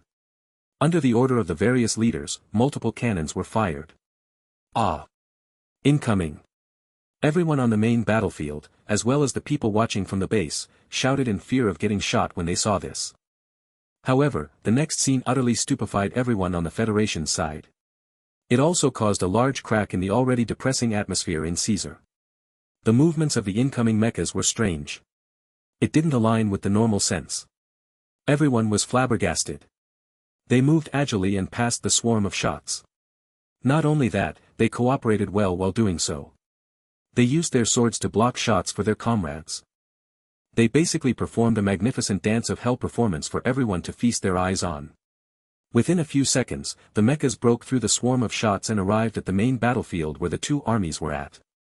However, not all the mecha operators were so disgustingly strong. The mecha operators in the back tried to dodge the shots, but they were slower and less agile than the batch of mecha operators in front of them. Fortunately, they managed to evade the swarm of shots. Suddenly, something went terribly wrong. "Oh no!" The soldiers from the Federation shouted worriedly. The starships from Caesar quickly prepared for their second round of shots after seeing the failure of their first round. This time, however, they shot at the location where the mechas would land after escaping the swarm of shots. It had to be said that the soldiers on the starship were exceptional marksmen. Within a short amount of time, they were able to maneuver the position of the cannons and aimed it at the position that would be the most damaging to the enemy. The shots flew towards the mechas. Were the mechas going to be destroyed before they entered the battlefield? At that moment, the reinforcements had already arrived on the battlefield with their raised beam guns. White-colored beams flew through the deep space, making it seem as if space was segmented into multiple parts. As white-colored beams got near the shots that were aimed at them, it exploded. Boom! Boom! Boom! Explosions occurred in tandem. The dark space lit up as if a supernova had just occurred. They aren't safe yet. Before the people in the base could heave a sigh of relief, they realized that more shots were being fired at their comrades. The batch of 2,000 mechas wasn't saved yet as they didn't have the time to stop the next round of shots. The long-range beam guns had the fastest shooting speed out of all the beam guns. However, it had a fatal weakness. It wasn't able to fire multiple shots. Although it only required 2 seconds to congregate the energy, these 2 seconds were enough time for something to go terribly wrong. Were their comrades really going to die? Suddenly, multiple white-colored beams were seen again. The beams collided with the second round of shots. These white-colored beams didn't come from the batch of 2,000 mechas. It instead came from behind them. A glaring white light pierced everyone's eyes as they quickly tried to cover their eyes to shield them from it. Those with good eyesight would be able to see that the white beam didn't come into contact with the shot. It scraped past the shots and ignited them, clearing a safe path in space. These explosions did generate tons of force, but luckily the force wasn't strong enough to break through the shields of the mechas. The reinforcement quickly grabbed this window of opportunity and escaped from the gates of hell using the safe pathway that was cleared. They finally entered the main battlefield. That's good. The people in the base were relieved. Suddenly, their legs felt drained of their energy. They were so agitated and nervous while they were watching that their legs failed on them after they released all the tension from their bodies. They wondered if the mecha operators and the reinforcements were feeling the same way as they did. However, they recalled that those mecha operators didn't seem to be in a flurry even in the face of danger. They were just calm and indifferent. Were they confident that they were able to escape from danger? No matter what the reason was, these mecha operators were mentally stronger than them. The glaring white light finally subsided. Silence resumed on the battlefield. But, another batch of mechas had appeared behind the reinforcement. Their appearance was unexpected. No one saw how they escaped from the swarm of shots. They just appeared from thin air. There were not many mechas in this new batch of mechas. From the appearance of the new arrivals, they looked like long-range mechas and balanced mechas. Everyone looked at the beam guns in the hands of the mechas and finally understood where those white-colored beams came from. There were around 7 mechas in the new batch. They had emblems and numbers painted on their chests. Everyone saw the emblems and numbers clearly. It was a black phoenix and the last few digits of the numbers were all 001. They knew what the identity of these mecha operators was. They were the leaders of Ling Lan mecha clan. Their members were able to pass through the swarm of shots safely because they were there to protect them. However, everyone's attention was on the mecha in the middle as it was the only mecha that didn't have the digits GUI at the end. Its number was even more astonishing than 001. It was all zeros. This number represented the supreme commander of Ling Lan mecha clan, Regiment Commander Ling. Black Phoenix. It's Ling Lan. The mecha operators from the Federation shouted. Those that didn't recognize them recognized them from all these shouts. Those mecha operators are not normal ace mecha masters. The commanding officer felt his heart dropping to his stomach. The worst situation had occurred. After 2 rounds of shots, normal ace mecha masters would usually be heavily injured. Elite ace mecha masters would be in better shape but half of them would still be mildly injured. They would usually pay a deep price to get through that swarm of shots. However, none of the mechas from his opponents were destroyed. Although the leaders of Ling Lan had helped their members twice, he could tell that the piloting skills of the members were exceptionally great. The commanding officer could feel that the tides of the battlefield were about to turn a 180. Ling Lan placed the beam gun behind her back and took out Firmament. She waved the sword in the air and pointed it in Caesar's direction. Charge! A cold voice echoed in the ears of the mecha operators. Everyone in Ling Lan took out the swords from their sheaths and charged towards their enemies without any care of being surrounded. The retaliation has started. While the mecha operators from the Federation were stunned by this scene, they heard Commander Yuhuan's calm statement from their channel. Charge! All the mecha operators from the Federation didn't expect they could even retaliate when they received the order to battle. They were just carrying out the order even if it meant that they might die. This was the mindset of the soldiers of the Federation. This was the reason why the other nations were fearful of them. Under the lead of Ling Lan, the mecha operators from the Federation rushed towards their enemies like a massive tsunami. The mecha operators that first reached their targets weren't the mecha operators of Ling Lan who charged at the front, it was the leaders. The opponents they chose were either the regiment commanders or leaders of the numerous Caesar mecha clans in the battlefield. Kill them. Visit. The 2 armies collided. Only the strongest would survive in this cruel and unforgiving battlefield. Boom. Boom. Boom. The mecha operators from Ling Lan were all very powerful. They were like reapers, reaping away the lives of all the mecha operators around them. They utterly decimated the first line of defense of Caesar. The mecha operators behind the devils of Ling Lan were astounded and shocked. Even until the end of the battle, they were still in a daze. They felt as though everything was a dream. After the attack from Ling Lan, the front line of Caesar started crippling apart. By right, Caesar shouldn't be defeated so easily. They had more mechas than the Federation.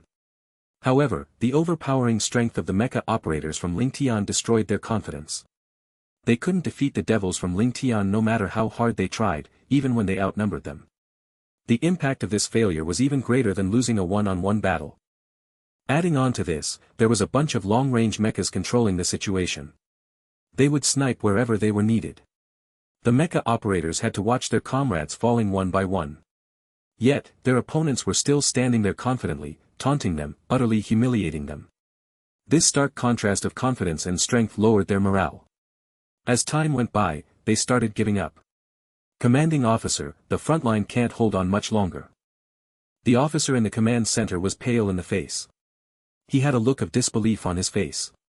Just those bunch of mecha operators were able to turn the situation of the battlefield. This was totally unexpected. I know. The commanding officer had a deadpan expression. He had been staring at the front line all these while. In the end, the worst situation had happened. On the slightly bright side, it proved that Ling Lan was a scary mecha clan that had the capabilities of a legendary mecha clan even though it wasn't a legendary mecha clan. Order everyone to retreat. The commanding officer got what he wanted so he wouldn't carry on the battle anymore as it would just result in more losses. The starships from Caesar released the signal for a retreat. The mecha operators from Caesar seemed to be waiting for this moment as they quickly retreated without any hesitation. Ah, this is great. We won. We won against Caesar. We won. Many mecha operators started tearing up while hugging the person next to them. They had been suppressed by Caesar for so many years. They finally succeeded in breaking away from Caesar's shadows.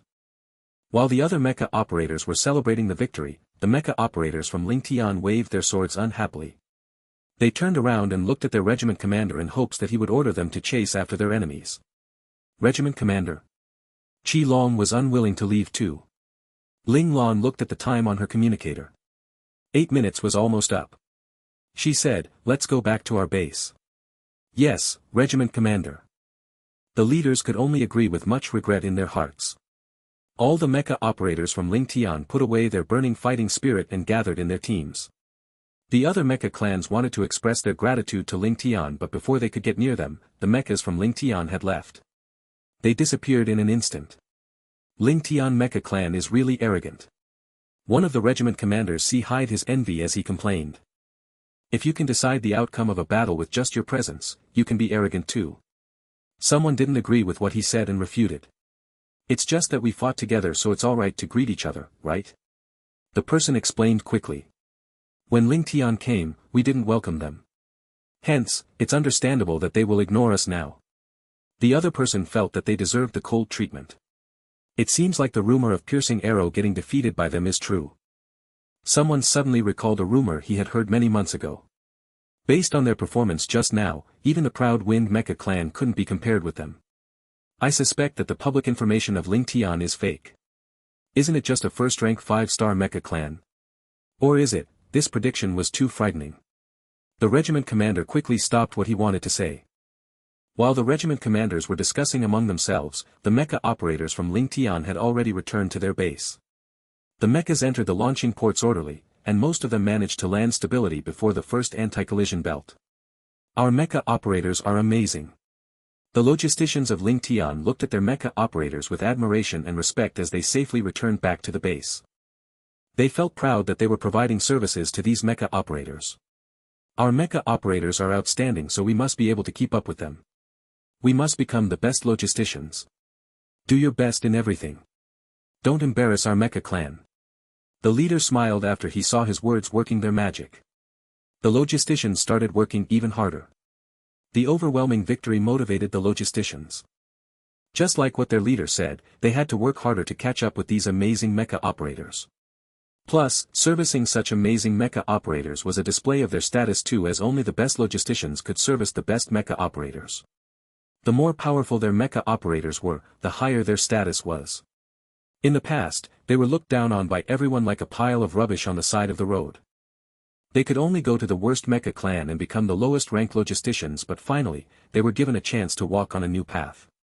It was a tough journey and they did break down many times along the way, but they managed to survive to the end. After surviving through everything life had thrown their way, they became the best logisticians of the military. They were able to raise their heads proudly in front of any adversities. What made them the most excited was the fact that their regiment commander didn't give up on them even though they were labeled as the worst logisticians in the past. He even trusted them enough to give them mechas to pilot. Although they had to become an advanced mecha warrior in the virtual world before they could operate the mechas, they were still very grateful to be given the opportunity to pilot one. Plus, those mechas were the lowest grade of mechas their regiment commander had bought for them, and there were only a few of them, with most of them being special class mechas. Hence, most logisticians didn't have the chance to pilot a mecha yet. However, they were still elated. They had a privilege that none of the other logisticians had. Sometimes, the logisticians wondered about the intention of their regiment commander for providing them the mechas. Were the mechas really theirs? However, when they saw the special class mechas gathering dust in the mecha hold, and the fact that the mecha operators were using ace mechas, they believed that these mechas were really for them. After thinking about it, they felt even more motivated. They worked hard so that one day, they would be able to fulfill their dream of operating a mecha. Of course, they had to fulfill their work as a logistician first. The logisticians at the mecha hold quickly placed the mechas back in their holds and inspected them. They must fix any problems with the mechas in the fastest time possible. They were at the boundary, so no one knew when the next battle would occur. All the mecha operators had a backup mecha, but it was still better to be well prepared. The other logisticians were sending the mecha operators into the medical department. Ling Lan didn't mind a lack of logisticians in other departments, but for the medical department, she made sure that there were enough people as well as equipment. Close to 2,000 mecha operators received treatment at the same time. The logisticians there were very busy, but all the mecha operators still received the treatment they needed. The moment Ling Lan came down from her mecha, she received a notification from Han Shuya that the commanding officer, Yu Huan, wanted to meet her. It's time to take back what's mine. Ling Lan smiled. She wouldn't give up something that belonged to her. Before the battle, she needed some time to organize her mecha clan, so she gave it up for a moment. But, after this battle, she wouldn't mind being merciless if Yu Huan still didn't want to let go of his commanding power. Ling Lan returned to the changing room and changed into her military attire. The moment she walked out of the room, she saw Li Lanfeng. Li Lanfeng smiled when he saw her coming out. He helped her tie her blue cloak and passed her the blue short whip. Ling Lan took it. She raised her eyebrows and asked, "I thought that you're busy reprimanding your team members. Why do you still have the time to wait for me here?" Ling Lan was the last person to enter the base. Hence, she was surprised to see Li Lanfeng here. "I let Deputy Luo take care of Ling Yi." If he went to reprimand Ling Yi personally, he was giving Ling Yi too much face. Ling Yi was just a normal member of his team. Normally, the primary mecha master should have taken care of him. Letting the deputy leader go was already an exception. Ling Lan slowed down when she heard Ling Yi's name. She thought for a moment and said, "You should pay more attention to that little brat. I'm afraid that he might be used by the people around him." Li Lanfeng turned serious.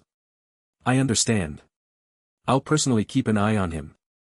At first, Li Lanfeng thought that Ling Yi was just a rash and reckless young brat. He was angry about his actions on the battlefield, but after everything ended, he calmed down and didn't take it to heart.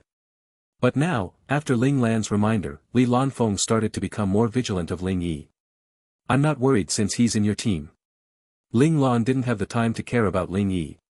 Moreover, Little Four was a playful person. He didn't have much experience, so it's hard for him to identify a traitor or a spy.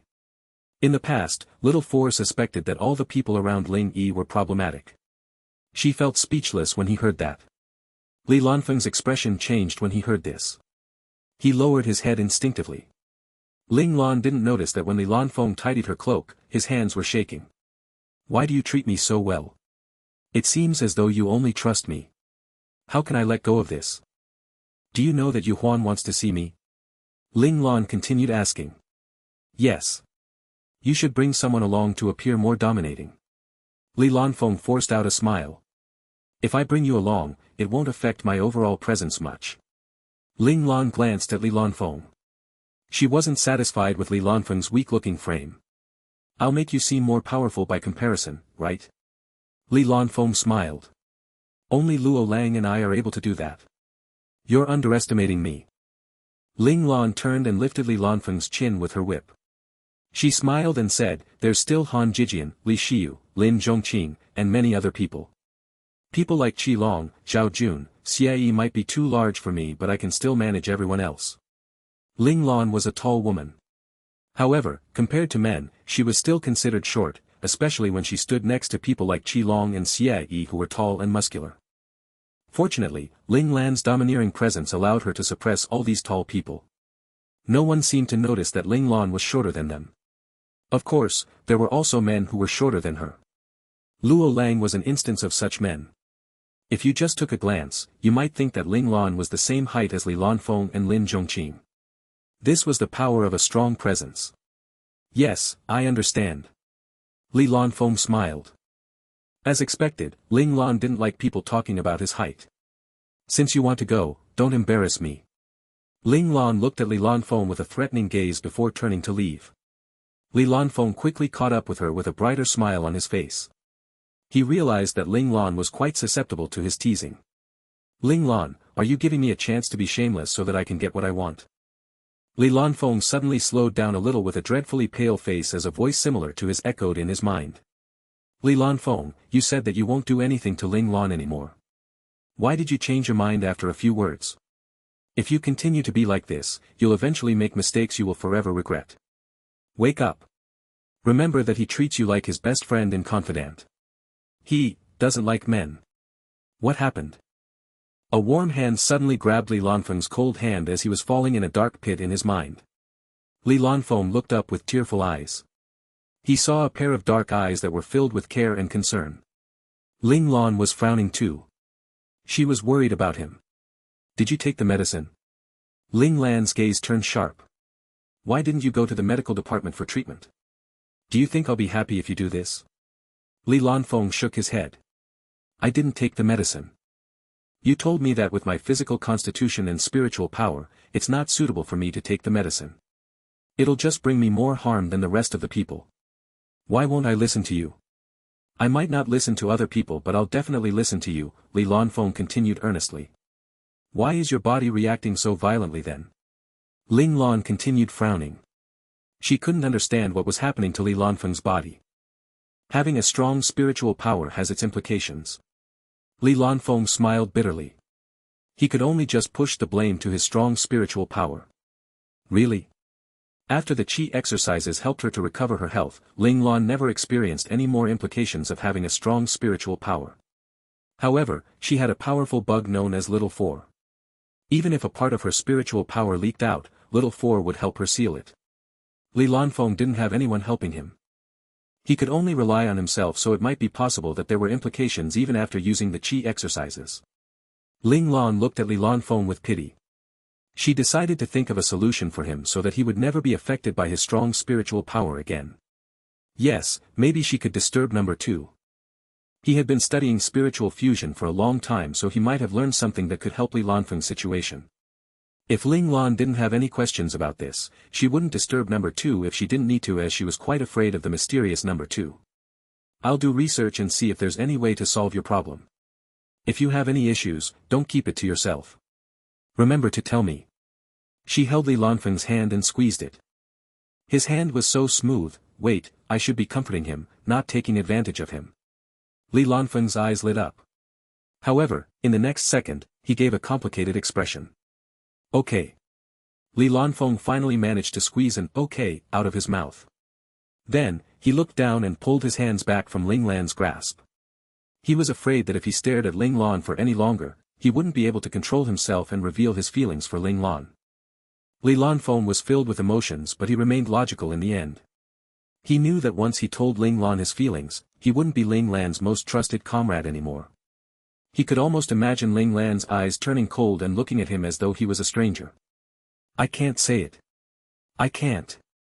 Li Lanfeng clenched his fist and controlled his emotions. He looked up and forced out a smile.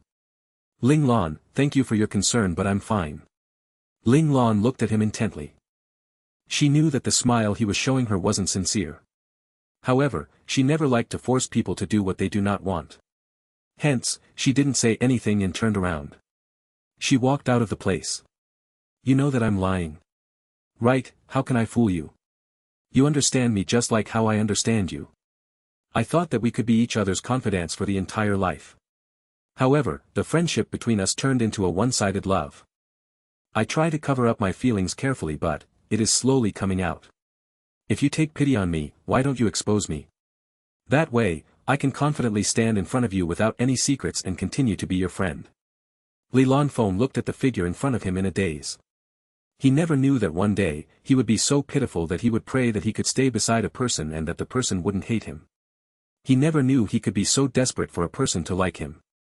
The two of them quickly arrived at the command center at the base. The moment Li Lanfeng entered the command center, his gaze turned cold. The Li Lanfeng who was in love, was gone. The cold-blooded advisor Li Lanfeng was now online. Many regiment commanders were already at the command center. Some of them gathered together and were chatting while others walked around lazily. Some went around the place and greeted one another. When Li Lanfeng and Ling Lan entered the command center, they glanced at them before continuing what they were doing. Regiment commander, if I'm not wrong, they're all here for you. Li Lanfeng stifled his laughter as he continued, however, they don't know what you look like. Maybe they're here for something else. Ling Lan felt that this was the case too, but she was embarrassed to admit it. However, it was true that not many people had seen her face before. Besides meeting Yu Huan on the first day she came and challenging Piercing Arrow, she never revealed herself. Everyone in Lingtian followed after her too. The leaders of Ling Tian seldom revealed themselves, so most of the people in the base didn't recognize them. Even though most of the regiment commander didn't recognize Ling Lan, there were still people that knew her. One of the regiment commanders who were chatting in a group looked up and saw Ling Lan coming in slowly. His eyes immediately lit up with fervor. He hurried over and said loudly, "Regiment Commander Ling, you're finally here." All the other regiment commanders stopped what they were doing and looked at Ling Lan with surprise. This young regiment commander was the regiment commander of Ling Tian. The person who called out Ling Lan was Lin Yang, the regiment commander of the Slaughter Mecha clan. In the recent battle, he was the commander of the frontline army. He thought that they would lose, but the arrival of Ling Tian changed the outcome of the battle. After returning to the base, he heard that Ling Tian had annihilated the Night Ace Mecha clan as well as 2 more Ace Mecha clans before coming to the main battlefield. Within such a short time, they went through 4 rounds of intense battle. A normal mecha operator would have broken down from the high intensity, but none of the mecha operators from Ling Tian seemed to have been affected. Lin Yang was amazed by the willpower of the mecha operators in Ling Tian. He couldn't help but think of the hellish training he saw when he visited them. Was it really effective? Should he follow in their way? Right after he arrived back to the base, he received a notice from Yu Huan informing him of a meeting for all the regiment commanders in the base. Lin Yang came very early for the meeting. He knew that in this meeting, Yu Huan would be giving the commanding power of the base to Ling Lan, and he was happy to see this. He was fully convinced of Ling Tian's strength and Ling Lan commanding capability. Since he was early, he started chatting with a few regiment commanders he was familiar with. Of course, their conversation revolved around Ling Tian and their regiment commander, Ling Lan. After talking for a short while, Ling Lan arrived. Lin Yang rushed towards Ling Lan and said sincerely, "Regiment Commander Ling, I was too brash in the past. Please forgive me. That's nothing. I welcome you to visit my mecha clan any time." Ling Lan replied calmly, "This is my mecha clan style." Ling Lan's tone was indifferent, but her unconcerned attitude was obvious. Lin Yang immediately smiled. He was elated. "Of course. Please take care of us in the future." Ling Lan nodded and acknowledged him. After that, the atmosphere in the command center turned lively as all the other regiment commanders came up to introduce themselves to Ling Lan. Ling Lan calmly nodded at every one of them to acknowledge their existence. She didn't say anything, but the seriousness in her eyes made everyone feel respected. The entire command center turned noisy. Li Lanfeng looked at his regiment commander with admiration. Yes, this was his regiment commander. He seemed cold, but a simple acknowledgement from him would create huge results. This was something he could never achieve in his lifetime. Sometimes, Li Lanfeng was puzzled. Ling Lan's force of presence was strong and his way of doing things was domineering. He was vicious, ruthless, and cold towards people. Yet, it was hard to dislike him. Unconsciously, people would be convinced by him. Was this the aura of a king? Li Lanfeng smiled bitterly. He started to recall what had happened around Ling Lan. It was obvious that Ling Lan was a king. He sighed. He basically walked towards his phoenix thrall fate. Changing his destiny. If he had controlled his feelings and not got tempted by it, the phoenix thrall fate would have nothing to do with him, but it was just too hard. Nothing to do with him. Li Lanfeng felt his heart throbbing when he thought of this. Let's not think about it. Li Lanfeng forced himself to stop thinking. He wouldn't be able to control himself if he continued. He would not only destroy himself, but he would also harm the person he loved dearly. "Regiment Commander Ling, you're already here." A familiar voice woke Li Lanfeng up from his stupor. Yu Huan appeared in the command center. "Commander Yu, nice to meet you." Ling Lan nodded. "Since you're here, shall we gather in the meeting room?" Yu Huan said to all the regiment commanders. Everyone nodded. They knew why they were all gathered here. Soon, they moved to the meeting room. Everyone found a seat for himself. Yu Huan let Ling Lan sit on his left. Ling Lan glanced at him and said, "Thank you." She sat down naturally. Li Lanfeng stood silently in a corner behind Ling Lan. He waited for the meeting to start. "Actually, I'm sure all of you know why I gathered you here." Yu Huan smiled as he spoke. The other regiment commanders smiled too. "Of course, I've been waiting for this day for a long time," one of the regiment commanders replied. Yu Huan continued, "Yes. We should have done this a long time ago, but Regiment Commander Ling was busy organizing his mecha clan. In the recent battle, we won against Caesar. This is a glorious achievement for Base Nebula, and I will take this opportunity to pass the Commander-in-Chief position of the base to Regiment Commander Ling. What do you think? Commander Yu is right. Regiment Commander Ling should have taken over this position a long time ago. Why don't we complete the procedure today? All the regiment commanders agreed with the proposal. The recent battle today proved how strong Ling Tian was.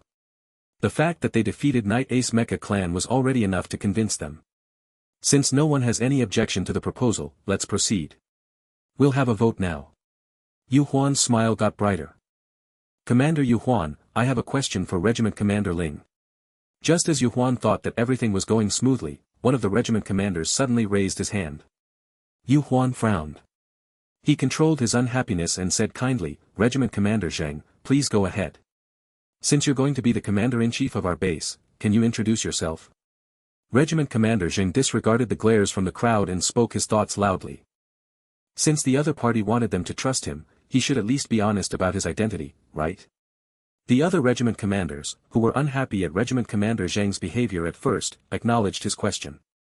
They looked at Ling Lan and waited for his response. Ling Lan glanced at Li Lanfeng. Li Lanfeng understood her and closed his eyes slightly. Little 4, control all the signals in the base.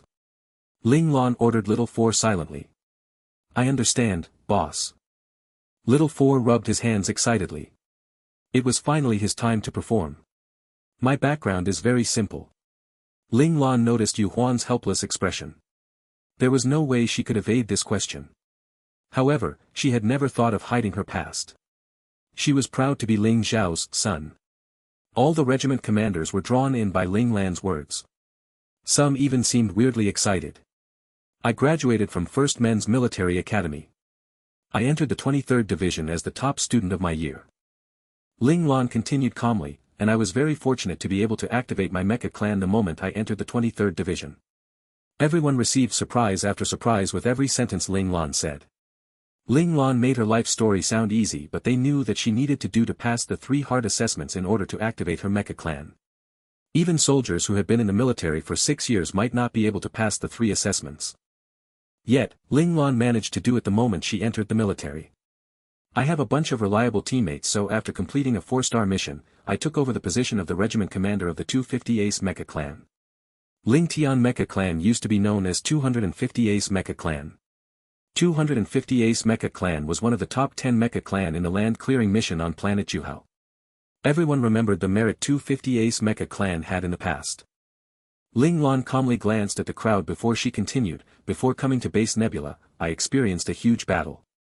The battle on planet Haijiao. Ah! Everyone shouted in surprise when they heard this. That specific battle was universally famous. It was the most dangerous battle the Federation had won recently. By right, the Federation was destined to lose that battle. However, Ling Zhao's son jumped level and operated a god-class mecha to turn the tides around. He protected the sole surviving base of the Federation so that they were able to last until reinforcements came. This single act managed to alter the result of the entire battle. Through this victory, they even took the opportunity to destroy Helia. The Federation gained many benefits after the victory, but close to 200 million soldiers were killed in battle. Some of them were even prodigies who might be able to advance to God class in the perceivable future. The Federation was glorified for this victory, but the people of the Federation seemingly had forgotten the price for the victory. People who deeply remembered the price they had to pay for the victory were the families of those fallen soldiers and their comrades who saw them killed right in front of them. Most of the soldiers in the military felt that the battle on planet Haijiao wasn't as glorious as the people had imagined it to be, it was just an overall waste in their minds.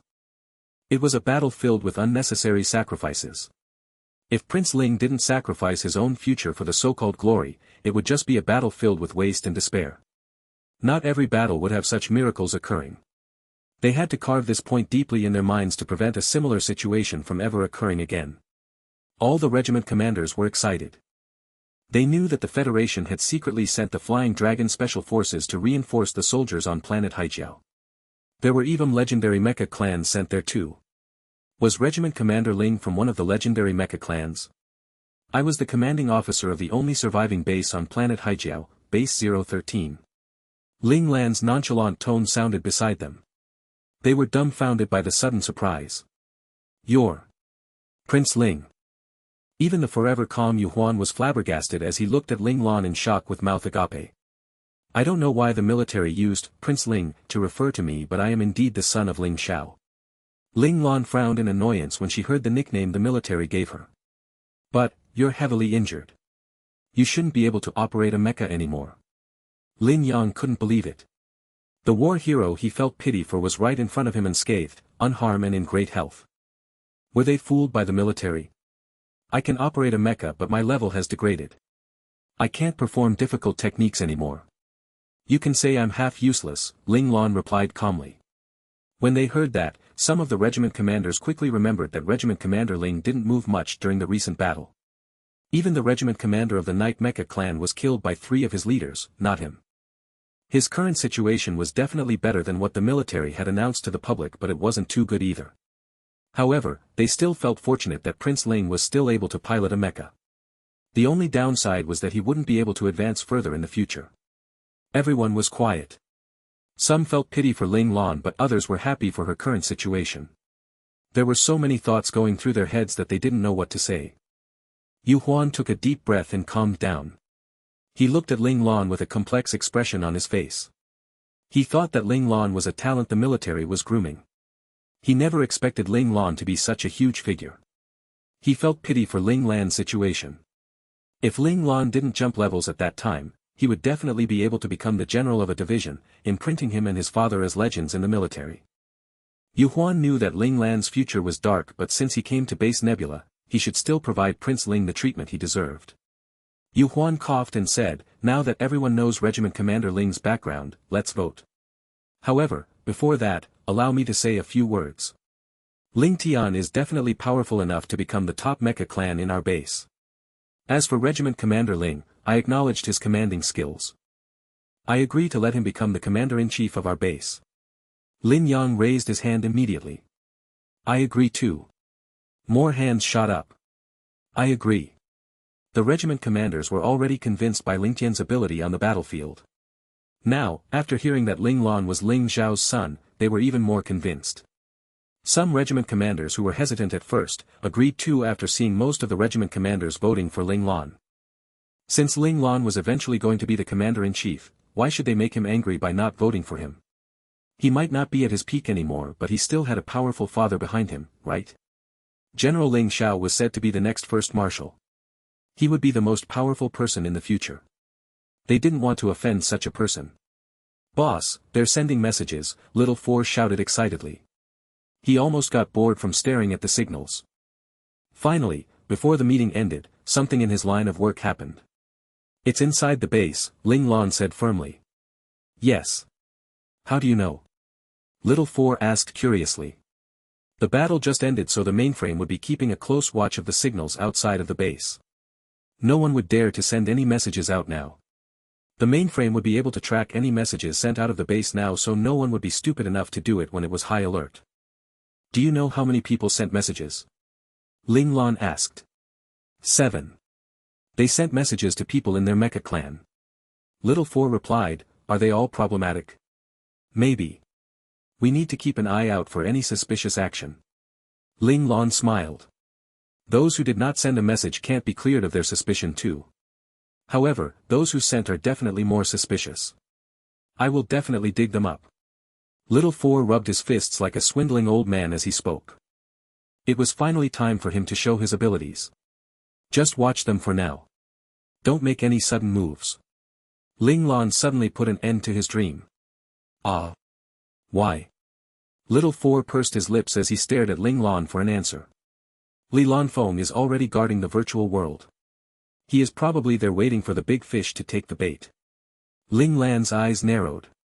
The reason why she was being so truthful about her identity was because she was putting out a bait. She wanted to see who would not be able to resist and take the bait. Of course, it was alright if there weren't any fish biting. After all, her real goal was to probe the water to alert the larger fishes hidden in the deep seas. She had already become the commander-in-chief of the mecha clans of the base, so she needed to get rid of those people with multiple identities who had plots and ploys for their own gains. Ling Lan never liked danger to be hidden so close to her. Hearing this, Little Four ran to the corner with his stubby legs and squatted down with a dissatisfied expression. This Li Lanfeng actually took my only chance of showing off. Humph, I don't like him even more now. However, even if Little Four really wanted to show off, he still wouldn't go against boss's wishes. If boss wanted to set out a bait for the larger fishes to bite, he would just watch and silently wait for boss's next orders. However, if Li Lanfeng didn't perform up to expectations, then he shouldn't blame him for making any moves. When the time comes, he would use all of his power to make Li Lanfeng look bad in order to lower his position in boss's heart. It was very clear that Little Four held grudges for a long time. Let us pray for Li Lanfeng. At that moment, Li Lanfeng was floating in the sky of the virtual world, looking down on Base Nebula. The 7 locations he was keeping a watchful eye under had 3 locations where someone had logged in. Li Lanfeng smirked, and in the next second, his black cape wrapped around his entire body like a black cocoon. Afterwards, the black cocoon split into 3 silhouettes and disappeared. It was as though he had never appeared in the virtual world. Out of the 3 people who logged in, 2 of them immediately went to the mecha arena like they always did to participate in mecha battles. The 3rd person went to buy something from the virtual shop before returning to the plaza square in the base. In the plaza square, he was sitting down on a bench to take a short break. There were many soldiers moving about within the plaza. That person sat there for a while before he seemed to have remembered something. He quickly stood up and went towards the mecha parts shop on the opposite side of the plaza. "You're here, Major Wang." The logistician who was responsible for the shop saw Major Wang walking in and greeted him warmly. "Yes, I want to ask whether Master Ming has finished the mecha arm I asked him to make," asked Major Wang. "Master Ming just finished it yesterday. He originally wanted to notify you about the completion of the arm yesterday, but he didn't expect that Caesar would attack us so suddenly. Everyone was preparing for battle, so we just placed your arm to the side," explained the logistician. "No matter. This battle was quite an eye-opening experience. This battle allowed me to see the inadequacies of our base." Major Wang had a pensive look on his face. "If Ling Tian wasn't here, we probably would not have escaped with our lives." "Yeah, we're lucky to have Ling Tian," the logistician said with great pride on his face. After Major Wang spoke with the logisticians for a short while, he calmly walked towards the warehouse in the back to find Master Ming for his mecha arm. The warehouse was busy. The mechanics all had their heads down and were focusing greatly on their work. Most mechanics in the industry were perfectionists in their own right. They wished for every modification they were doing to be as perfect as they could be. Among them, there was a youthful yet white-haired old man who would easily draw a person's attention as soon as one laid his or her eyes on them. Anyone who entered the warehouse might neglect any other person in the warehouse, but they wouldn't be able to neglect this old man's existence. This old man's intense focus and impossible to see installation techniques forced those around him to marvel at his abilities. After seeing the old man, the corner of Major Wang's lips lifted slightly. He walked with great stride and greeted him with a smile, "Master Ming."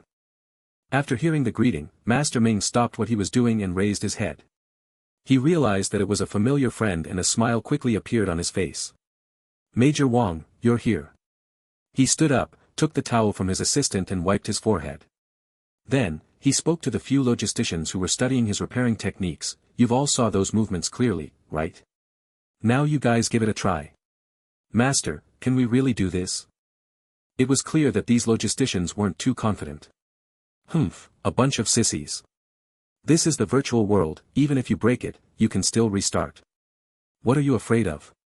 Master Ming instantly had a disappointed expression on his face, as if he was underwhelmed at how capable the younger generations were. Back then, he didn't have such good working environments like theirs. In order to stay alive when he was apprenticing in a mecha shop, he would have to endure his master's ruthless insults and beatings for breaking even the smallest mechanical part.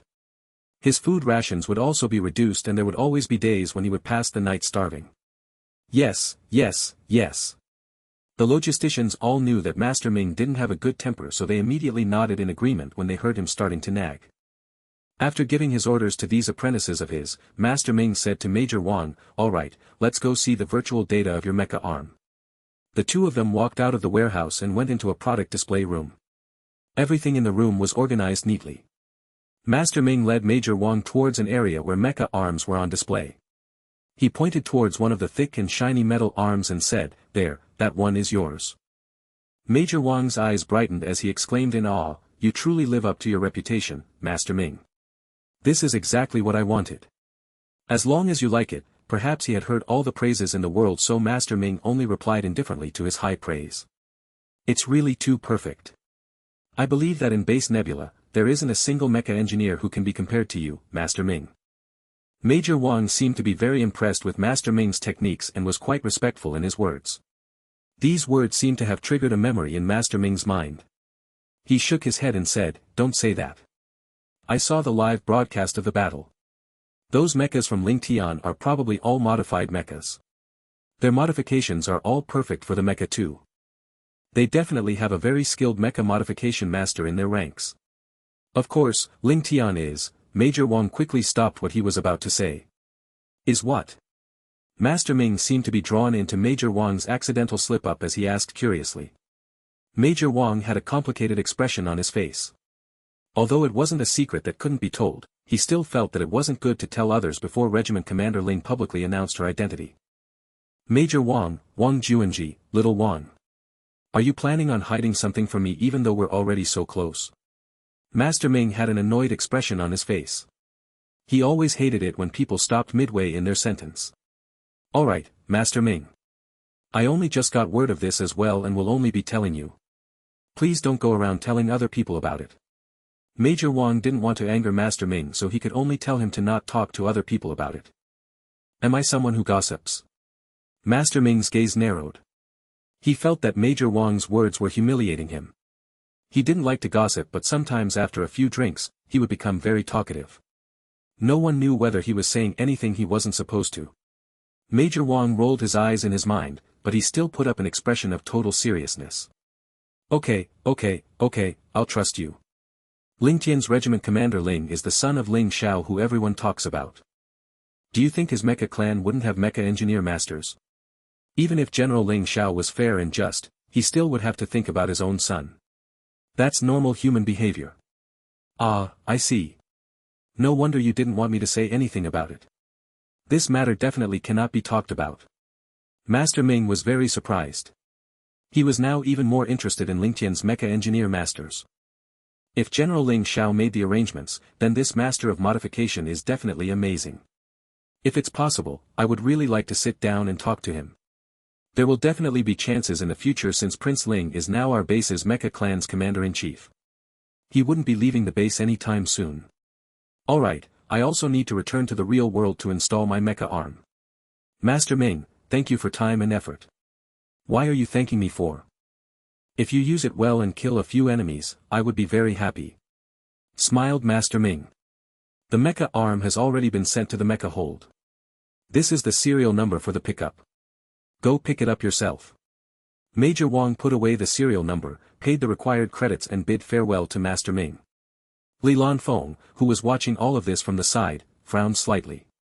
There was no doubt that there was something wrong with Major Wang. He just didn't know what type of threat he posed. However, it was difficult to ascertain this Master Ming's identity. The shadow Li Lanfeng created followed Major Wang as he left. After the shadow watched as Major Wang disconnected from the virtual world, it gave up on following him further and returned to its host body. Not telling someone in the real world but rather in the virtual world. Could it be like what our regiment commander had predicted, the opposition is hidden within the virtual world? However, who was the informant? Was Master Ming the informant? Or was he just used as bait? Li Lanfeng didn't leave the virtual world and continued to watch those suspicious individuals. At that moment, Ling Lan had bid farewell to Yu Huan. Li Lanfeng, who still had most of his spirit in the virtual world, left the command center and returned to Ling Tian's camping ground. In the middle of the night, a black-cloaked individual suddenly appeared within the display room where Master Ming and Master Wang had talked earlier. He walked towards the positions Major Wang and Master Ming had stood. He stood there for a long time and after a while, he seemed to have received something. Then, he showed an expression of satisfaction and was preparing to leave. Suddenly, he stopped walking, turned around towards a direction and shouted out softly, "Who's there?" Another black-cloaked individual slowly appeared from a position that was previously empty. Not good. I've fallen into a trap. The black-cloaked individual who first appeared quickly readied a fighting stance. Suddenly, he dashed to the side but he didn't expect that his body would be completely locked up by a formless power, forcing him to be unable to move an inch. I was wondering why Major Wang would say all that to Master Ming, said the second black-cloaked individual with a smile. I didn't think that there would actually be a spectral ability user hidden within the base. Now everything can be explained. Spectral ability user. Who are you? The first black-cloaked individual instantly expanded his spectral abilities to struggle out of his opponent's power. I also want to know where you came from, Mr. Spectral ability user. The second black-cloaked individual was filled with interest. His 2 spectral ability battles were all in base nebula. He didn't know whether it was a coincidence or his terrible fate. Although the first black-cloaked spectral ability user hit his face, he still had killing intent seeping out from his body. At that moment, outside the display room, a whistling sound suddenly came out. The individual who arrived first, suddenly turned stiff. The spectral power from his body completely expanded out and rushed fiercely towards the second spectral ability user. The second spectral ability user only smiled lightly in response to the incoming attack. Suddenly, a dark vortex appeared in front of him which easily sucked in the spectral attack. Right at that moment, the first spectral ability user suddenly flew backwards and rushed outside of the display room. The second spectral ability user saw this and pointed at his opponent with his finger. A dark wave appeared from his fingertip and it flew towards the second spectral ability user. Bang! A transparent spectral shield appeared in its way and instantly blocked the dark wave. This shield gave the escaping individual enough time to hide within virtual space and completely vanish. You want to get away? It won't be that easy. The second spectral ability user began activating his abilities which could follow the traces of the individual. Unfortunately, he still didn't find any traces of him in the end. Consider yourself lucky, said the second spectral ability user begrudgingly. After a few minutes, a silhouette suddenly appeared beside him. Lan Feng, that's enough. It was indeed Ling Lan. As Ling Lan finished speaking, the black cloak on the second spectral ability user disappeared which instantly revealed Li Lanfeng's beautiful and goddess-like face. Wasn't my acting great? Li Lanfeng asked with a smile on his face. Did you get a trace on the enemy? Spectral ability users were quite sensitive to spectral energies so they could easily notice when they were tracked. Thus, in order to find the spectral ability user who had escaped, they must rely on an even stronger one. Of course.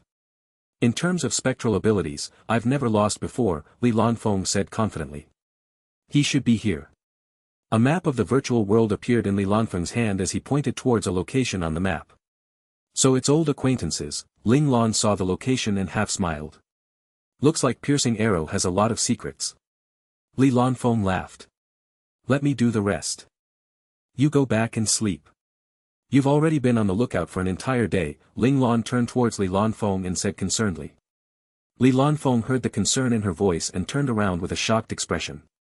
His eyes widened and he jokingly yet caringly said, What? You're worried about me? This monster. When did he become so daring? The beauty who Ling Lan teased all the time was now teasing her. Ling Lan's lips couldn't help but twitch a little. Yeah. If a beauty like yourself is tired, I would be very worried. Ling Lan raised her eyebrows and gave a half-smile to Li Lanfeng. Right as Li Lanfeng was about to respond to her, Ling Lan continued, If you're tired, how would I force you to do some month training regimens? Now seeing you all energized, I don't know if you'll be satisfied with just 3 months of training, said Ling Lan as she raised her eyebrows. Li Lanfeng's forehead wrinkled slightly.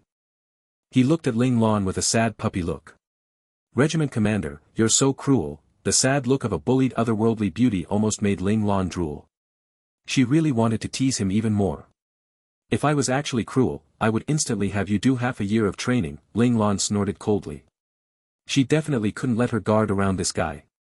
If not, this guy would continue showing such greatly coveted expressions.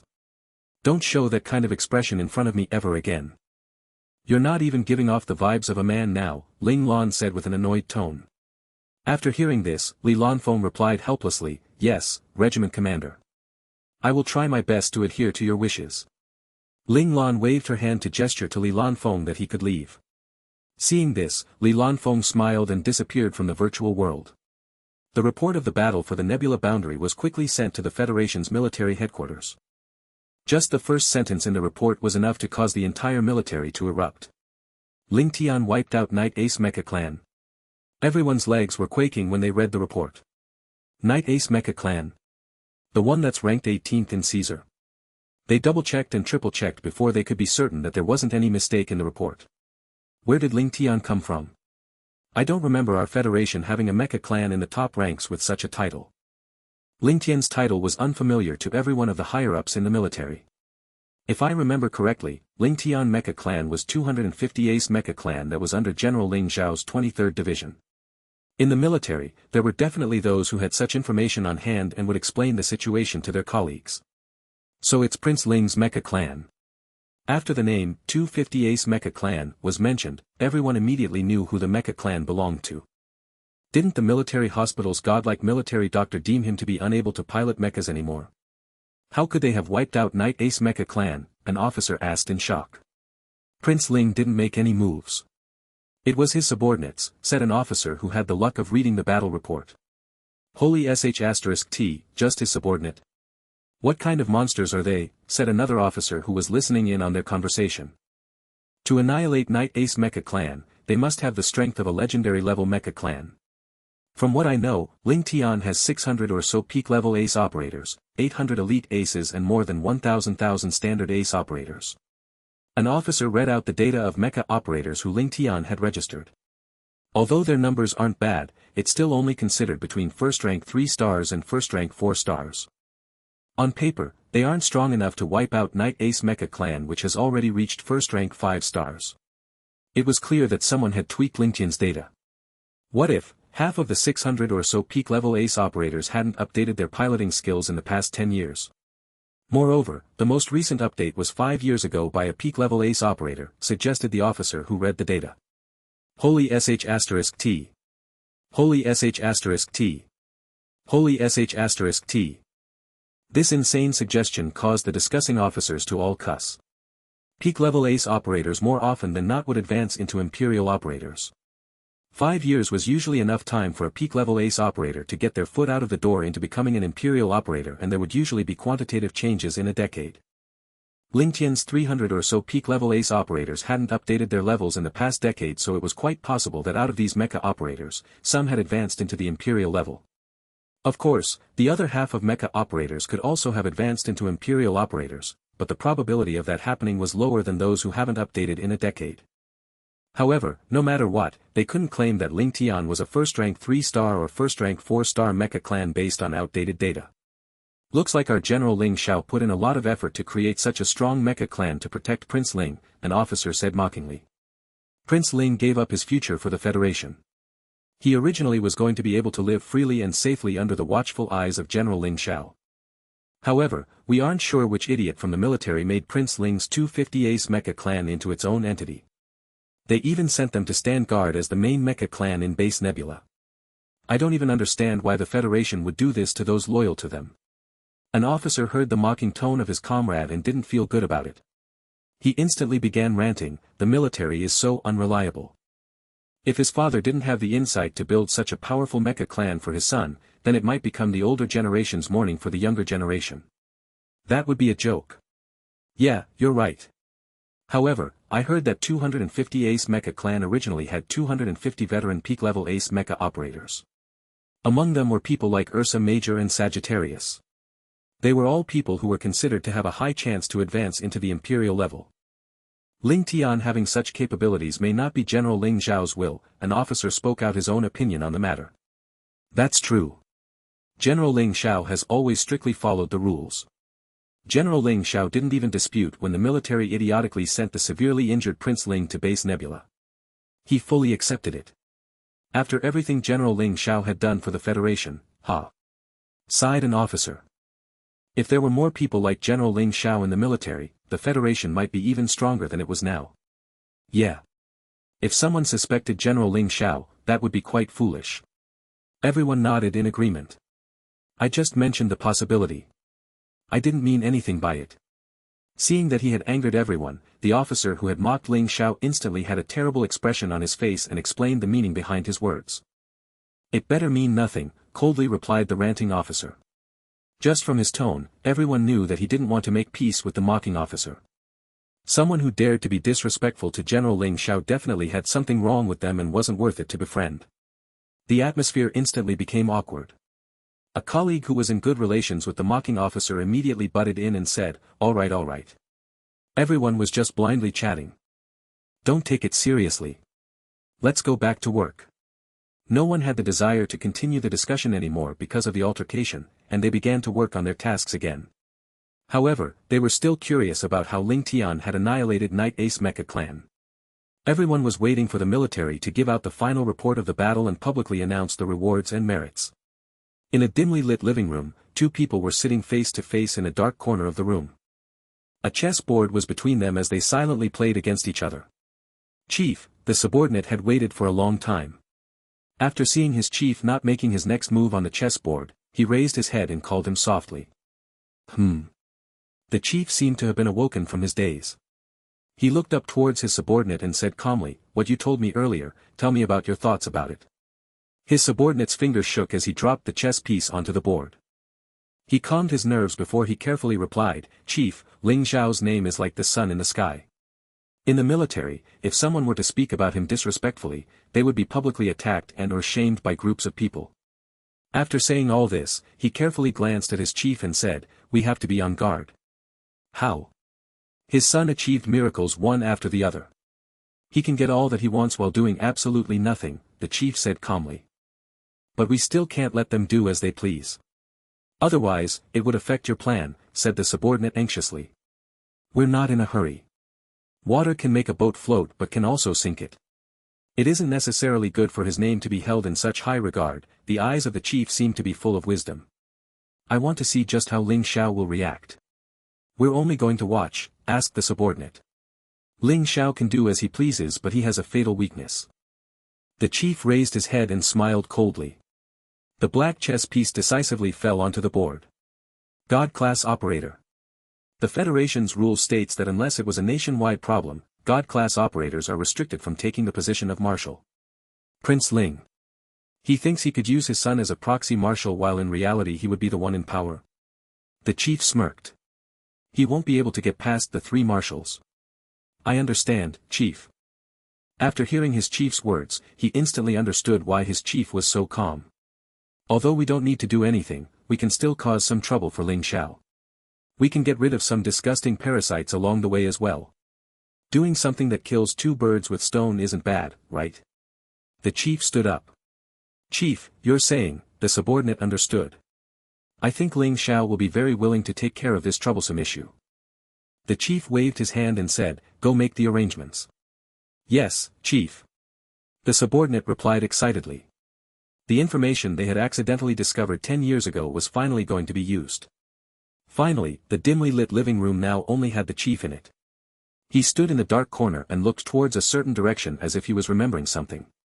After a long while, he raised his right hand and clenched with great force. "Only the person who could last until the end can be considered the victor. Ling Xiao, you will obey me in the end." A burning desire showed in his eyes. That person, who seemed to be mild-mannered and actually aloof, would definitely bow down to him. Just thinking about Ling Xiao bowing down to him made the chief feel butterflies in his stomach. "I didn't lose 20 years ago and I won't lose now either. Ling Xiao, the final result will not change. You will never win against me." In the 23rd Division headquarters, staff officer he ran hurriedly into his division commander's office. "General." He Shuyang shouted excitedly. "What's the matter?" Ling Xiao asked calmly. He didn't raise his head and was still reading the document in his hands. "Young Master Lan made new achievements again," he Shuyang said excitedly. "Aha." Ling Xiao continued flipping the page and was seemingly unmoved by He Shuyang's words. "Young Master Lan's Ling Tian wiped out Caesar's Night Ace Mecha Clan." The overly excited He Shuyang didn't care whether his general was listening to him or not. He just quickly poured out what he had read in the report he just received. Ling Xiao's hand froze. He slowly raised his head. "Night Ace Mecha Clan?" "Yeah, Caesar's 18th rank Night Ace Mecha Clan. Our young Master Lan is as impressive as always." He Shuyang looked as if he was happy his own child had grown up. His expression made Ling Xiao's lips twitch uncontrollably. "That's my daughter. What's the meaning of your expression? He didn't fight?" Ling Xiao put down the documents and asked the question he was most concerned about. "Based on the report, young Master Lan didn't fight," replied He Shuyang. "It seems those people she took under her have matured a lot." Smiled Ling Xiao. "Of course. Our young Master Lan is definitely a great coach for soldiers." He Shuyang showed the same expression as before and it continued to make Ling Xiao feel his teeth itch. However, after this, another battle will erupt in our military. After He Shuyang finished being excited, he thought of this issue. Although Ling Lan had left the 23rd Division to create her own army which has nothing to do with me, our father and son relationship still makes it impossible for me to escape from being connected with him. Ling Xiao knew of this outcome. Everything he did was to protect his precious daughter. At least, under his supervision, she would have been able to fly freely. However, it's going to be an uphill battle. General, your current situation is somewhat dangerous, right now. He Shuyang knew better than anyone of Ling Xiao's current situation. The better Ling Lan did, the more General Ling Xiao would be burned by the fires that are on him. It was just that someone like young Master Lan, an otherworldly monster, would eventually fly to the top in the end where no one will be able to stop him. It's not like there aren't any chances. Ling Xiao's eyes glimmered, it must be at the right place and the right time. Now is not the time. We must wait. But waiting until when? He Shuyang frowned. He was afraid that before getting a chance to turn the tides around, General Ling Xiao would be burned to cinders. Should be soon. Someone probably couldn't hold it any longer. Although Ling Lan's military achievements made it more difficult for him, it also forced those people to lose their patience. Once it passed the amount they could endure, they would definitely make moves. When that happens, Ling Xiao would have his chance. Yu Huan actually didn't quite understand why the battle report would be written in that way. However, Ling Lan was the person responsible for reporting to the higher-ups. If she didn't mind, then Yu Huan would put his suspicions into the back of his head and sign his name on the final battle report. After the mainframe sent out the report along with the video feed to the military, he asked what he was most concerned about. Regiment Commander Ling, why did you not write that you had also entered the battle? It turns out, Ling Lan's report and virtual video feed all had her presence erased from it. Overflowing is a bad thing, replied Ling Lan calmly. Getting to this position at my age, is enough. Yu Huan's eyes trembled. He didn't expect that this Prince Ling would be so knowledgeable of the position he was in. Indeed, even with a strong background, Ling Lan was already a god among men for having such a position at his age. He wasn't any worse than General Ling Xiao back in the day. However, it wouldn't necessarily be a good thing if you were to rise any higher in the ranks. This was the truth especially because General Ling Xiao was already at a high point of the ladder whereby now he couldn't even climb the up or down the ladder. Plus, I'm the commander-in-chief of the mecha clans in the base, so I should be in the base commanding the battle, not going out there, Ling Lan continued. I would rather just let it be and not take the merits or the punishments. That way no one could say anything about it. Morally sound. Sighed Yu Huan. After reaching a certain position, one would be able to understand that the seemingly useless morally sound path was actually the safest choice. Maintain stability. Ling Lan said calmly. She could only use this method to make herself less noticeable to decrease the troubles she was giving her father. However, despite her making herself less noticeable, as long as she was still Ling Tian's regiment commander, these troubles wouldn't decrease by too much. I still want to thank Regiment Commander Ling for allowing the other mecha clans in Base Nebula to receive merits, Yu Huan said gratefully. However, he quickly began to worry, I'm not sure if Caesar would publicize the video feed. Falsifying military merits was a huge crime, despite the fact that it was Ling Tian splitting theirs on their own accord. They won't have it. They'll only talk about it. We can say that it's their excuse for losing to avoid losing face. If Ling Lan dared to do this, she would definitely not let anyone blackmail her. The information that Night Ace Mecha Clan and 2 other Mecha Clans were wiped out and would not be leaked. Plus on the battlefield, Little Four had jammed the video feed of every camera that had even caught a glimpse of her. The opposition only had videos of Ling Tian's ruthless mecha operators. However, the mecha operators on the base behind them were all real. Additionally, Little Four's zoomed-in video feed made it even more realistic. That's good to know. Just from the fact that Ling Lan had managed to create a realistic virtual battle video feed, Yu Huan knew that within Ling Tian Mecha Clan, there definitely was at least one Imperial-level hacker. If Ling Lan said that Caesar wouldn't have it, then he definitely had enough confidence to not let them have it. After all, Imperial-level hackers did indeed have the ability to jam the video feed for a short while. After 3 days, the merits rewarded for the battle were announced.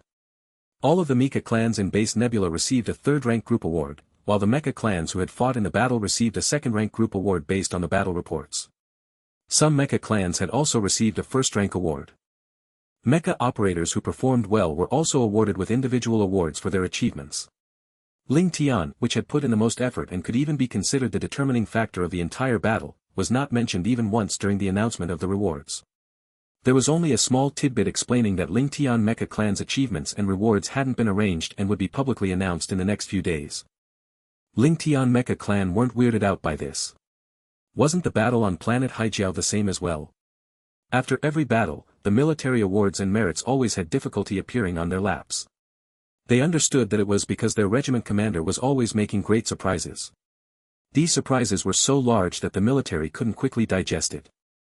Only after the military, or rather the entire Federation, ran around in circles, would they be able to even get a glimpse of their awards. Without mentioning other people, just the foreign affairs officers, who were at the Intergalactic United Nations, would be berated with insults and questions every day. They even had a few times when they were in handcuffs. They were so disheveled that they couldn't even maintain the impression of being foreign affairs officers. Thus, all the departments in the military, especially the Foreign Affairs Department of the government, didn't really have a very good impression of Ling Tian. When Ling Tian was mentioned, they would think of those audacious bastards. It was a love and hate relationship. In this situation like this, how could the military's higher-ups give out awards so easily? They still had to try their best to nitpick and try to find problems with their perfect result in order to find ways to decrease their military merits. The lower the merits, the better they would feel. Doing this wasn't any beneficial to them, but they still wanted to do this just for the sole reason of looking at a defeated Ling Tian. These higher-ups would be extremely exhilarated when that time does come, or not. However, Ling Tian wasn't scared. Ling Tian wasn't a stepson with no connections or anything, as there was still the big boss standing behind them. General Ling Xiao was definitely not going to allow the military to give them any less than they deserved. During the time Ling Tian was waiting for the final results, Ling Lan wore her uniform and took Li Lanfeng, Zhao Jun and Li Xiu, who didn't show up much, to Piercing Arrow's camping ground. Major General Ling, welcome to our camp. After receiving the notification, Yu Wei led a portion of his leaders to welcome them. Regiment Commander Yu, sorry for the intrusion. Ling Lan nodded calmly towards Yu Wei and followed him into his camping ground. Everyone sat in the living room of the command center. After sitting down, Yu Wei asked Ling Lan for the reason why they were here today. Ling Lan glanced at Li Lanfeng nonchalantly. Li Lanfeng understood and said, Regiment Commander Yu, we came here to see someone. We have some things we'd like to ask him. Yu Wei's curiosity piqued.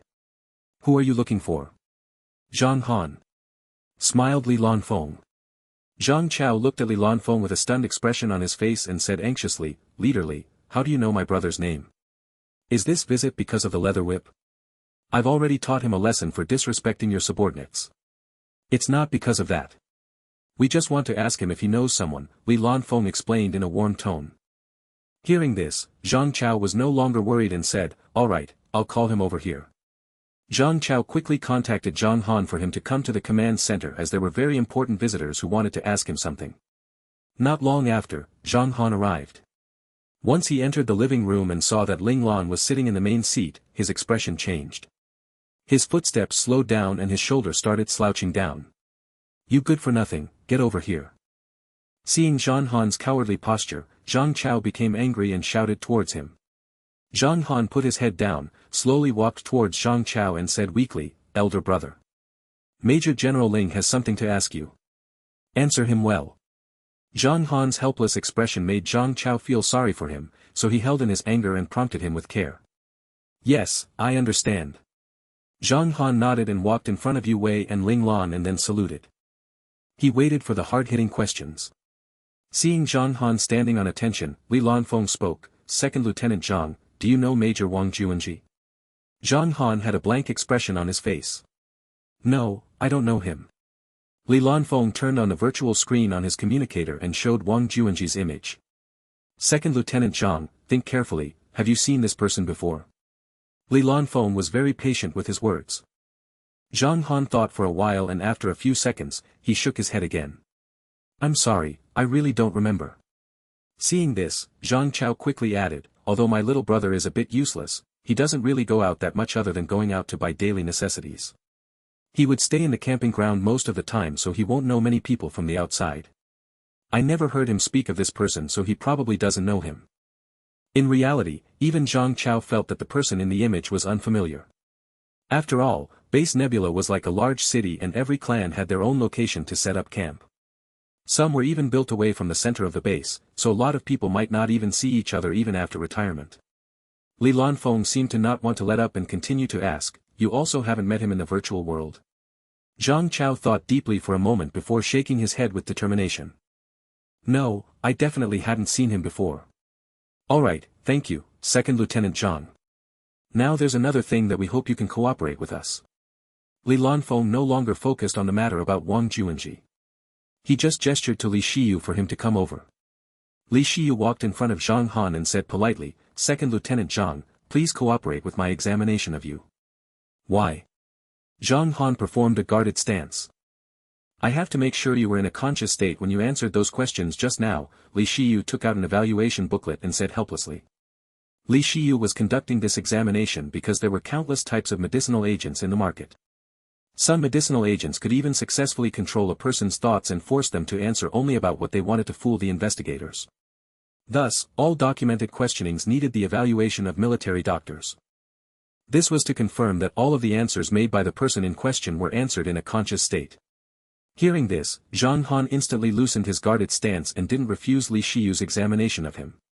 After the evaluation, Li Shiyu nodded towards Li Lanfeng and then returned beside Ling Lan. Li Lanfeng stood up and smiled towards Yu Wei. "Sorry, Regiment Commander Yu. We will need to take Zhang Han with us." Yu Wei was stunned. Zhang Han was even more stunned as he shouted, "Why?" Zhang Chao was also stunned and said, "What's the meaning of this?" Li Lanfeng smiled but didn't speak. Li Shiyu, who was standing beside Ling Lan, spoke up, "Although Second Lieutenant Zhang doesn't have any mind-numbing medicinal agents in his system, he still has something else controlling him." After hearing this, Zhang Han's expressions darkened instantly. "You're lying.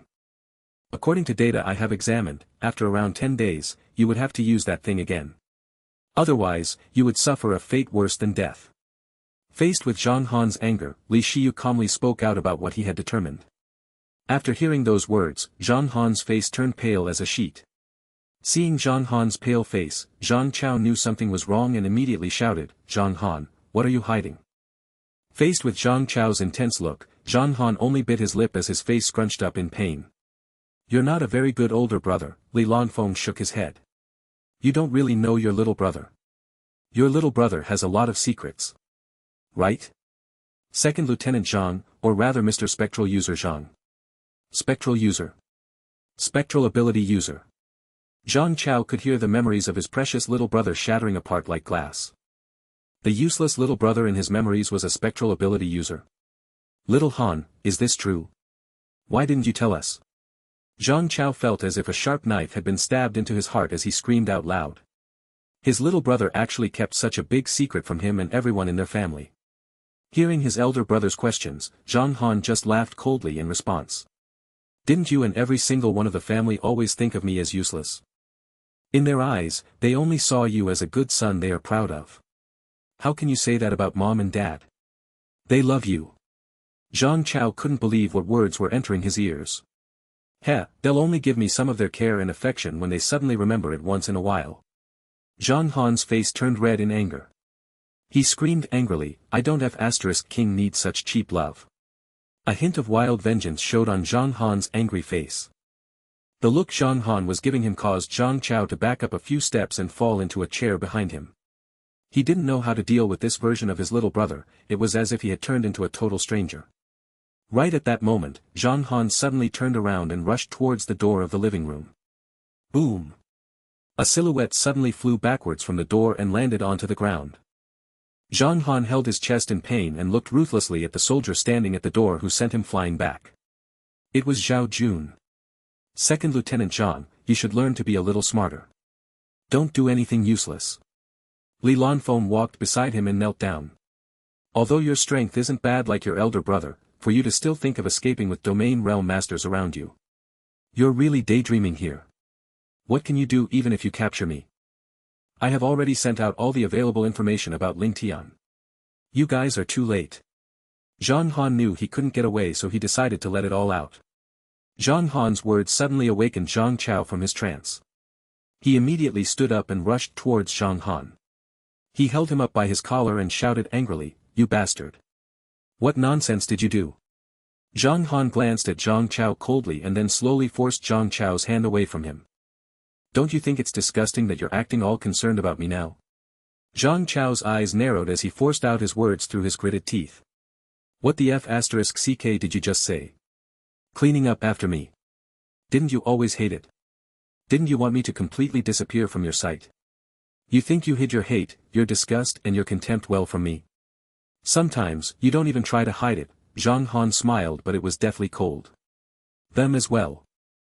They always hoped that such a useless son didn't exist. That way I won't embarrass them in front of others. Even though they hated me so much, they still had to pretend to show concern for their son. I find it hilarious every time I see all your fake smiles and concern. Scram, screamed Zhang Han. What I do is my own choice.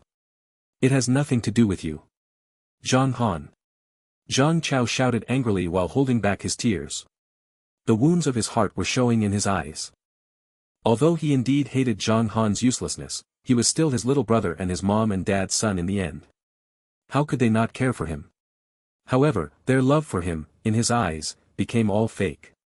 These series of events took a huge toll on Zhang Chao's heart. Zhang Han turned towards Li Lanfeng and coldly said, "Didn't you people come here to take me away? What are you waiting for?" Li Lanfeng smirked. Ling Tian is a humane mecha clan. Isn't it nice for you brothers to resolve your resentment first? Zhang Han laughed coldly, I don't have anything to say to this stranger. After he said his piece, he closed his eyes to show that he didn't want to see anyone or speak to anyone. Li Lanfeng looked at Zhang Chao apologetically and then gestured at Zhao Jun to take Zhang Han back to Ling Tian's camping ground. Zhang Chao stood on the side in a daze. When he saw Zhao Jun dragging Zhang Han up from the ground, he quickly dashed to him, held onto Zhang Han's arm with his trembling and said with a desperate expression on his face, I just want to ask one question, did you betray the Federation? He could only think of this reason. Otherwise, Ling Tian's regiment commander wouldn't take 2 leaders and a military doctor and come to Piercing Arrow personally to capture such a small member of their clan. Zhang Han slowly opened his eyes and scoffed, don't you already know? This answer immediately froze Zhang Chao's heart. There was no hope now, he was in despair. At that moment, Ling Lan stood up and spoke to Yue Wei, who was completely stunned by what was happening in front of him, sorry for the trouble, Regiment Commander Yu. Before Yue Wei could react, she vanished completely without a trace. Zhao Jun, Li Lanfeng, Li Shiyu and Zhang Han also disappeared at the same time. Not long after, they returned to Ling Tian's command center in their camping ground and entered a small conference room. After noticing some movements in the small conference room, Luo Chao walked out of her office. After seeing it were Ling Lan and the others, her face lit up and she smiled. Regiment Commander, you're back. Have Qi Long and the others come back yet? Ling Lan asked indifferently. While they went to Piercing Arrow, Qi Long, Luo Lang, Xie and Han Jijian took her orders and went to the Mecha clan, where Wang Juanji was stationed, to arrest him. Not yet. Right as Luo Chao answered, they heard movement from outside the conference room. Xie was dragging someone into the conference room with Qi Long, Luo Lang and Han Jijian following behind him. The person that was dragged in was indeed Wang Juanji, who received information about Ling Tian and sent it out from the virtual world. Wang Juanji trembled slightly when he saw Zhao Jun holding Zhang Han. However, he quickly calmed down. Afterwards, he saw Ling Lan, who was sitting on the main seat of the room. He instantly shouted, Major General Ling, I'm innocent. I'm innocent. Ling Lan glanced at Luo Chao. Luo Chao understood what her look meant, so she quickly walked out of the small conference room and closed the door behind her. Sit. Ling Lan gestured to Zhao Jun and Xie to let go of the 2 people and pointed towards 2 chairs in the conference room. The sudden politeness made Wang Juanji and Zhang Han look at each with fear, but the 2 of them still calmed their nerves and carefully chose a chair to sit on. Qi Long, Li Lanfeng, Zhao Jun and the others all randomly chose a chair to sit on after the 2 of them had sat down. However, Wang Juanji and Zhang Han discovered that they had chosen positions that surrounded the 2 of them. If they were to make any sudden movements, they would be put down the instant they moved. After everyone sat down, they all activated their communicators' virtual screens to document the interrogation. Wang Juanji and Zhang Han's eyes meet each other again. They were both thinking and calculating how they would get out of this situation. Actually, we can just use a sedative to interrogate the 2 of you. However, doing so would also cause you 2 unrecoverable injuries, said Ling Lan nonchalantly with her legs crossed. So please, do spare me my time and speak for yourselves. I will only give you one opportunity to explain as clearly as possible to me. It would be up to yourselves to see whether you can survive after this all ends. After saying her piece, Ling Lan not even spared them another glance as she started to read the documents Luo Chao had prepared near her seat earlier. She didn't like doing such tedious work. Just looking at the numerous different documents already made her head spin. Unfortunately, in her position, she couldn't avoid it. Zhang Han thought for a moment before he raised his head up high and carefully said, "Actually, we didn't want to do anything. We were just interested in Ling Tian, that's all." It was as if his words went into deaf's ear as Ling Lan just continued looking intently at the documents in her hands. Those words that could fool a child aren't necessary here. Tex. Ha. A chuckle from the side of the room entered their ears. What Luo Lang perceived as funny was not so funny to others. Luo Lang, ultimate level day training for 1 day. Ling Lan didn't even move her head as she gave out his punishment. Oh, Luo Lang looked at his boss with a terrified look. That was his boss's level. He would definitely die on the training ground if he went through with that. Xie decisively put his hand over Luo Lang's mouth to muffle his gasp of terror. Hearing the slight gasp, Ling Lan sent a glare at him from the corner of her eyes. She could see Xie had sweat running down his forehead while he looked at her with a fawning expression. Ling Lan's fingers started lightly tapping the tabletop, which caused the entire conference room to turn completely silent. The sweat on Xie's forehead ran down even faster. Even Luo Lang had woken up from his daze and had his head down in terror. He didn't dare to make any more noises. He was afraid if he made a scene again, his punishment would multiply. 1 day's worth of the ultimate level was already going to bring to the brink of death. If it was to multiply, he would definitely die. Everyone in the room was worried about Luo Lang. Ever since they returned from the battle with Caesar, Boss had become even more ruthless with their training. The standard day training had leveled up to an enhanced edition, and it was already making their days a living hell. The ultimate level, even Qi Long, who was considered to be someone with a monstrous physical constitution, didn't have the confidence that he would be able to handle it. 2 days. They didn't even dare to imagine how terrible the final outcome would be. The chilling atmosphere in the conference room also terrified Zhang Han and Wang Juanji. Could they actually successfully leave Ling Tian alive? Ling Lan's finger slowly tapped the tabletop for a dozen or so times. Right when everyone's hearts were about to jump out of their bodies, Ling Lan took back her glare and focused on Zhang Han and Wang Juanji. She said calmly, "Don't do anything stupid. I'm not a very patient person, you see.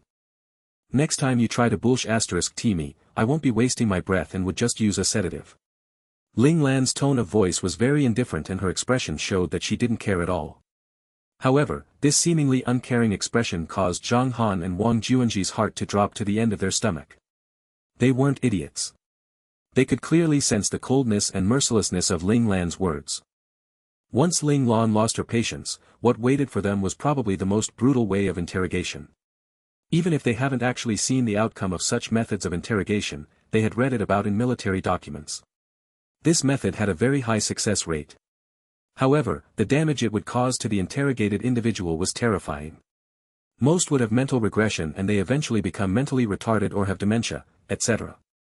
There were even some who had drowned in their wandering thoughts, never to be woken up ever again.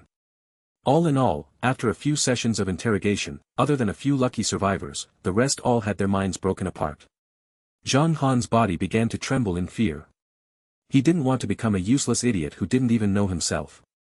Even Wang Juanji, who had experienced quite a bit in his life, had a deathly pale expression on his face. Zhang Han suddenly held his body, raised his head and was about to say something, but Wang Juanji spoke before him, "Regiment Commander Ling, I'll talk. My regiment commander and I grew up together, so he would always tell me about the interesting happenings of the base. When Commander Yu gathered all the regiment commanders at the command center, it knew it was definitely to announce Regiment Commander Ling as the commander-in-chief of the base." Wang Juanji licked his chapped lips and smiled bitterly. "I myself, am very good at all aspects except 2. One would be that I like gossip.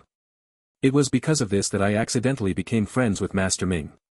After saying all that, Wang Juanji had an odd expression on his face. Master Ming is usually a very tight-lipped individual, but after a few drinks, he would speak non-stop. When that happens, gossip, stories and rumors about everything would spill out from his mouth. Ling Tian's actions of wiping out Night Ace Mecha Clan and the two other Mecha Clans that came after it and then turning the tides of the main battlefield which forced Caesar to escape in panic, Wang Juanji raised his head and glanced at Ling Lan. His eyes filled with admiration. I was watching everything and it made my blood boil. I admire Regiment Commander Ling and Ling Tian. Knowing Regiment Commander Ling had participated in the battle, I definitely wanted to get some information about Ling Tian from my regiment commander so I can calm my obsession for Ling Tian. With the relationship I had with my regiment commander, he of course agreed to my wishes. That was why when he knew Regiment Commander Ling was Prince Ling, he told me right away. After saying this, Wang Juanji had an embarrassed look on his face. Now the second weakness I have is that I like to show off. That was why I couldn't help but go into the virtual world and find Master Ming to show off a bit. After saying all this, Wang Juanji had an honest expression on his face. Regiment Commander Ling, I don't harbor any ill intentions and I am not familiar with this second Lieutenant Zhang. Thus, taking me here is definitely a mistake. After hearing all that he had to say, Ling Lan raised her head and glanced at Wang Juanji coldly. Are you done? Wang Juanji nodded. Regiment Commander Ling, I know I went against military rules so I will accept any punishment. However, I will never do anything detrimental to Ling Tian or to you. I just like to gossip.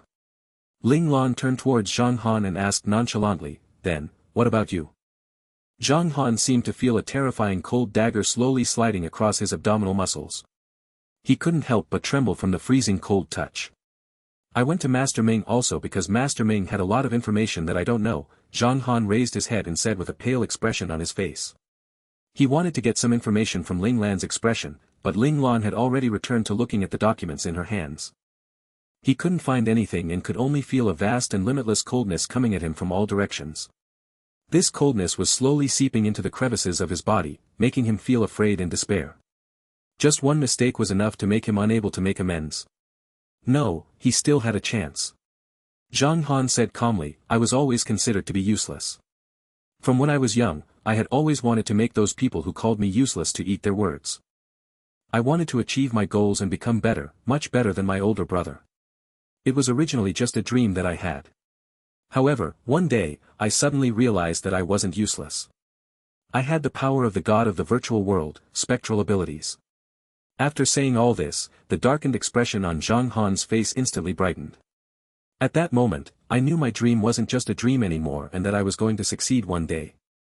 However, almost immediately, Zhang Han's expression darkened once again. However, I also discovered that other than being able to fly freely in the virtual world, I still wasn't as good as my older brother in the real world and I was still the same trash in their eyes.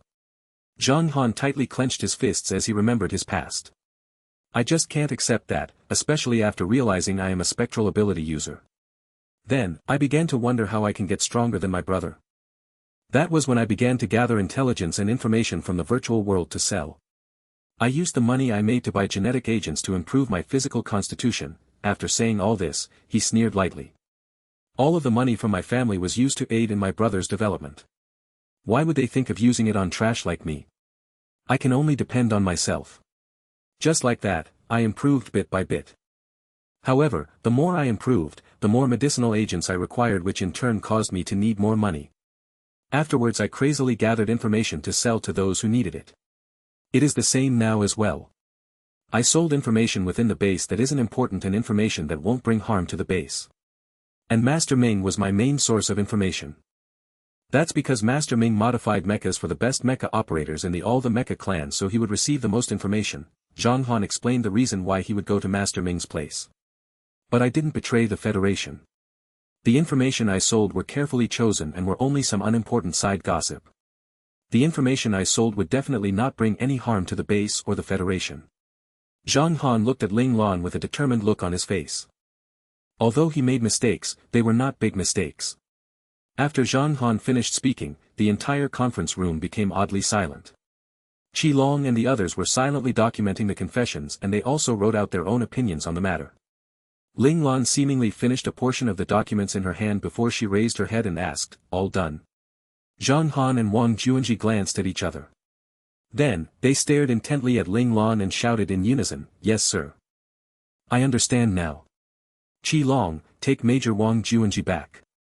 Ling Lan turned to Qi Long and gave out an order. Yes sir. Qi Long quickly stood up. When you're there, tell Regiment Commander Pan that Major Wang Juanji has broken the rules of the military. Let him deal with it and report the results back to me, Ling Lan said nonchalantly. Then, she put her head back down and used her finger to softly flip to the next page of her document. Yes, Regiment Commander. Qi Long saluted Ling Lan and then turned to Wang Juanji and smiled. Major Wang, after you. After hearing Ling Lan's orders, Wang Juanji instantly breathed a sigh of relief. He then subconsciously glanced at Zhang Han. When their gaze met each other, Wang Juanji quickly turned around to leave. Despite him wanting to know what Zhang Han's outcome was going to be, he still didn't dare to stay in that conference room any longer. The pressure Prince Ling was putting on him was too immense. He had a feeling that if he didn't leave now, he wouldn't be able to get out ever again. Wang Juanji and Qi Long left the conference room. Zhang Han was waiting for Ling Lan to hand out the punishment, but 1 minute had passed and Ling Lan was still reading the document. Then 2 minutes, 3 minutes. Not long after, 5 minutes had passed, but Zhang Han still wasn't told how this matter was going to be resolved. Ling Lan just continued to focus on the document in her hand. She seemed to have forgotten that there was still someone in the conference room waiting for his final verdict. The others sitting around Zhang Han were also silently sitting in their chairs and writing something on their virtual screens. Tell me what you guys think of Wang Juanji. Ling Lan finally finished reading through the document before tossing it aside with annoyance as she raised her head and spoke to Li Lanfeng and the others. Wang Juanji is a dutiful spy, very suitable to be bait, Li Lanfeng started the discussion with a statement. There's definitely something wrong with Wang Juanji, Han Jijian said as he frowned. I also have suspicions of their Mecha clan's regiment commander, Lieutenant Colonel Pan Shanyu. Just from the excuse Wang Juanji had given, it actually didn't make Lieutenant Colonel Pan Shanyu less of a suspect.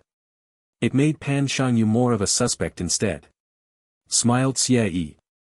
He probably wants us to shift our focus onto Pan Shanyu to save himself. However, no matter what, he achieved what he wanted.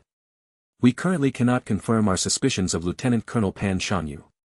Li Lanfeng turned to Ling Lan and smiled. Our regiment commander's reason for letting him go was to use him as bait to capture all of the people involved. Luo Lang calmly added, not only that, we can also have those people loosen their guard. Only when they believe that the crisis has passed, would they be confident enough to move their plans to the next step. Zhao Jun was silent all this time. After hearing all this, he suddenly raised his head and looked towards Ling Lan. Regiment Commander, I'm confused. Why did we alert the enemy in the first place when we can just silently watch them and wait for them to show up? Now with them having knowledge of us being on high alert, wouldn't they be scared to make any moves? Zhao Jun's worry was also Xie Yi's worry. However, Han Jijian, Luo Lang and Li Lanfeng were all very calm. It was as if they had already understood the meaning behind Ling Lan's actions.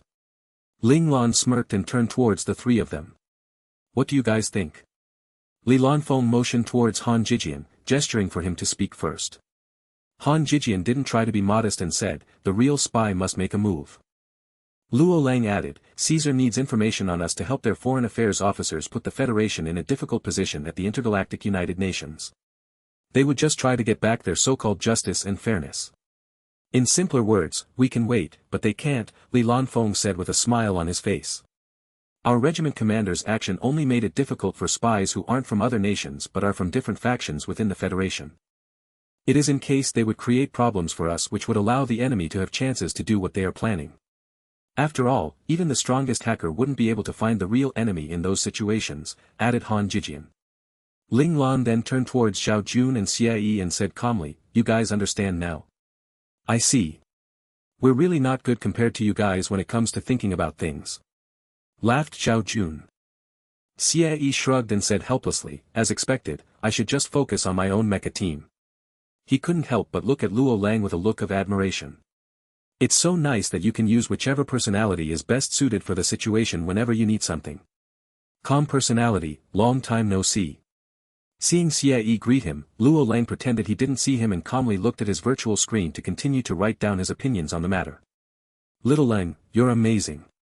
Seeing Little Lang showing off his strength, Luo Lang excitedly praised him from his mindscape. Ling Lan looked towards Zhang Han who was trembling and had cold sweat dripping from his forehead. Second Lieutenant Zhang, do you understand now? Zhang Han only nodded with his head but he couldn't open his mouth to speak. Although you spewed out a lot of reasons at the beginning, I still think that you being here today is the result of your older brother nurturing you with all that he had. Ling Lan's fingers softly tapped on the tabletop as she half smiled. Perhaps, the sedative would be more suitable for your older brother to use. Hearing this, the trembling of Zhang Han's body immediately stopped. In the next second, he raised his head. His eyes were red with rage and fear as he screamed, "No, he doesn't know anything. Your relationship with your brother really is quite deep." Ling Lan smirked as she leaned back on her chair. "It warms my heart. However, the more it's like this, the more I want to watch your brother fall into despair because of you. Wouldn't that be fun?" Ling Lan was now oozing out an aura filled with merciless and evilness. She was completely unlike the warm-hearted and polite General Ling Xiao. Instead, she was like a demon that came from the depths of hell. As the commander-in-chief of the base, how could you falsely accuse someone who has nothing to do with all this without any evidence? Zhang Han clenched his fists and held back his anger. He then remembered something and smiled coldly. General Ling Xiao has always been a fair and upright individual. He's a role model that our soldiers look up towards. So, Regiment Commander Ling won't do anything that would make General Ling Xiao look bad, right? Are you trying to threaten me by just mentioning General Ling Xiao? Ling Lan half smiled and said, "Unfortunately, it won't work. I just need to say that your brother is a spy and everyone will believe in me. Tell me, would Base Nebula believe me or you? The identity of Prince Ling is very helpful in this situation. It sure is enough to let me do anything that I want without anyone trying to stop me." After hearing Ling Lan's words, Zhang Han's somewhat brightened expression darkened once again. "You don't have any chance at turning the tables around. Are you going to continue to work for those people and give up your brother's life in the process, or are you going to speak honestly?" "At least the latter, your brother would be able to live his life peacefully," Ling Lan said calmly. "Oh right, don't you hate your older brother? You can always choose to not speak and I'll help you get rid of him." Ling Lan seemed to have thought of something. It's his fault for being an idiot who would bring spies to Ling Tian's doorsteps. After saying that, Ling Lan's eyes narrowed slightly. Her eyes became cold and ruthless as the shapeless killing intent thickened. He really is looking to die. Zhang Han's eyes shrank back into his eye sockets as his eyes quivered in fear. He felt that Ling Lan wasn't actually threatening him and was rather using this opportunity to kill Zhang Chao for real. Zhang Han clenched his fist a few times before he finally spoke up, "If I spill everything, can you ensure that us brothers will be safe?" Ling Lan replied indifferently, "You're not qualified to make such demands with me. If you spill everything, you and your brother may have a chance to live. If you don't say anything, then you and your brother will definitely die. As for the information that I want, I would still be able to get it even if you tell me or don't tell me. The difference is what method I would use to acquire it." Zhang Han knew Ling Lan was speaking the truth. When he entered Ling Tian's command center, he wasn't even given the opportunity to struggle. In the end, he would have to give in to Ling Lan's demands. "All right. I will tell you what I know. I don't care if I die, but I want you to please keep my brother alive." Zhang Han raised his head and looked towards Ling Lan. His eyes had a pleading look for his brother. "That would depend on what you say and whether it's worth it for me to do something for your brother," Ling Lan replied coldly. Zhang Han knew that this was the final thing he could do for his older brother before he would die in the hands of Ling Tian. Back then when he was still young and naive, in order to become strong, he trusted the wrong person and walked down the wrong path. In the end, he got so deeply involved that he could not get out no matter what he tried. He didn't want to destroy the family members that he hated but couldn't cut off his ties with. Zhang Han knew very well of the methods those people used. There was once someone who had walked down the wrong path like him and wanted to get away from their control. In the end, his entire family perished in flames. However, on the Federation's police force's investigation report, it was closed as an accident. That made Zhang Han realize that his organization was already deeply rooted with the Federation and had great sway in it. That was why they could easily close the case with such an outcome while the situation was under much suspicion. Zhang Han calmed himself and began recounting everything slowly. Zhang Han spoke very slowly as he was afraid he would miss a critical detail that might affect the life or death of his elder brother. His actions meant that when he had decided to tell Ling Lan everything, he had already put his faith in Ling Lan's words. In reality, telling Ling Lan was the best chance he had to escape from that devil of an organization of his. If even General Ling Xiao couldn't resolve this issue, then all hopes would be lost. After Zhang Han told Ling Lan all that he knew, Ling Lan made Zhao Jun take Zhang Han to Ling Tian's isolation quarters. Those who remained behind were all sitting in their chairs and doing their own things. Ling Lan then sat up straight and asked, "What do you guys think about what Zhang Han said? It's clear that the spy organization has built quite a foundation in the Federation. There is quite a high possibility that someone from their organization is sitting on a very high-ranking position in the military. Otherwise, they wouldn't be able to influence the police system," said Li Lanfeng with certainty. After all, Zhang Han had probed the higher-ups of the police system using some of his evidence. If the police didn't do anything with those evidence at hand, then that is enough to prove that the political connections of the organization aren't that simple. Unfortunately, the organization is quite careful about their identity. The person or people who contact Zhang Han are either low-ranking members of the organization or spectral users who we cannot trace. Frowned Han Jijian. Although Zhang Han provided a lot of information, it still isn't very useful for the next step of our plans. I am in favor of using the medicinal agent and interrogating him again. The calm personality who had taken over Luo Lang's body, seemed to not be satisfied with the information Zhang Han had provided them. He still wanted to search for more that could be used. Zhang Han is still useful to me. We can't turn him into a vegetable yet, said Ling Lan as she shook her head. Although she spoke ruthlessly, in reality, she wasn't planning on hurting Zhang Han and Zhang Chao from the very beginning. Although the information Zhang Han had in his mind was useful, Ling Lan didn't necessarily need it. She just wanted to gather as much information as possible in order to prove what she had determined. Then, we can only depend on Wang Juanji's side. The calm personality saw that Ling Lan wasn't thinking about using that method of interrogation and could only speak out regrettably. Alright, you guys go make preparations. Remember to closely monitor the suspicious mecha clans and people.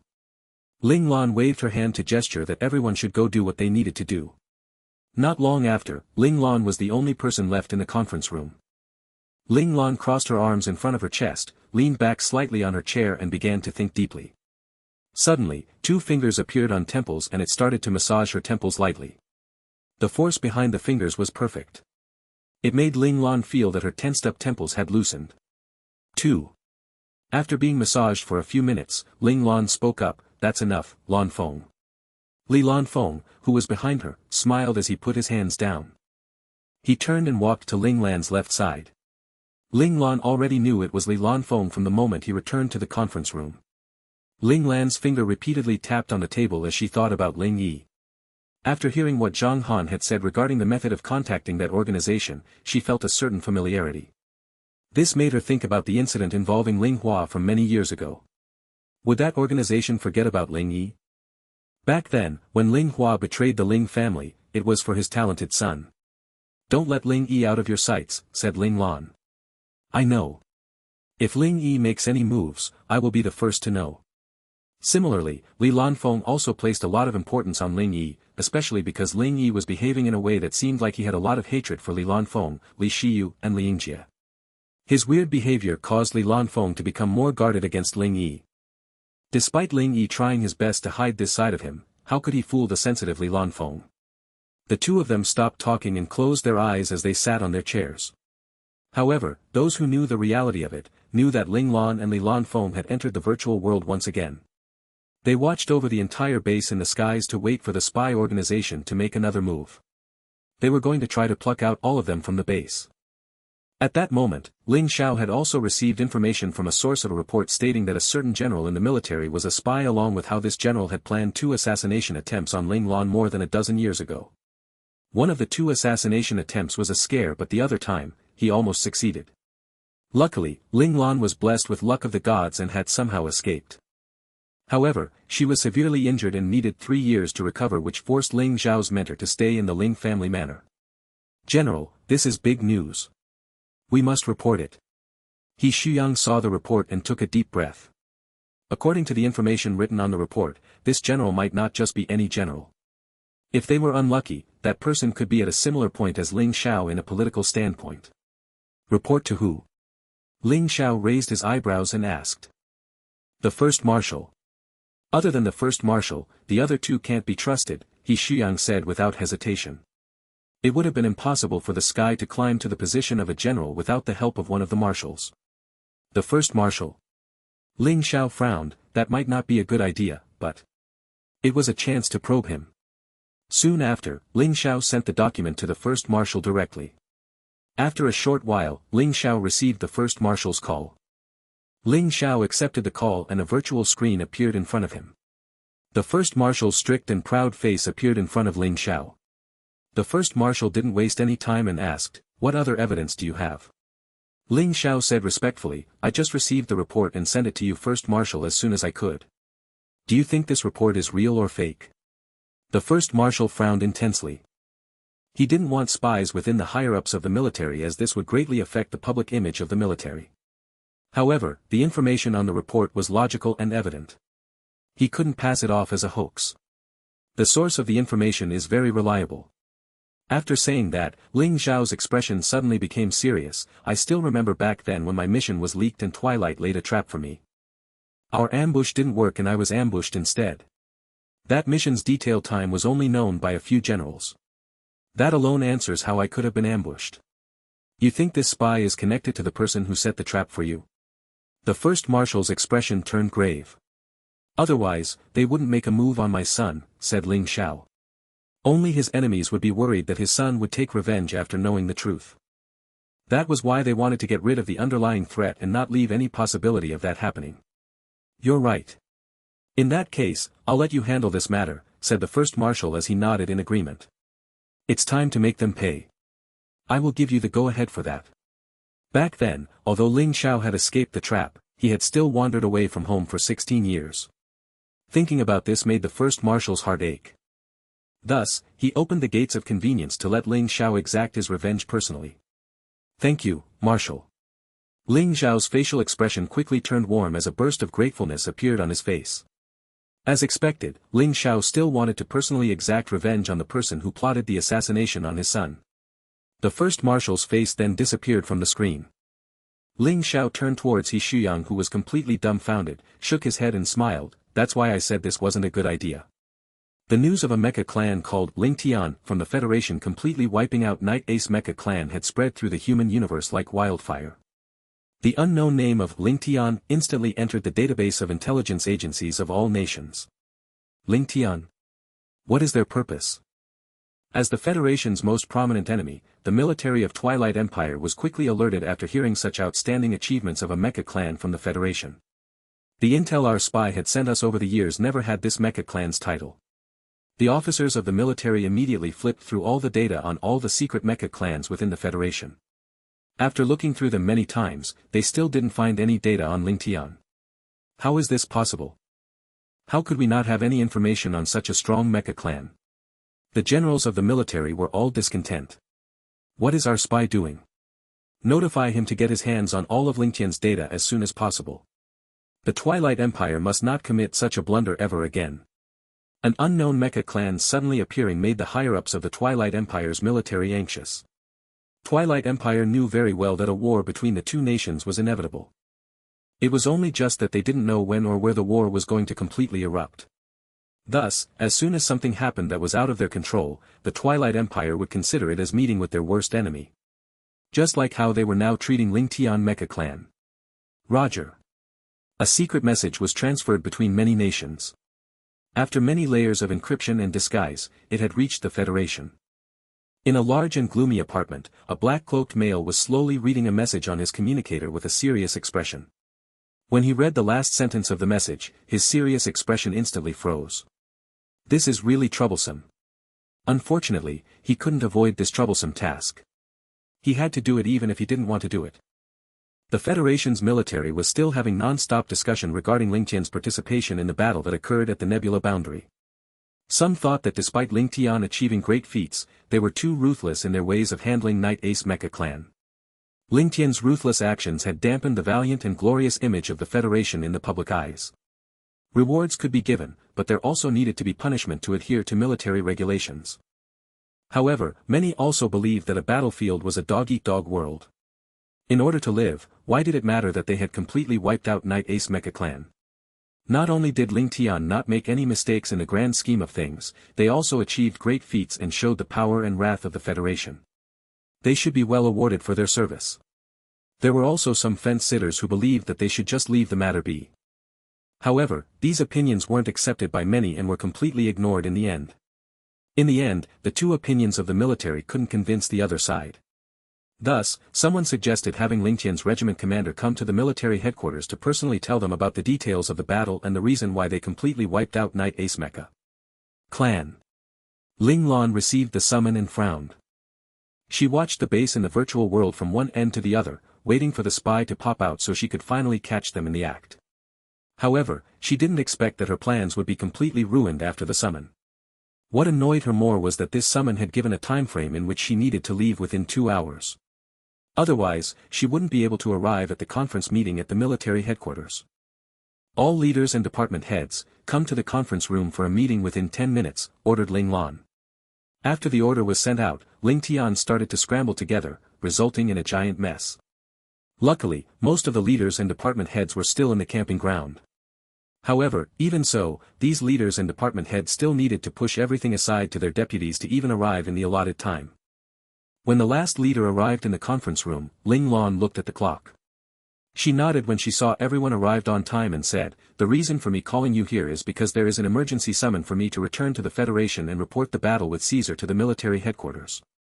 "Why is it so sudden?" Qi Long asked with doubt in his voice.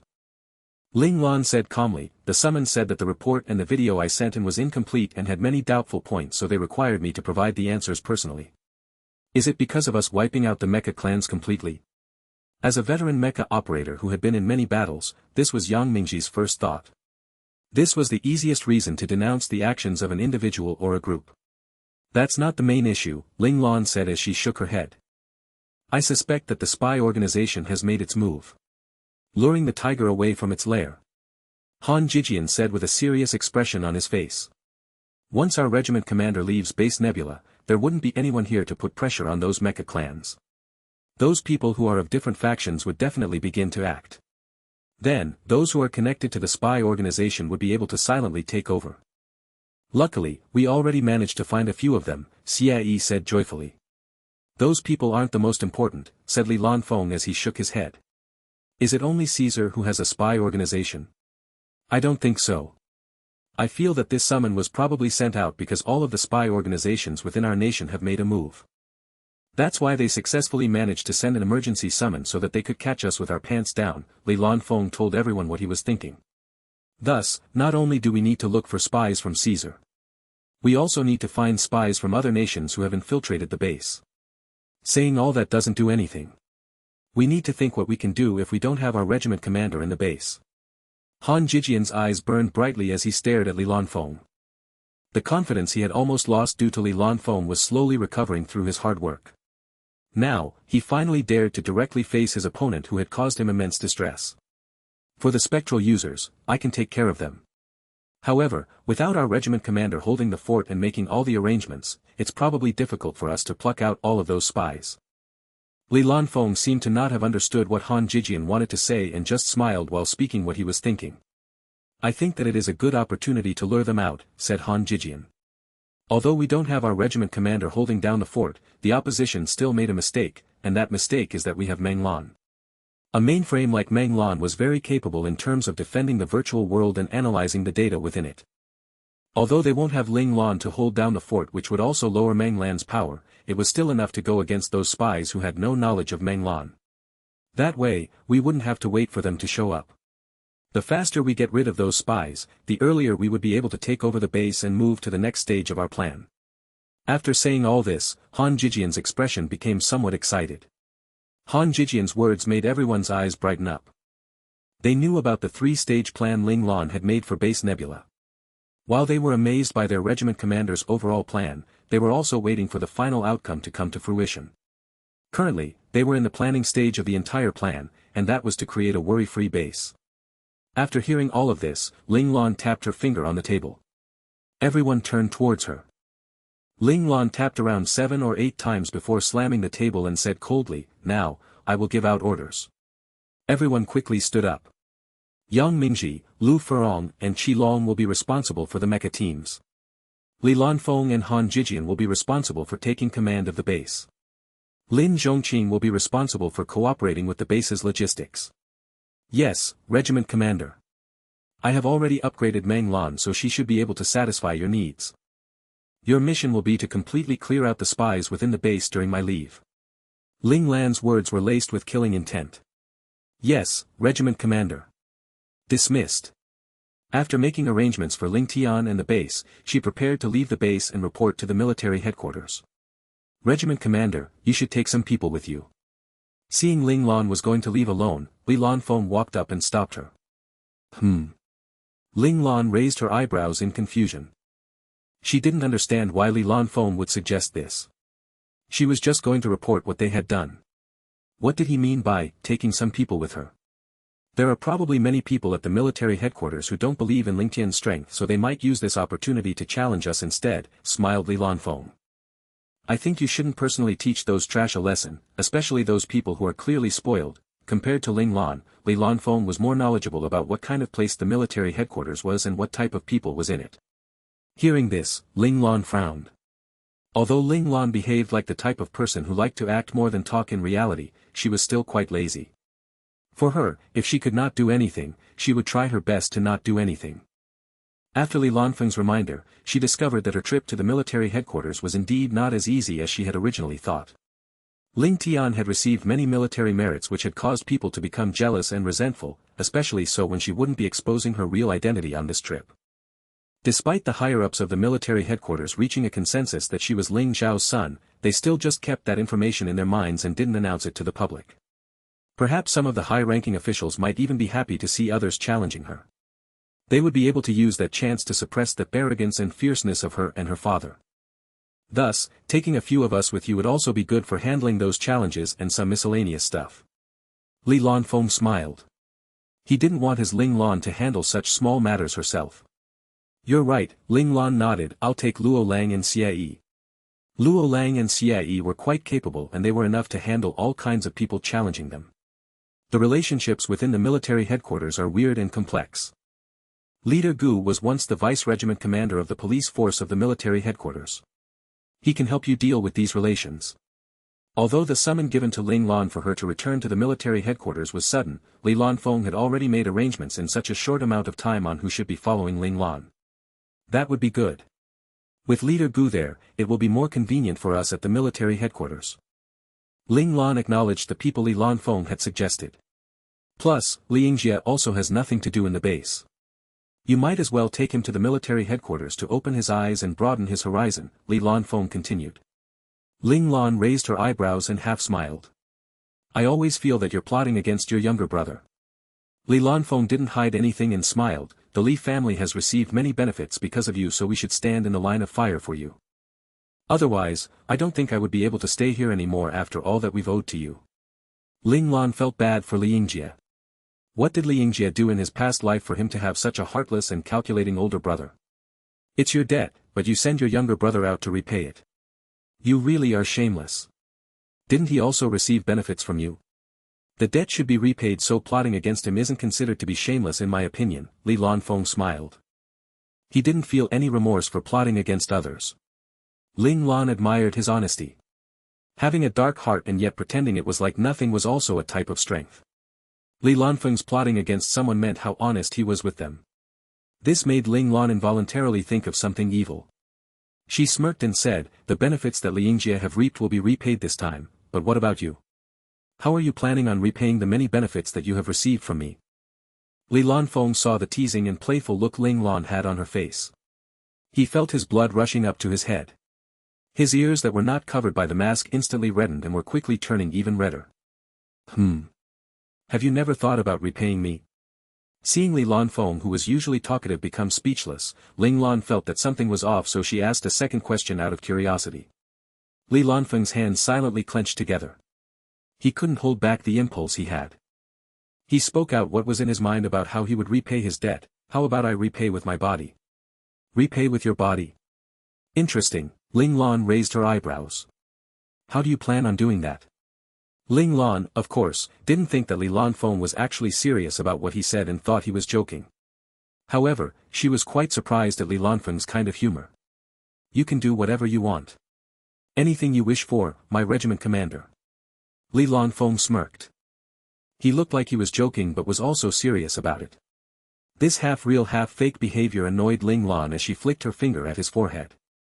Li Lanfeng shuddered from the sharp pain on his forehead. Hurts, doesn't it? Don't ever say anything that could be easily misunderstood, Ling Lan said nonchalantly. Li Lanfeng could only put his head down and rub his forehead. Currently, other than Li Shiyu, no one else knows what you actually look like. However, if one day you actually let go and face the world with your actual face, these words that you have said just now may create problems for you in the future. Ling Lan stopped for a moment and then continued, although I allow every member do as they please, I still don't want something like the incident with Luo Lang to ever happen again, especially on you.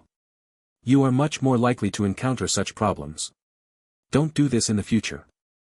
It's for your own good, Ling Lan spoke from the bottom of her heart. Although Li Lanfeng knew Ling Lan was worrying about him, he was still sad in his heart. Ling Lan, I don't want you to worry for me. What I want is you, but you will never want me. Don't worry, I only do this in front of you, Li Lanfeng smiled. However, no one knew that there was a teardrop in his eye that didn't dare to drop. I'm just afraid you'll get used to it and not pay attention to it. After thinking of that face that could destroy the world, Ling Lan felt nauseous. If Li Lanfeng were to show his real face and wink flirtatiously while saying he would pay with his body, her mecha clan will definitely become a bloody battlefield. All in all, just be careful in the future, said Ling Lan with worry in her voice. In order to make sure her mecha clan doesn't fall apart, she must watch over Li Lanfeng. Ling Lan, Mr. Regiment Commander, I need to let loose sometimes. Li Lanfeng smiled bitterly. As expected, he didn't have any chance. Despite knowing the outcome, he still couldn't let go. He would always try to probe Ling Lan. After smashing into a wall and breaking everything in his body, he still couldn't control his desires. He couldn't be saved. From the moment he knew about what he wanted, he knew that he couldn't be saved anymore. After hearing all this, Ling Lan felt her head ache. Ling Lan knew well of the facade Li Lanfeng wore in front of others. Truth be told, Ling Lan also couldn't confirm whether she had actually seen through Li Lanfeng's real personality. His facade was probably due to the instinct of someone who was adept in strategizing. They would never allow anyone to see their real side, so unless it was either a partner they deeply loved or a family member they deeply cared about, the real side of those people would never see the light of day. All those hassles they went through were to avoid their deepest fear, losing control of their destiny, fate, and themselves. Despite it being a necessary instinct for a competent strategist, the constant pressure they were under, the facade they constantly had to keep up, was very draining for anyone that even the most competent strategist would sometimes succumb to their instincts, unable to distinguish between their true selves and their facade. With such a threat looming over Li Lanfeng, Ling Lan of course didn't want Li Lanfeng to constantly have to put up a facade even to a friend like her. In the end, she could only helplessly say, I'll let you loosen up when you're with me. At the very least, she could endure the temptation of his beauty. Compared to others in her mecha clan, she was more confident in herself. Li Lanfeng, who was originally in despair over his fate, raised his head with unconcealed happiness. His eyes that were saddened instantly brightened up. Ling Lan, are you giving me hope? You should know that if this keeps happening, I might not be able to hold back. I won't be able to hold back. Li Lanfeng felt the wildest desire in his heart finally seeing the light of day. A small yet determined sprout rose from the brown soil to finally see the light. A small starship moved slowly towards Planet General's satellite city, Soldier City. This starship had brought Ling Lan and company to report the details of their recent battle to the military headquarters. After getting off the starship, Ling Lan and company were then ushered to a special shuttle in Soldier City that went directly to the military headquarters on Planet General. The previous time they came to Soldier City, they were rewarded the Top 10 Mecha Clan Award. However, at that time, they did not have a chance to explore Planet General, which had quite dampened her team's atmosphere. This time, however, she finally arrived at the planet that represented the top brass of the Federation's military. Ling Lan was alright, but Luo Lang, Xie Yi, and Li Yingjie couldn't hold in the excitement in their hearts. With the thought of meeting royalty, they carefully took their first steps on Planet General. Gu Dongyang on the other hand was full of smiles. He was more than happy that he could see his old comrades again. Although everyone went their own separate ways in the end, they still cherished the friendship they had from when they were young and experiencing hardship together. Ling Lan and company were guided to the reception center of military headquarters to rest as they waited for them to be summoned to make a report. The name, Reception Center, didn't give off a sense of luxury, but its amenities in it could be considered luxurious, as there were even high-class suites where visitors could rest for the night. Ling Lan and company were invited by the military, so they didn't need to worry about the fee of using the suite. If they were here on private business, Ling Lan felt that even her monthly salary as a regiment commander wasn't enough for her to stay for a few days. Too luxurious. Ling Lan got into her own exclusive suite and frowned. This setup could already be on par with the standard of an 8-star hotel. It can never be too luxurious. Regiment Commander Ling, soldiers like you fight with you life around the territory of the Federation. Soldiers such as yourself, of course, would need to be treated with the best we have after returning home from a tough battle, said the logistician accompanying Ling Lan with a slight smile on his face. Plus, the military isn't spending any of its funds to upkeep this place. Just the profit from those buildings in front of us are enough to handle the spendings of the building that serviced soldiers, explained the logistician. You're saying that soldiers aren't the only ones living here? Liangjie was curious after hearing the explanation. Of course. We serve many wealthy second generations. These people have more than enough money to spend on such luxuries. In order to broaden their horizon, they specially went through certain connections to come and experience the suite themselves. After saying that, the logistician formed an annoyed expression on his face. Those people would usually cause trouble from time to time. If it wasn't for the fact that they were supplying us with a mountain load of money, they would be instantly kicked out of Planet General. However, most of them are aware of their place, so they wouldn't cause trouble for the soldiers here that frequently. The logistician looked down on those wealthy second generations. Those people only picked on those weaker than them and feared people stronger than them. Such actions were the complete opposite with the belief of a soldier. Ling Lan sent Xie a sidelong glance and Xie smiled. Thank you for taking us here. We can take over from here now. The logistician knew what Xie was implying with his words. He knew fully well that these soldiers were probably going to discuss something not suitable for his ears to hear, so he didn't insist and handed them the card for the suites. Before leaving, he looked towards these 4 young soldiers and felt the need to say something. He then said, "Don't worry about those wealthy second generations. What you should be careful of are those soldiers with a powerful background. Try your best to not offend them. Here, they are this." He surreptitiously put up his thumb to show that those people hold great sway in Soldier City that could reach the heavens. Thank you. We will be careful. Xie smiled with sincerity. It was such a warm smile that it made the logistician feel warm inside. He felt quite glad that he had done the right thing in his mind. After the logistician left, Gu Dongyang, who was completely silent like a painting on the wall, sighed lightly. After so many years, Planet General is still like this and is becoming worse and worse. Oh, I never asked you why you left the police force here and went to join a regular mecha clan. It should be known that the vice commander of a police force would just need to work for at most 10 years to be promoted into a commander of a certain division who commanded multiple mecha clans. They might also be promoted to a staff officer, which was one of the highest peaks of military rank. After hearing Ling Lan's words, Gu Dongyang smiled bitterly.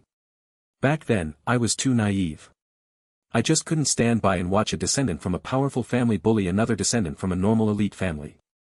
The result of me forcing myself into the situation was being tossed into the trashiest mecha clan for the rest of my soldier life. Back then, I thought after 3 or 5 years, I would be able to restart my life anew once everything had died down, Gu Dongyang said slowly. I just didn't expect that those people would still hold a grudge against me. They did all in their power to make sure that I couldn't get back on my feet for 10 years. After being repressed for so long, I couldn't handle it anymore, and so I voluntarily decided to go to the place where those people wouldn't have any say, the front lines. I wanted to make a new path for myself, but, after saying all this, Gu Dongyang stopped talking. That decision made him lose all faith in himself, and it also led to him being traumatized until he couldn't continue to pilot mechas into battle. In the end, he became useless trash who was tossed into 250 Ace Mecha Clan in the 23rd Division. Back then, he thought he was going to just live out the rest of his life with his new depressing identity. However, contrary to his expectations, his life started to turn around after entering 250 Ace Mecha Clan. After thinking about this, the blues on Gu Dongyang's face dissipated quite a lot. His eyes returned to his original brightened gleam. Who is it? Liangjie, who was listening to Gu Dongyang, held it in for a long while. He finally couldn't hold it in anymore and angrily asked Gu Dongyang. Gu Dongyang was surprised. Little leader Li. Who was that bastard that pushed you down for 10 years? Since we're here, we must teach him a ruthless lesson. Liangjie clenched his fists so tightly that his knuckles made an audible crack sound. It was proof that he absolutely detested the bastard. After following Ling Lan for so long, Liangjie had long let go of the thought of making his own mecha clan. He now had Ling Tian as his #1 priority, so he instantly exploded in anger when he heard that his own comrade was bullied for a decade. Little leader Li, that person has both power and status. You should calm down first. Calm down. Gu Dongyang didn't want to drag Ling Tian into his own personal matter. He admired Ling Lan very much, but he also worried about his young regiment commander. At such a young age, he already had to be responsible for such heavy matters. He was also worried about these youngsters who grew up so quickly on the battlefield. He really didn't want to add more on their already filled plate. Power and status. Is he better than our regiment commander? Li Yingjie had an arrogant expression on his face. Although Li Yingjie didn't want to admit it, the reality was that Ling Lan was probably the entire Federation's military's most powerful and influential second generation. Moreover, Ling Lan's power and influence didn't just come from her family background. If they were just talking about family backgrounds, then the other prince in their mecha clan, Qi Long, was at a similar level to Ling Lan. Plus, there were also the descendants of other generals and 3 marshals who could be an argument for having the most powerful background. The true source of Ling Lan's power and influence was not her background, but her actual military power and achievements she had raked over the years. If the higher-ups one day wanted to get rid of Ling Lan and her mecha clan, they must go through the military's committee members or use the military judicial court to officially convict Ling Lan to get rid of her. This was the benefit of creating her own army. With an army behind her, the military could easily never push her around. This was also the final goal of regiment commanders of strong mecha clans. Ling Lan was definitely very lucky for being able to establish her own capable army so quickly. Under the watchful eyes of the different factions, neither side wanted Ling Tian to become a weapon for their opposition. In the end, all the factions could only watch as Ling Tian became independent. The tiny fish they had eyed had finally grown too large for their appetites. In the end, Ling Lan received the respect, power, and influence she rightfully deserved. Not only that, Ling Lan was also welcomed and loved by the public. Despite her look and real name being not known to the public, the nickname, Prince Ling, was already imprinted into the minds of everyone in the galaxy. Moreover, he also wasn't a 3rd gen or 4th gen, she was a true 2nd generation descendant of a powerful individual. In terms of identity, she was above every other person in the Federation. Only in terms of background, could Qi Long be somewhat considered on par with Ling Lan. After comparing everything, Li Yingjie couldn't find a single existence that was more impressive than Ling Lan. Following such an amazing boss made him not understand Gu Dongyang's carefulness and worries. Li Yingjie's words made Gu Dongyang smile bitterly. Our regiment commander is indeed the most capable person I've ever met. Currently, with how far I have gotten, I will not be afraid if I were to encounter that person again. It's just that it's our first time here, so we should be alert. If by any chance we offend those people, they would still be able to meddle with the rewards we deserve even though they realistically can't do anything to us. I can't let my own private matters affect the benefits and rights of everyone in the clan. That's not worth it. Gu Dongyang's words calmed Li Yingjie a bit. His worries had its merit, but Li Yingjie still didn't want to let up. He was used to being cocky from his childhood. Even though he lost a few times to Ling Lan, he still couldn't find ways to deal with Ling Lan, so in the end, he concluded as long as he didn't make Ling Lan angry, he could do whatever he wanted to do. After being beaten a pulp a few times, Li Yingjie followed behind Ling Lan and went through the military academy and the division with her. Under the command of this omnipotent regiment commander, he had made a name for himself and was better than ever before. Not only did his cockiness not decrease, it actually increased quite a lot.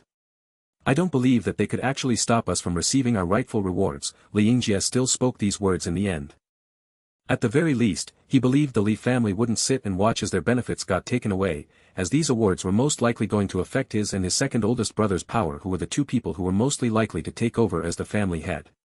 There was also that person who the Li family kept their eyes on, Li Lanfeng. Although he didn't like him, his grandfather thought fondly of him. Whenever his grandfather were to talk with Li Yingjie, he would always nag him to learn from Li Lanfeng. However, all that nagging went to deaf's ear. He wasn't planning on learning from that secondary descendant whose eyes were filled with cunning and deceit. He had told his grandfather many times that Li Lanfeng was a cunning individual and wasn't someone who could be trusted.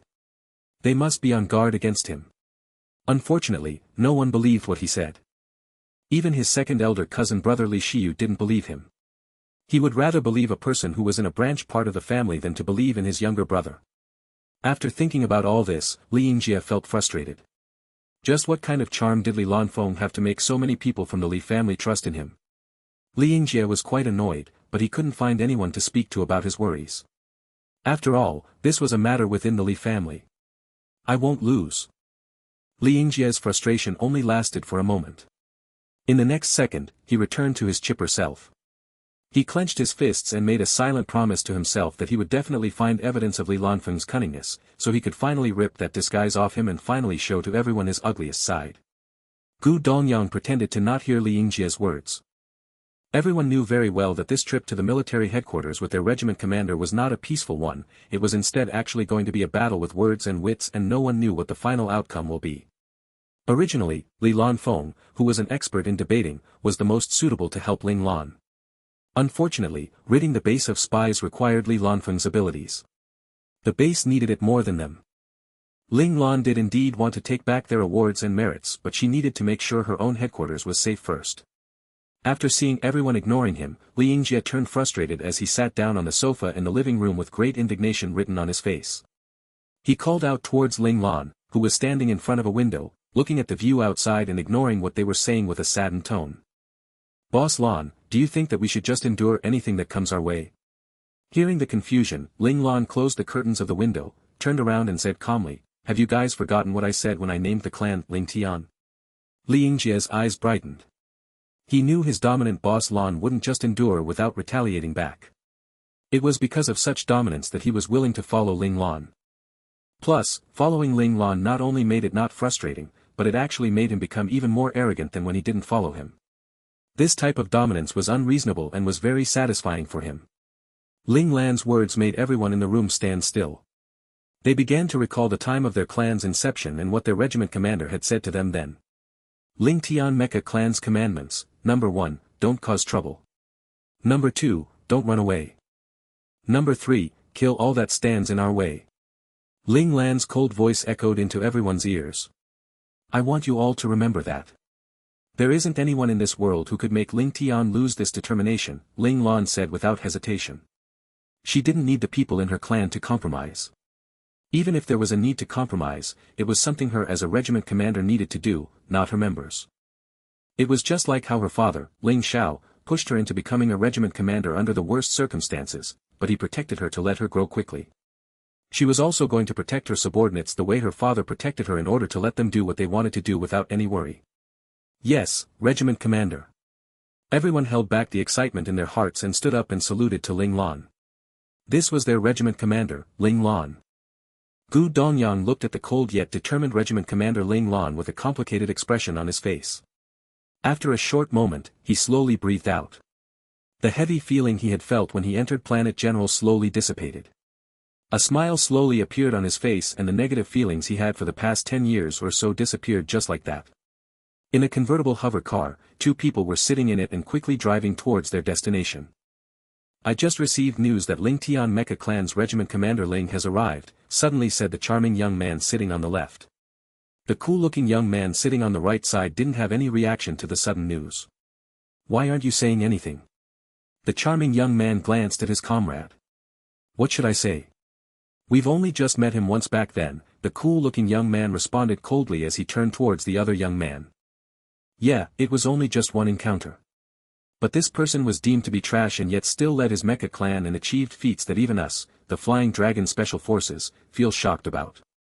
Aren't you just a little bit curious? The charming young man's eyes brightened and burning desire began to show within them. You're still not going to let that go? Frowned the cool-looking young man. I kept telling myself that that person had died. However, when I saw Little White appearing in front of me, I had a feeling that the person hadn't died yet. The charming young man bit his lip. Despite the other person having explained everything so well, he still held the hope that the impossible was possible. He was basically waiting for a miracle to happen. I've looked through Pei Xiaoyun's data. It's perfect. Everything lines up perfectly, his personality, his quirks, his habit of pouting, nothing seems weird. However, it being so perfect makes me think that it's not real, said the charming young man. Mu Chaoran, you're going down the rabbit hole again. Anyone who went to the Scout Academy would have data as detailed as that. I think there's nothing wrong with it, said the cool-looking young man helplessly. Tang Ningyu, my intuition is very accurate, replied Mu Chaoran in a serious tone. This a power that us, the Northeastern Muki, are born with. The difference is whether or not the person could awaken this ability. Once it is awakened, then that person will be considered to be the next family head of Northeastern Muki. It turns out, these two people were Tang Ningyu and Mu Chaoran from the Flying Dragon Special Forces. The two of them became work partners and stayed together no matter if they were on a mission or on leave. Mu Chaoran's serious attitude made Tang Ningyu put more attention into the conversation. It's that strong? Of course it will be very strong after awakening it. I could pretty much sense all incoming dangers, Mu Chaoran responded. It could even determine whether the person I'm talking has goodwill or evil intentions. Moreover, this is still just the early stages of the awakening. According to the Muki family's records, once it reaches a higher stage, it could even have the power to go against gods. However, this power is connected to the path the individual wants to awaken. The family head of each generation who had awakened this ability to the highest stage were still very terrifying even though they were very different in terms of what powers they had. Even if they hadn't reached the level to go against the gods, it wasn't too far off. The four main elite families aren't like the Great Li family and Yi family. They have people everywhere, but because of the limitations made by the military, they can never gain real military power. Other than those people, the other two areas are considered to be the existence of titans. Mu Chaoran sighed. Our family only focuses on improving our physical skills, which has caused our relations with many of the factions to deteriorate to basically strangers. However, it was because of this that our family managed to withstand the test of time for thousands of years and never fall in history. The four elite families all have their own special powers. Ancient writing dictates that the Imperial Zhuge's Qinji can see all secrets and determine the future of all things. Northeastern Muki can detect and escape from all crises. Old Marshal Beitang are brave and invincible. The divine dash of the Zhou family can move thousands of miles in one step. These all point towards the real capabilities of the four elite families. After saying this, Mu Chaoran sighed again. Unfortunately, as time went by, the number of individuals who could actually fully awaken our family's powers had decreased significantly. In this generation, in our northeastern Muki, there still hasn't been anyone who has awakened the godlike powers of our ancestors, which has been quite a worrying matter for the current family. If it isn't present in one generation, it would be a fatal blow for the northeastern Muki. Not only you guys, but from what I know, even old Marshal Beitang is the same. Most of their descendants live a normal life, Tang Ningyu said calmly. While those who are somewhat capable would awaken random powers and be sent out by their family head. Tang Ningyu had a secret. He was actually from old Marshal Beitang. Back then, he was sent to the Flying Dragon Special Forces because he had awakened the strongest offensive element, the lightning element, not his family's powers. In reality, in large families such as their own, they wouldn't send many of their descendants to the military like some smaller families. It was only because these families wanted to ensure their traditions were passed down, so they would heartlessly send out those who awaken abilities that were not part of their family's clan. They would completely cut off any connection with them in order to guarantee the purity of their family bloodline. This was why he and Mu Chaoran were sent to the Flying Dragon Special Forces. He could understand the family's decision, but he ultimately could not forgive them for it. Thus, he never came into contact with the four elite families. Other than the information he had read about while in the Flying Dragon Special Forces, he didn't know anything else about the four elite families. However, Mu Chaoran was very different than him. He was very confident in his family and had always considered himself a part of the northeastern Muki. This was also the reason he couldn't become like Tang Ningyu. The Flying Dragon Special Forces definitely wouldn't let someone who considered themselves as part of an elite family to take over as their highest command. I heard that Imperial Zhuge and the Divine Zhou family also don't have any godlike prodigies in this current generation. Mu Chaoran also saw their information in the database of the Flying Dragon Special Forces. It wasn't because they didn't awaken their clan's powers, but rather because they had average talent. There wasn't any chance they could improve in the future, not to mention acquiring god-defying talents. Actually, I admire the Li and Yi families. They didn't seal themselves off to the world. Whether they are fighting for control with the military or trying to cooperate, they at least still have their own wills and powers to make decisions. Unlike our four elite families where we are just trying to live in between cracks and to even just stay alive, Mu Chaoran couldn't help but sigh for the third time. He didn't know which ancestor of theirs decided that the four families must choose such a path. It glorified the four elite families, but under the glory, the four elite families were walking on thin ice that was on the brink of collapse. However, only these four families have passed down their legacies from thousands of years ago. In these thousands of years, how many Li families and Yi families have appeared? Tang Ningyu said calmly. The choice is between being glorified for a short time or staying alive for an eternity. The four elite families chose the latter and the Li and Yi families chose the former. The two choices are no different. The only difference is the concept. Mu Chaoran thought carefully for a moment and then smiled, "You're right. We have to thank the choices of our ancestors. Their seemingly random decisions allowed us to be born into this world successfully. If the four elite families had chosen to be glorified for only a short time, they probably wouldn't exist anymore. Stop talking about the four elite families. I'm already tired just of the thought of them. Are you going to see Ling Lan at the reception center?" Tang Mingyu finally asked the question he had in his mind all this while. "Yeah, he's Little White's current master. I still don't want to give up and want to ask about Little White." Mu Chaoran's eyes darkened. He also felt he was going over the deep end. He knew the result of asking, but he still wanted to ask. Sometimes, even he couldn't understand what kind of spell Xiaoyun put him under to make him fall so deep into this rut. Gu Dongyang walked into Ling Lan's living room with a dark face. In the living room, Luo Lang and Xie were having an intense chess match. Li Yingjie sat at the side, spectating while giving his opinions on their moves. Luo Lang and Xie weren't affected by his constant blabbering. They just totally disregarded Li Yingjie's existence. When Li Yingjie noticed their dismissive attitude, he groaned in frustration. Ling Lan wasn't in the living room. When Gu Dongyang entered the living room, Xie and Luo Lang quickly stopped what they were doing. The calm and indifferent Luo Lang suddenly turned excited as though a freezing spell was lifted from his expression. He smiled brightly and said, "Boss is still in the virtual world." To gain more intel about the situation in Soldier City, Gu Dongyang went to contact his old friends in the military. Ling Lan, on the other hand, went into the virtual world and used her tiny hacker, Little 4, to source for more clues. Xie looked at Gu Dongyang's expression and raised his eyebrows. "Did you get rejected?" Gu Dongyang took off his military cap and threw it on the coffee table. He plopped on the sofa and replied angrily, "Those F***king bastards didn't even want to meet me."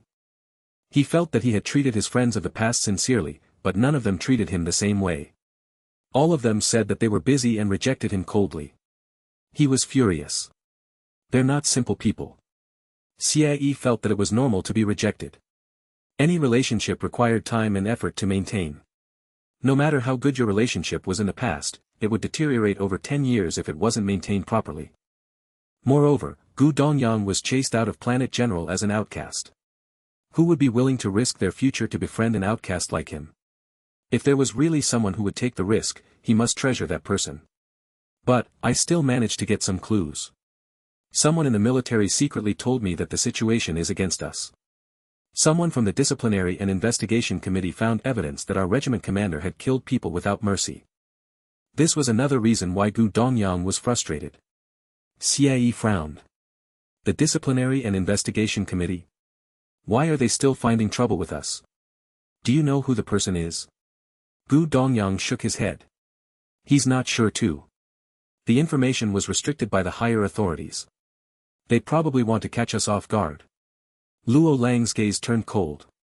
He frowned and asked, "Brother Gu, is your friend close to you? Have you always been in contact with him? Is he reliable?" Gu Dongyang replied, "I left the military in the past because I offended someone with a powerful background to help another soldier. He is the soldier I helped. He coincidentally saw me while he was on a mission. He wanted to repay me, so he came to look for me. When he knew what I was there for, he told me tactfully that I should be prepared for what will happen." Gu Dongyang thought about what happened carefully. "I think he's reliable. Just like what you say, don't believe everything you see." A cold voice sounded in the room. The four people stood up hurriedly. "Regiment Commander." Ling Lan walked out of her room and signaled for them to sit down. After Gu Dongyang sat down, he asked, "Regiment Commander, did you find any evidence in the virtual world?" The other people looked at Boss intently as they waited for an answer. "Yes. There are people pulling a cheap trick, but it might not be the intention of the Disciplinary and Investigation Committee," Ling Lan replied calmly. Gu Dongyang, Luo Lang, and Xie were enlightened, only Li Yingjie remained confused. Damn it, what was Boss trying to say? He understood her words but didn't know what the hidden meaning behind her words was. "Please talk properly for me, Boss. We just gave them a slap on the face so the Disciplinary and Investigation Committee won't jump out now to offend us. However, someone pushed a pile of evidence against me to the Disciplinary and Investigation Committee, so they had no choice but to take the case," Ling Lan replied. Someone wants to use the disciplinary and investigation committee to handle us. Li Yingjie finally understood what Ling Lan was saying. Is the disciplinary and investigation committee so easy to fool? Ling Lan glanced at Li Yingjie. The other party just wants to make things difficult for us. Did you find out who the person is? Luo Lang asked. No. The person hides his tracks very well. I couldn't find his real identity. Ling Lan remembered Little Four's reply. The other party might have a team of powerful Imperial-level hackers. However, he still did manage to find some clues. He was able to find the area where the person was located. This person must be hiding in the military. In order to command a team of Imperial-level hackers, this person's rank must be high. He had to be a general or above. They just didn't know which general it was. What should we do now? Li Yingjie asked hurriedly. Ling Lan smiled. Wait and see. As long as no one in the disciplinary and investigation committee declared her as guilty, she wouldn't be in any danger. The only thing the other party might do was to keep her on Planet General so that they could do something to the people at Base Nebula. She was prepared for this.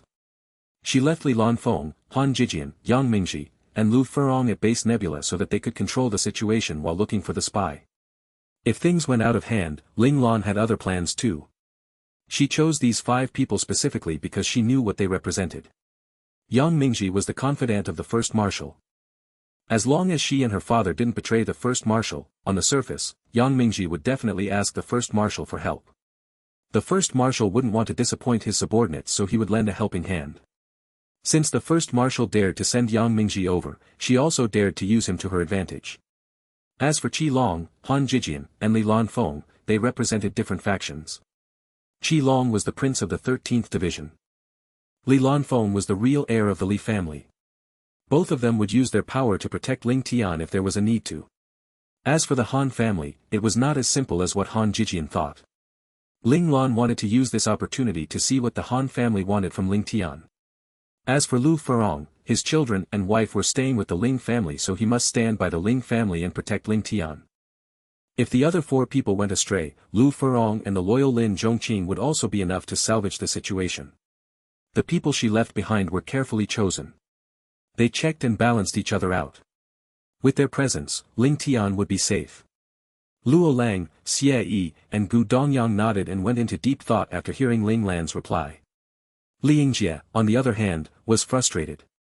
Wait and see, does this mean we have to put up with everything? At that moment, an optical supercomputer in the living room blinked. Li Yingjie was the closest to it, so he pressed the connect button and a beautiful female soldier wearing the military uniform appeared on the screen. When the lady saw Li Yingjie, she smiled sweetly. Hello, Lieutenant Colonel. There are 2 colonels who want to visit you. The image on the screen changed, showing 2 young colonels.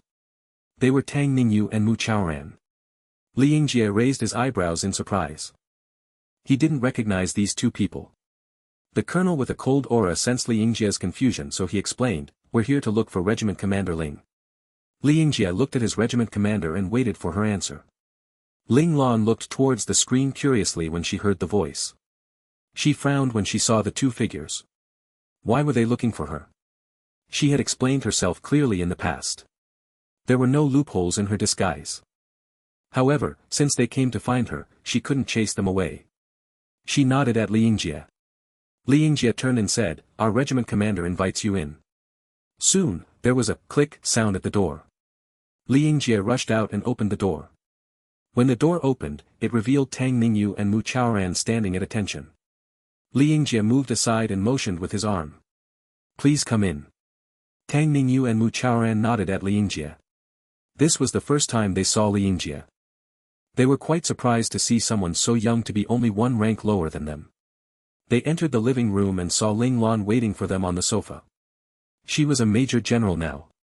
The 2 young people standing behind her, Xie Yi and Luo Lang, were lieutenant colonels. Tang Ningyu and Mu Chaoran were stunned. They exchanged glances. Then, they calmed themselves. As expected of a soldier whose name was known throughout the galaxy. None of his subordinates were weak. They remembered the young officers at Base 013 during the battle on planet Haijiao. There were many powerful people under Prince Ling. Soon, their attention was attracted by Gu Dongyang, who was sitting on the sofa at the right side of Ling Lan. He was a senior colonel, and there was a strong killing intent exuding from him. He must be an experienced soldier. When they walked in, he glanced at them. That single glance was enough to make them restless. If they didn't control themselves, they might have activated their domain uncontrollably under the threat of his aura. Have a seat. As a major general, Ling Lan didn't need to be polite with them. This was the attitude of a superior. In the past, when they were at the same rank, they were courteous to each other. Now, Ling Lan was able to look down on them. The two of them suddenly felt a strong pressure on her shoulders. They were high-ranking officers from the Flying Dragon Special Forces, but they didn't dare to be disrespectful to a major general. They saluted and sat down. Gu Dongyang noticed that their attitude was good, so he retracted his killing intent. He looked like a normal person now. Tang Ningyu and Mu Chaoran looked at each other again.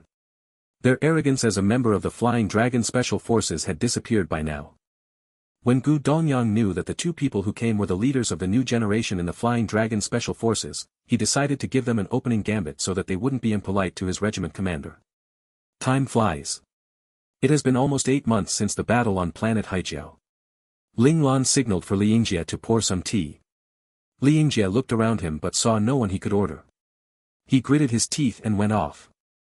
F***K, the other 3 people had a higher position than him in Lingtian. Based on their rules, he should be the one serving tea.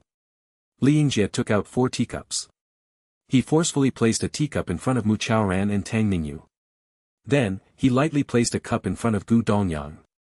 As for the last teacup, he handed it over respectfully to Ling Lan with both hands. The 3 different actions represented his attitude. As for Luo Lang and Xie Yi, they can get their own cups. I'm not serving them. Ling Lan took the teacup and had a sip. She placed the teacup on the coffee table before asking, "Why did you two come to find me?" Mu Chaoran answered respectfully, "Actually, I came because of some personal matter. Please forgive me." He looked up and stared at Ling Lan. He continued sincerely, "The previous time we interacted, I saw my friend's pet, Little White, coincidentally became your pet. I've been missing it, so I came to find out how it has been. I hope that you can tell me about its current condition." Little White? Ling Lan raised one of her eyebrows in doubt. "Why don't I know that I have a pet called Little White?" The other 4 people from Lingtian couldn't help but thought, if Little White knew that Ling Lan doesn't acknowledge it, it would definitely cry. Fortunately, Little 4 ate too much and is sleeping in the warehouse of the logistics department. If not, it might throw a tantrum.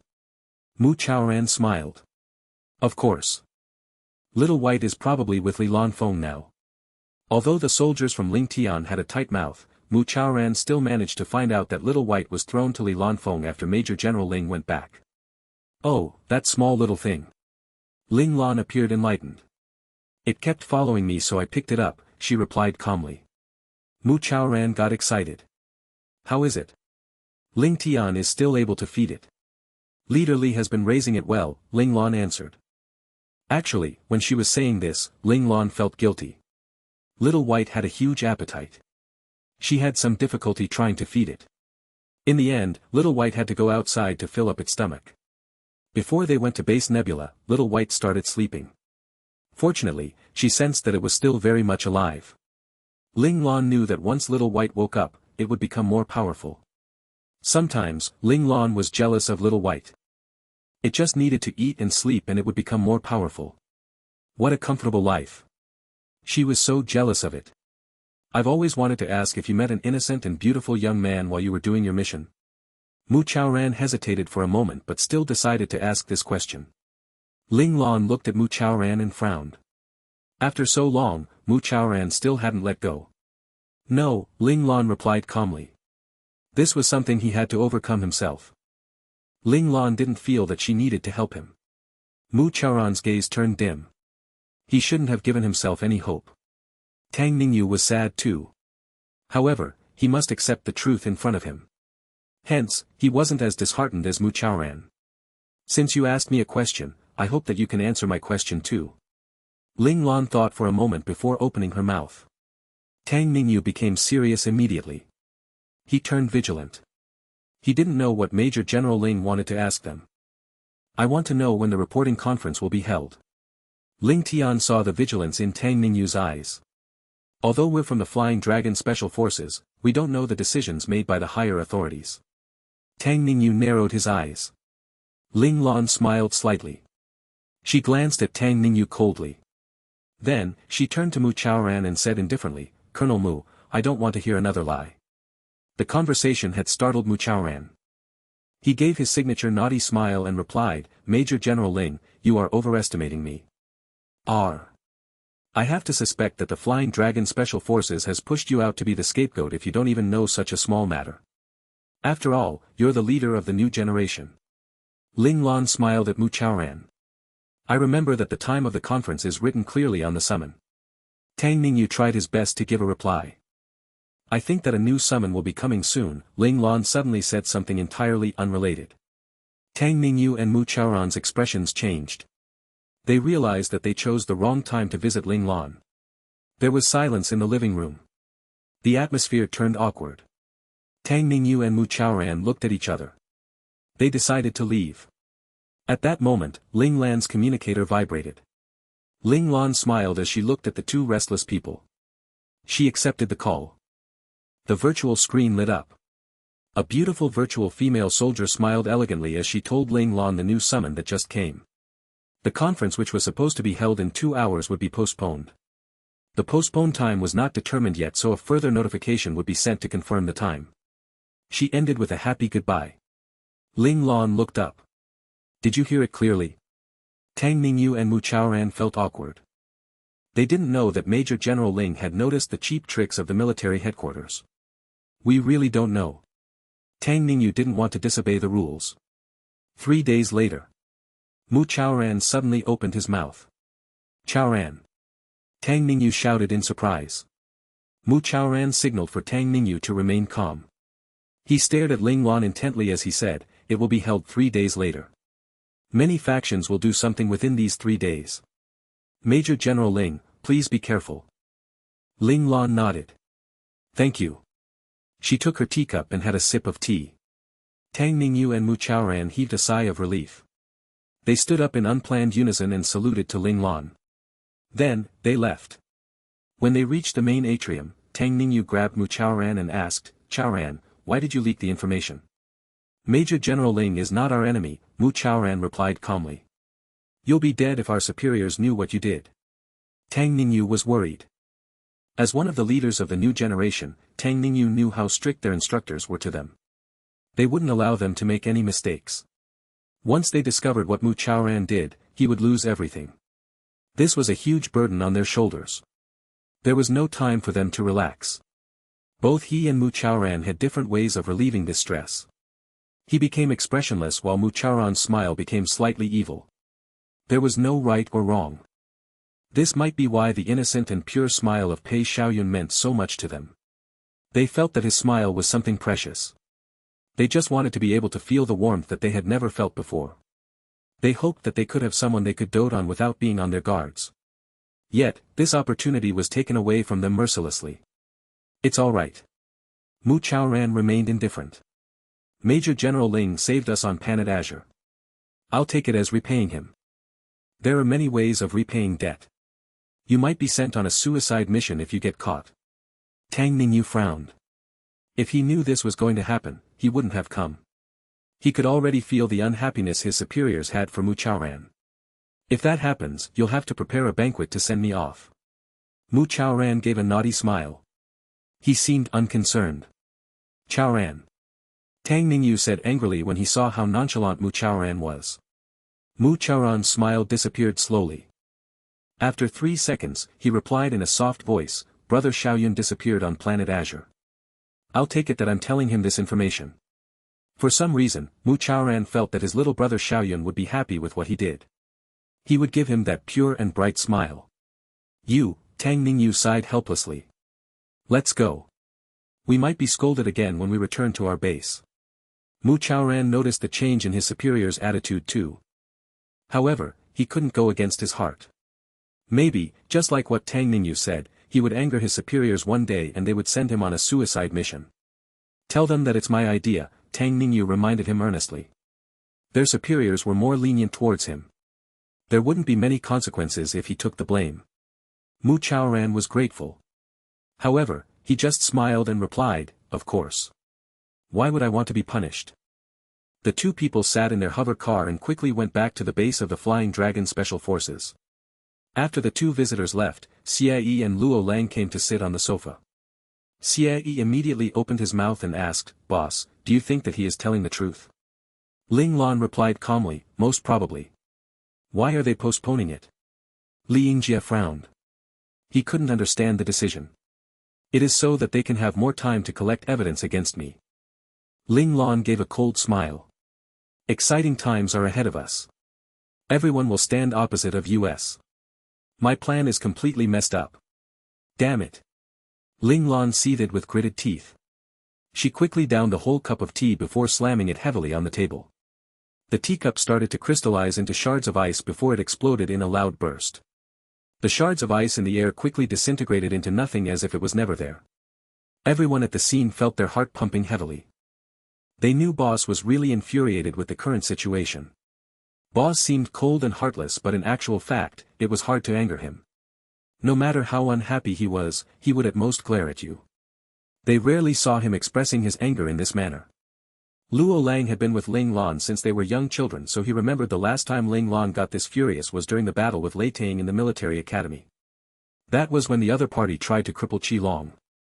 Because of this, their opponent had to lie in the healing pod for an entire year, missing the military assessment that year. To Ling Lan, this was a small punishment. Luo Lang and the other three people prayed for the wellness of their opponents. Once Boss was angry, no one could survive in one piece. Ling Lan got indignant because the people in the military touched her bottom line. If there weren't any spies in Base Nebula, Ling Lan wouldn't mind their cheap tricks as much. She just wanted to clear all the spies in the base so that Base Nebula would be a clean home for her comrades, which was quite important to her. Yet, during such a crucial time, the people from the military were scheming against her, causing her plans to be disrupted again and again. Things were just going on the upswing, but now, everything was in a mess again. No wonder my father said that one has to be in the highest position before one could do what one wants. Ling Lan finally understood the pain of being led on by other people. If the military hadn't disrupted her, all the spies in Base Nebula would have been caught within these few days. Ling Lan took a deep breath and calmed down. Luo Lang and the others suddenly felt the pressure on them being lifted. Ling Lan touched her forehead when she saw the careful gaze of the four people. They probably thought that she was furious just now. Actually, she had a good temper. She rarely lost her temper. Why couldn't anyone realize that? She pouted in her mind as she thought about their image of her. Ling Lan was confused. She rarely smiled, but she rarely got angry too. Why were her friends all so afraid of her? When she looked at them, they would jump up in fright. She was like a predator while they were her prey. While Ling Lan was immersed in her own thoughts, one of the four people finally spoke up. "Boss, what are we going to do for the next 3 days?"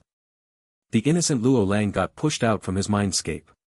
The calm personality ran away the moment he saw Ling Lan got angry. Ling Lan regained her senses and replied indifferently, "We'll wait. Wait for them to come and challenge us." "Challenge?" Li Yingjie, who was hiding behind the sofa, jumped up excitedly. "You're becoming more and more like Qi Long." Xie couldn't help but complain. The moment Qi Long heard the word challenge, he would get excited just like how Li Yingjie was acting right now. Xie still remembered the times when he was dragged by Qi Long to have a fight with him. Before Qi Long entered the domain stage, he was still able to fight on par with him, but now, he could only take some punches in the face before calling it a day. The times when he agreed to fight with Qi Long were because he wanted to gain a deeper understanding of his domain concept. If not, he wouldn't torture himself. He was not a masochist. "Didn't Li Lanfeng tell us that we came to help Boss with his challengers?" Li Yingjie's proud expression almost made Xie vomit out blood. What an honest boy. He had been fooled by Li Lanfeng so many times, but yet, he still wholeheartedly believed in him. "Fine, you can handle the challengers tomorrow." Xie didn't know what to say. Li Yingjie smiled brightly as he replied, "No problem.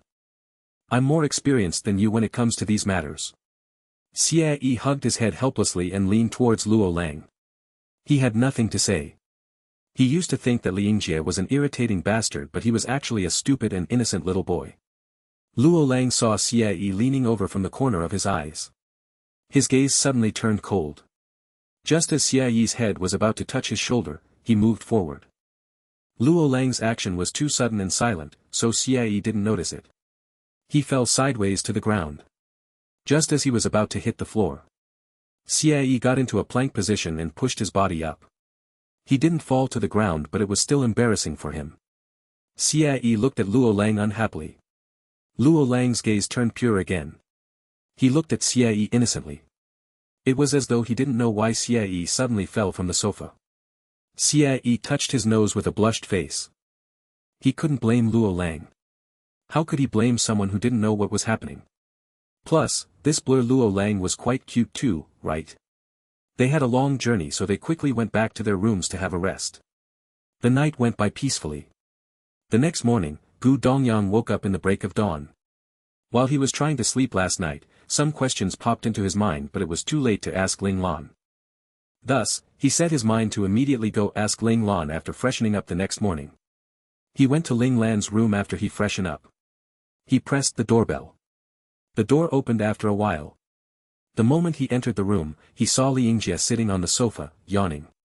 He was surprised. "Little Leader Li, why are you here so early?" He arrived an hour early, but Little Leader Li was even earlier than him. It was public knowledge that Little Leader Li was never punctual. He would always arrive at the very last minute. Liangjie covered his mouth and yawned. He was still in a daze when he replied, "Boss said he will bring us to the Statue of Heroes today. I'm scared that I'll miss it."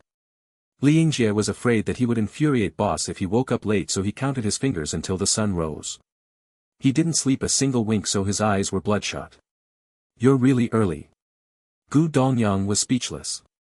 He glanced at Boss's room. The door was still shut tightly. "Is our regiment commander awake?" Liangjie shook his head. "I didn't hear anything." "How did you come in?" Gu Dongyang was puzzled. "Same as you. I pressed the doorbell and the door opened itself." Liangjie didn't sense anything weird. "Boss might have tuned the mainframe so that we can enter any time we want." Liangjie spoke as though doing that was just a simple matter. Gu Dongyang rolled his eyes in his mind.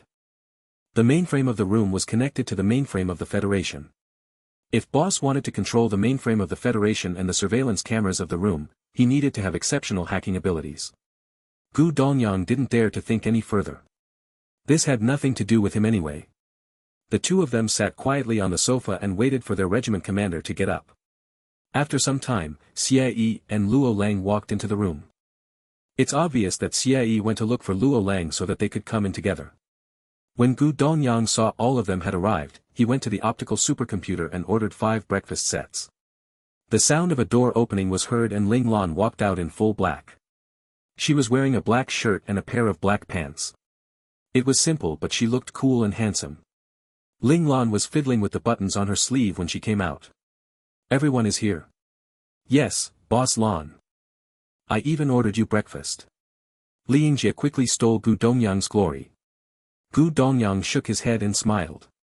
Yang Mingji, Lu Furong and him always watched these youngsters with interest whenever they tried to gain the favor of Ling Lan. To veteran soldiers like them, just these interactions could entertain them for days. They even occasionally bet on who would gain most of Ling Lan's favor of the day behind everyone's back.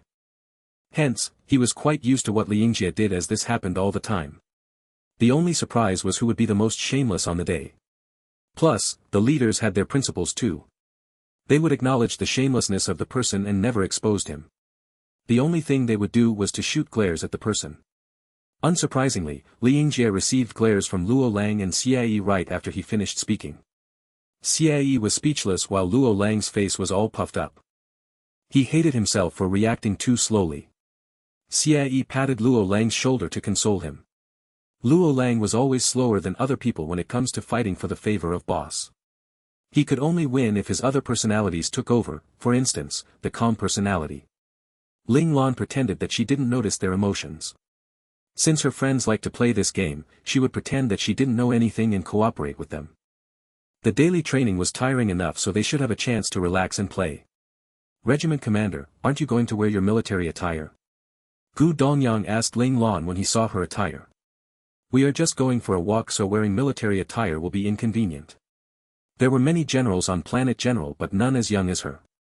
She would stand out among the crowd if she wore her uniform. Gu Dongyang thought about something and got up.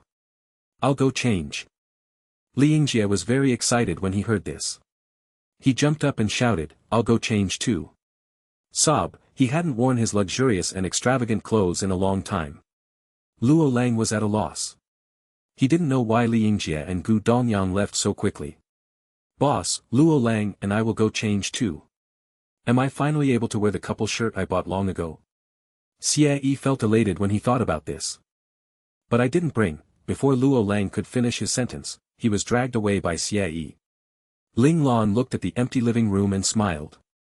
"This is really interesting." After some time, everyone got changed and gathered in Ling Lan's living room. Ling Jie's clothes were quite painful for the eyes. It was like a peacock fanning its tail. However, the aura of a nobleman he exuded with the clothes allowed him to look more handsome. Gu Dongyang's attire was very normal. After retracting his force of presence, it would be difficult to pick him out from the crowd. As for Xie Yi and Luo Lang, they were wearing similar Navy school uniforms. They looked like a handsome and bright young man, and a cute little girl. No wait, they are a handsome and bright young man, and a pretty little. How could Ling Lan describe them?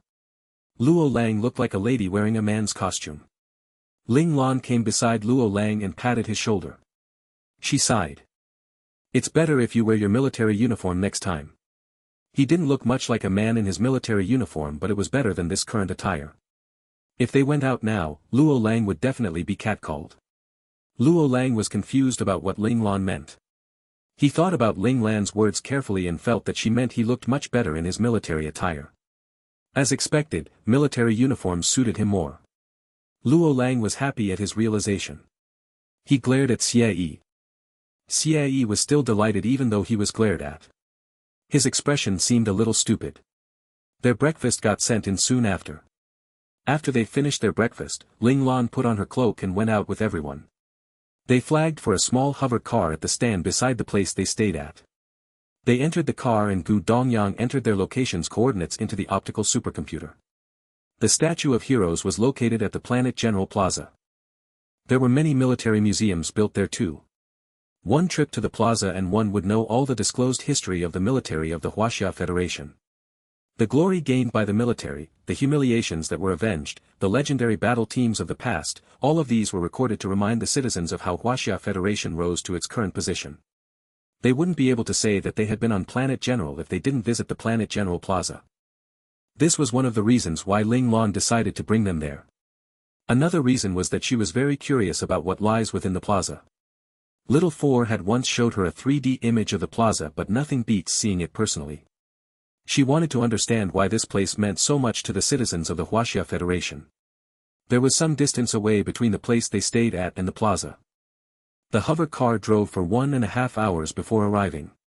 They walked out of the hover car after it stopped right in front of the entrance. There were a few people beside them, but it wasn't as crowded as what they had imagined.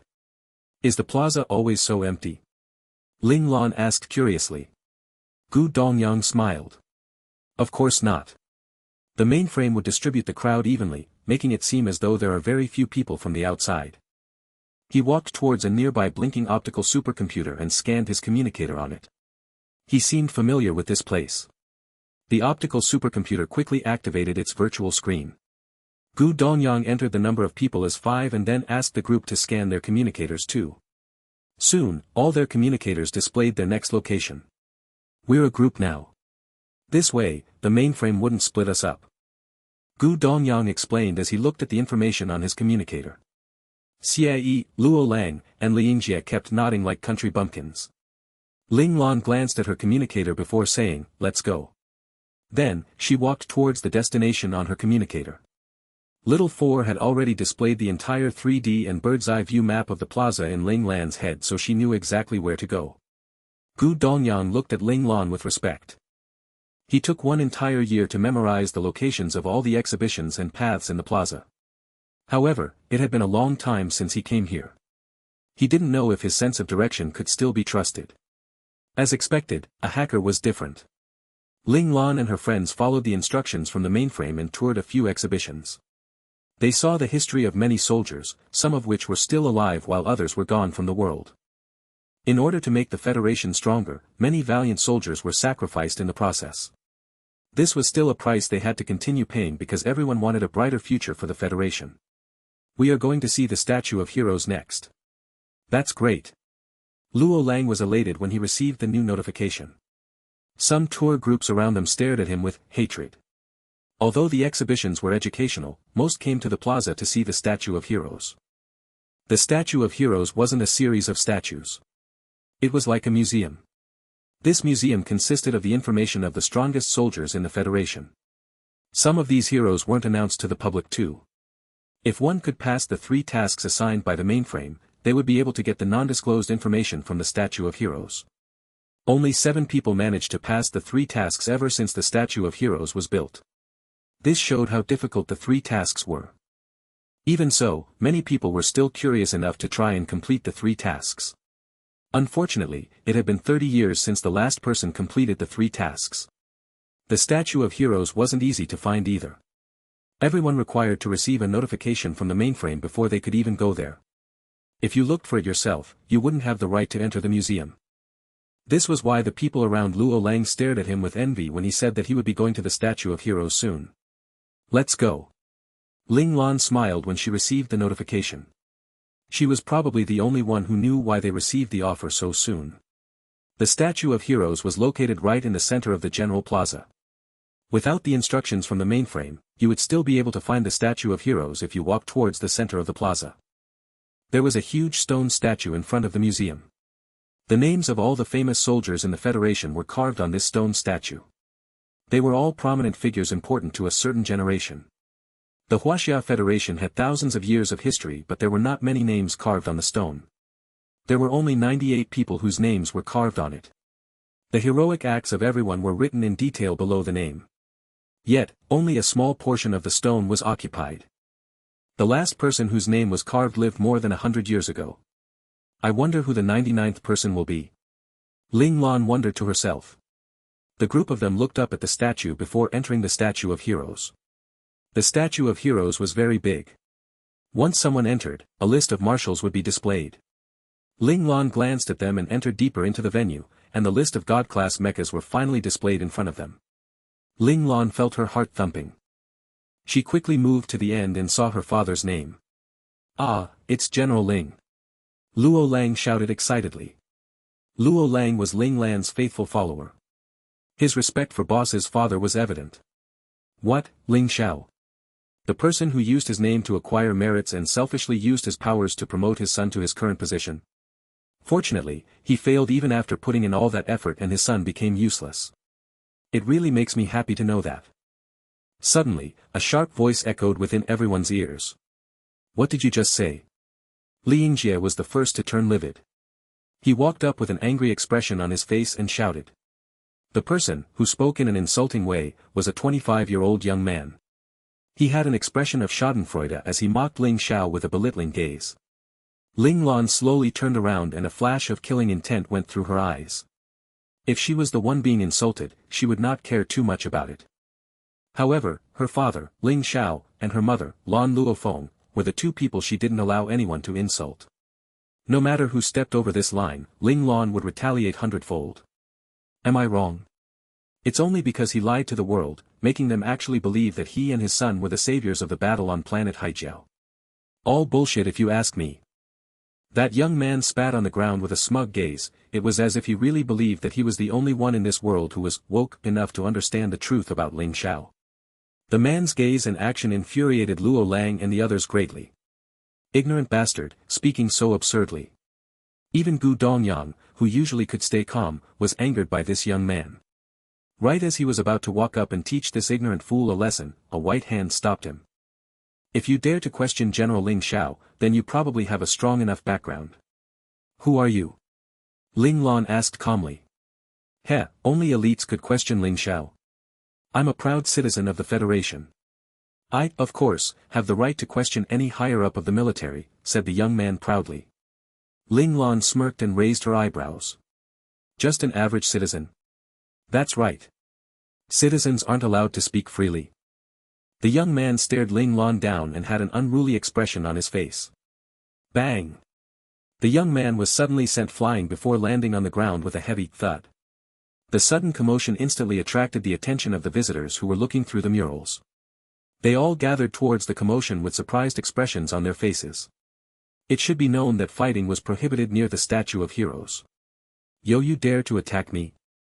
The young man, who was laying sprawled on the ground, pointed at the shadow standing before him and shouted out loud. The left side of his face was swollen pig like a pig.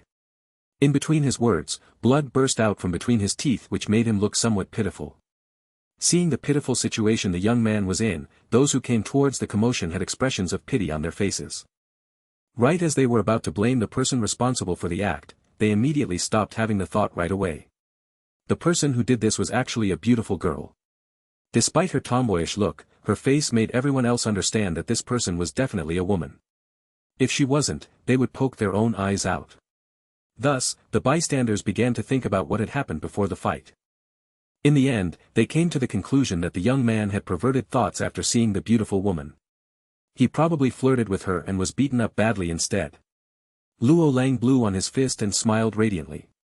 "What's wrong with attacking you? Just you wait." The young man didn't think that these scholarly-looking individuals were actually so barbaric. He immediately used his communicator to call for reinforcements. Ling Lan and company didn't stop him from doing so as they wanted to know what person stood behind this young man who dared to be disrespectful towards General Ling Xiao. Not long after, a few people came out of the statue of heroes. After seeing the young man laying on the floor pitifully, they were instantly surprised. "Who did this?" One of the more muscular men shouted out angrily as he stared at those around them. "I did." Luo Lang raised his head proudly. These newcomers fixed their surprised gaze towards Luo Lang. According to the way they were standing, Luo Lang was without a doubt the one who had attacked the young man. It was only because of Luo Lang's face and physique that made them rule him out by assumption. "Miss, I'm not sure what our family's underling has done to upset you. However, isn't taking such a severe method of handling such matters unreasonable?" The man leading the group looked at the young man on the floor who had half of his teeth gone.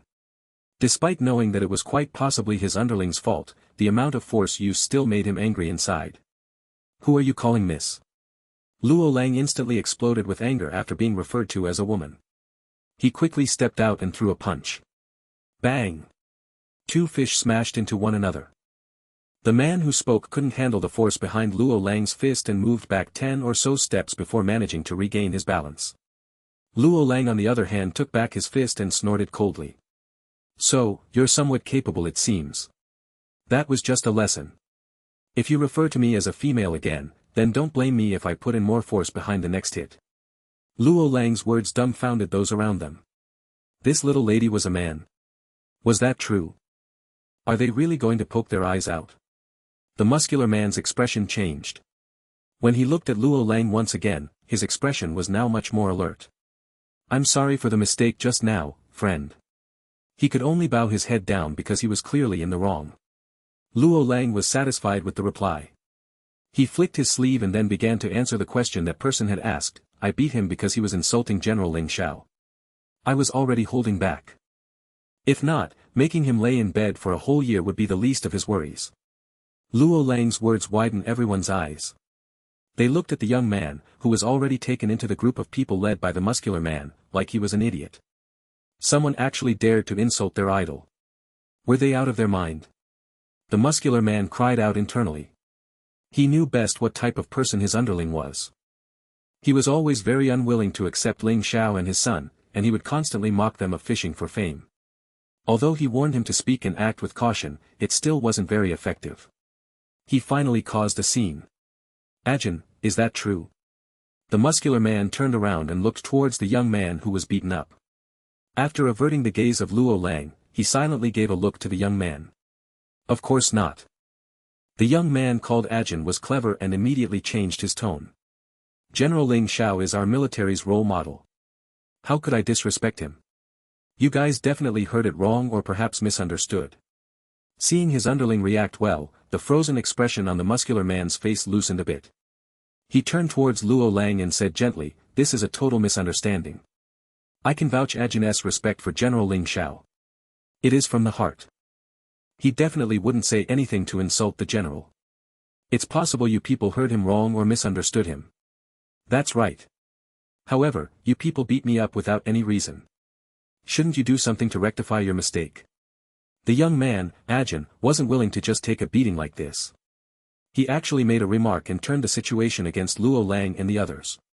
After hearing that, the muscular man stared down his underling.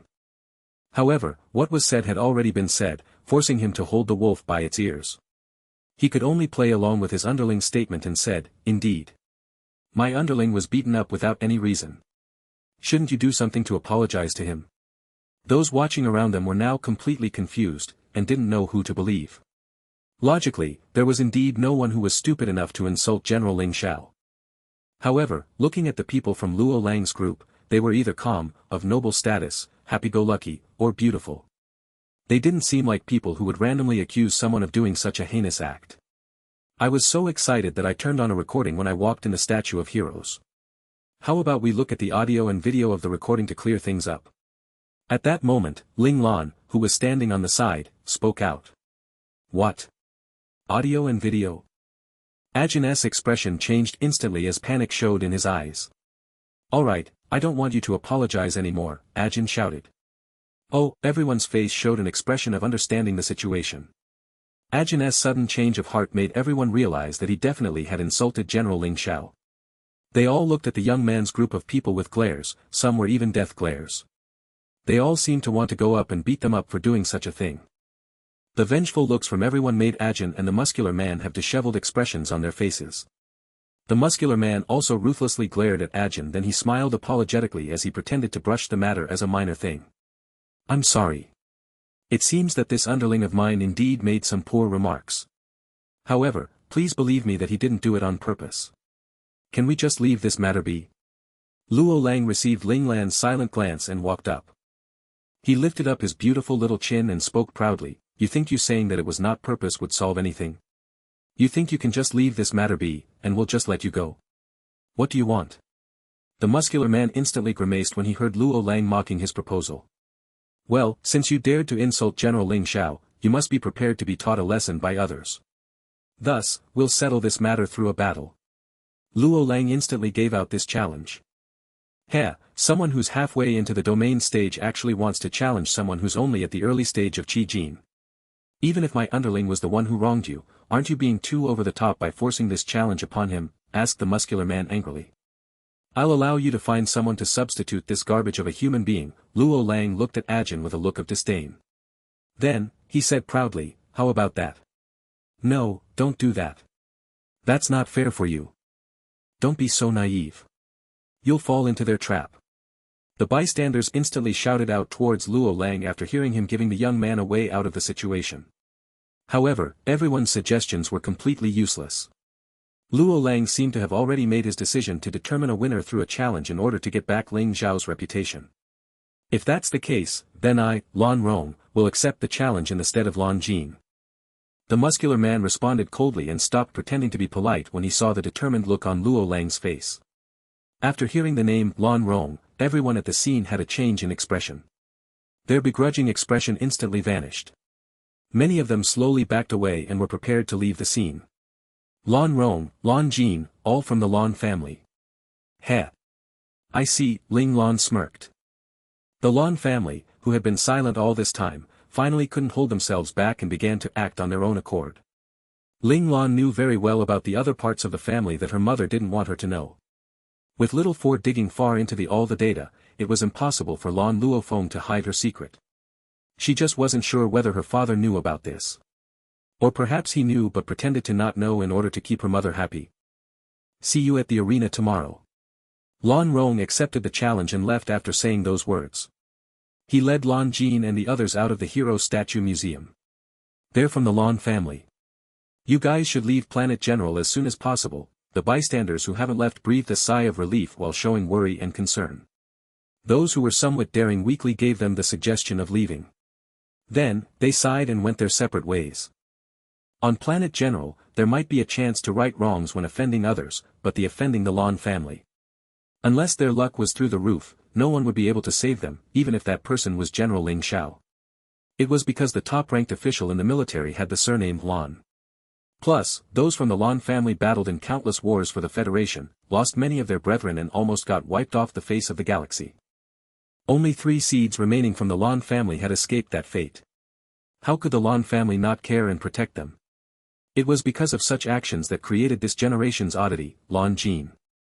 However, it was still alright. Despite being a squandering prepubescent teenager, he never caused any big trouble.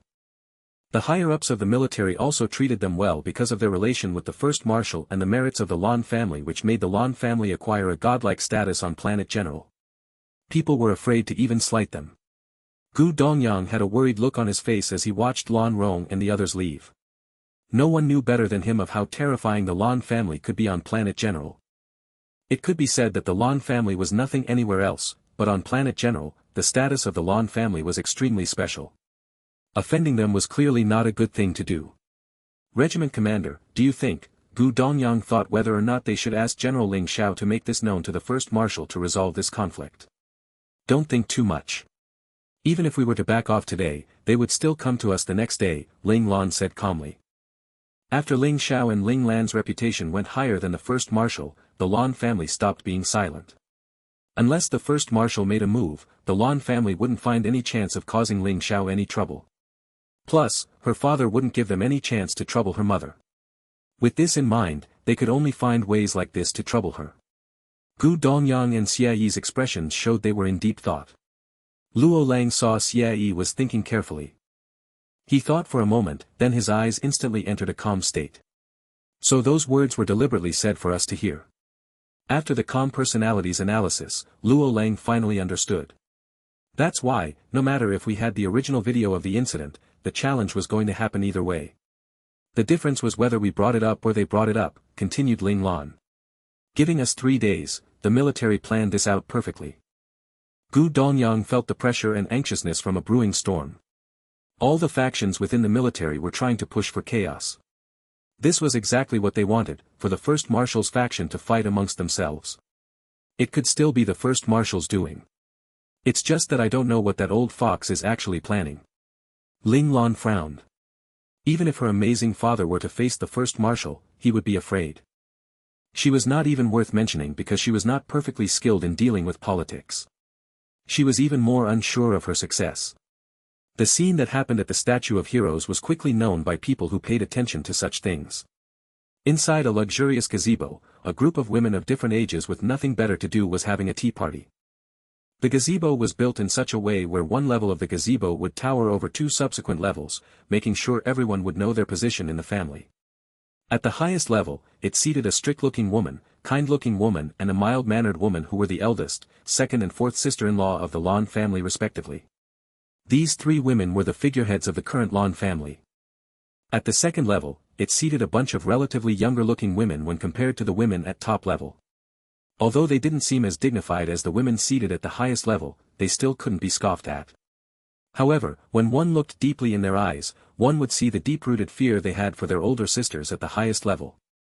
At the third level, it seated the daughters and daughter-in-laws of the women seated above them, who were about 30 to 40 years of age. They still exuded an aura of youthfulness mixed with a tinge of grace even at such an age. "Mother, what are we going to do?" The daughter of the fourth sister-in-law asked her mother with a stunned expression on her face. Her little Jeaner finally managed to wait out the time he was grounded. How could he go out and instantly cause trouble again? How could Ronger create trouble for the Lan family at such a crucial time, said an older-looking woman who sat beside her. She furrowed her eyebrows as she thought about the implications of this incident. We can't blame Jeaner and Ronger. It's all because that bastard son from the Ling family. He's too arrogant, a mean-looking woman with a concerned expression on her face said. She was annoyed that Ling Lan's group had challenged Lan Rong and Lan Jin's authority on Planet General. "Fourth daughter, what are you saying?" A 50-year-old woman, who sat the second level, reprimanded her. After hearing these words, the oldest of the 3 women who had just spoken had a darkened look on her face. "Aunt, I'm sorry. I was too reckless with my words." After hearing the reprimand, the fourth daughter immediately stood up, restrained her anger and bowed down to apologize. However, when she bowed down, a look of resentment appeared in her eyes for a single instant. "Our mistress has warned us to not use the family name for your own use."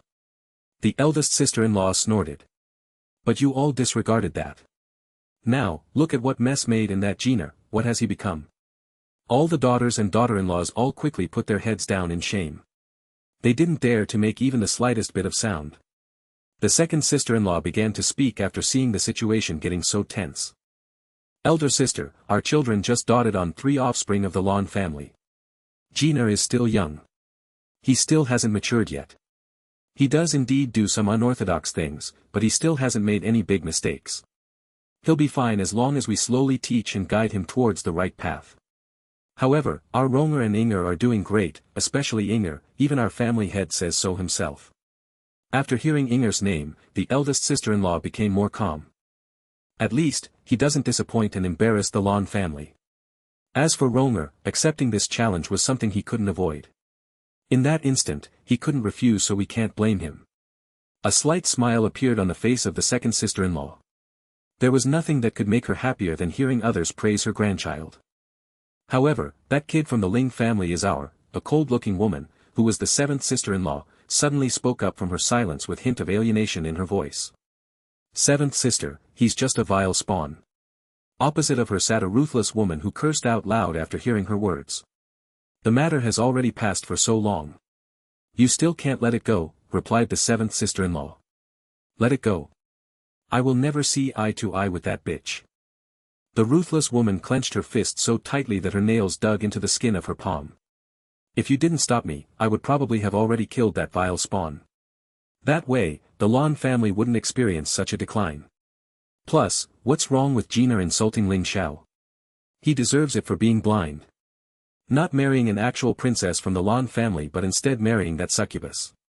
The fourth daughter who sat at the third level gnashed her teeth in frustration. Mother's right. Back then, Ling Xiao passed on marrying our ninth sister and married that bitch right after. He didn't even put the Lan family in high regard. Wasn't our family head also angry for a very long time? Fourth daughter, be careful with your words. The fourth sister-in-law, who was silent the entire time, finally couldn't just silently watch and reminded her. The fourth daughter-in-law's face turned pale. Despite her unwillingness to stop, the Lan family still had its rules. She could only stand up and apologize. Yes, auntie. Be careful with her words. Seeing her daughter-in-law be reprimanded, the ruthless-looking woman exploded with anger. I know that you have been standing behind that bitch from the very beginning. Now, you're also standing up for that bitch's son. Third sister, the eldest sister-in-law suddenly shouted out angrily, and the third sister-in-law suddenly regained her composure. You're probably exhausted. Fourth daughter, take your mother back inside to rest. The eldest sister-in-law turned around and spoke to the mean-looking woman. Yes, auntie. The fourth daughter didn't dare to show any dissatisfaction. The entire Lan family was under her aunt's control.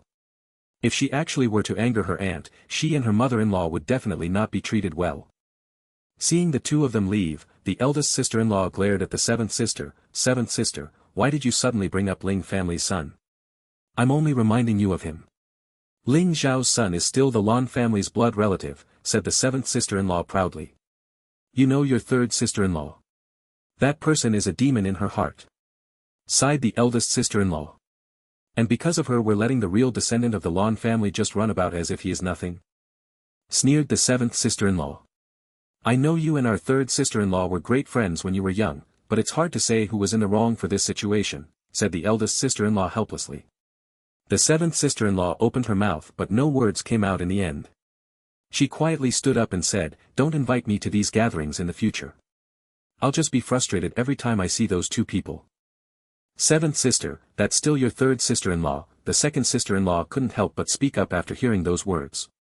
The seventh sister-in-law snorted. My third sister-in-law is the person who my third elder brother approves of. That stranger who went outside just now is not worthy of that title. After saying that, she turned around and left.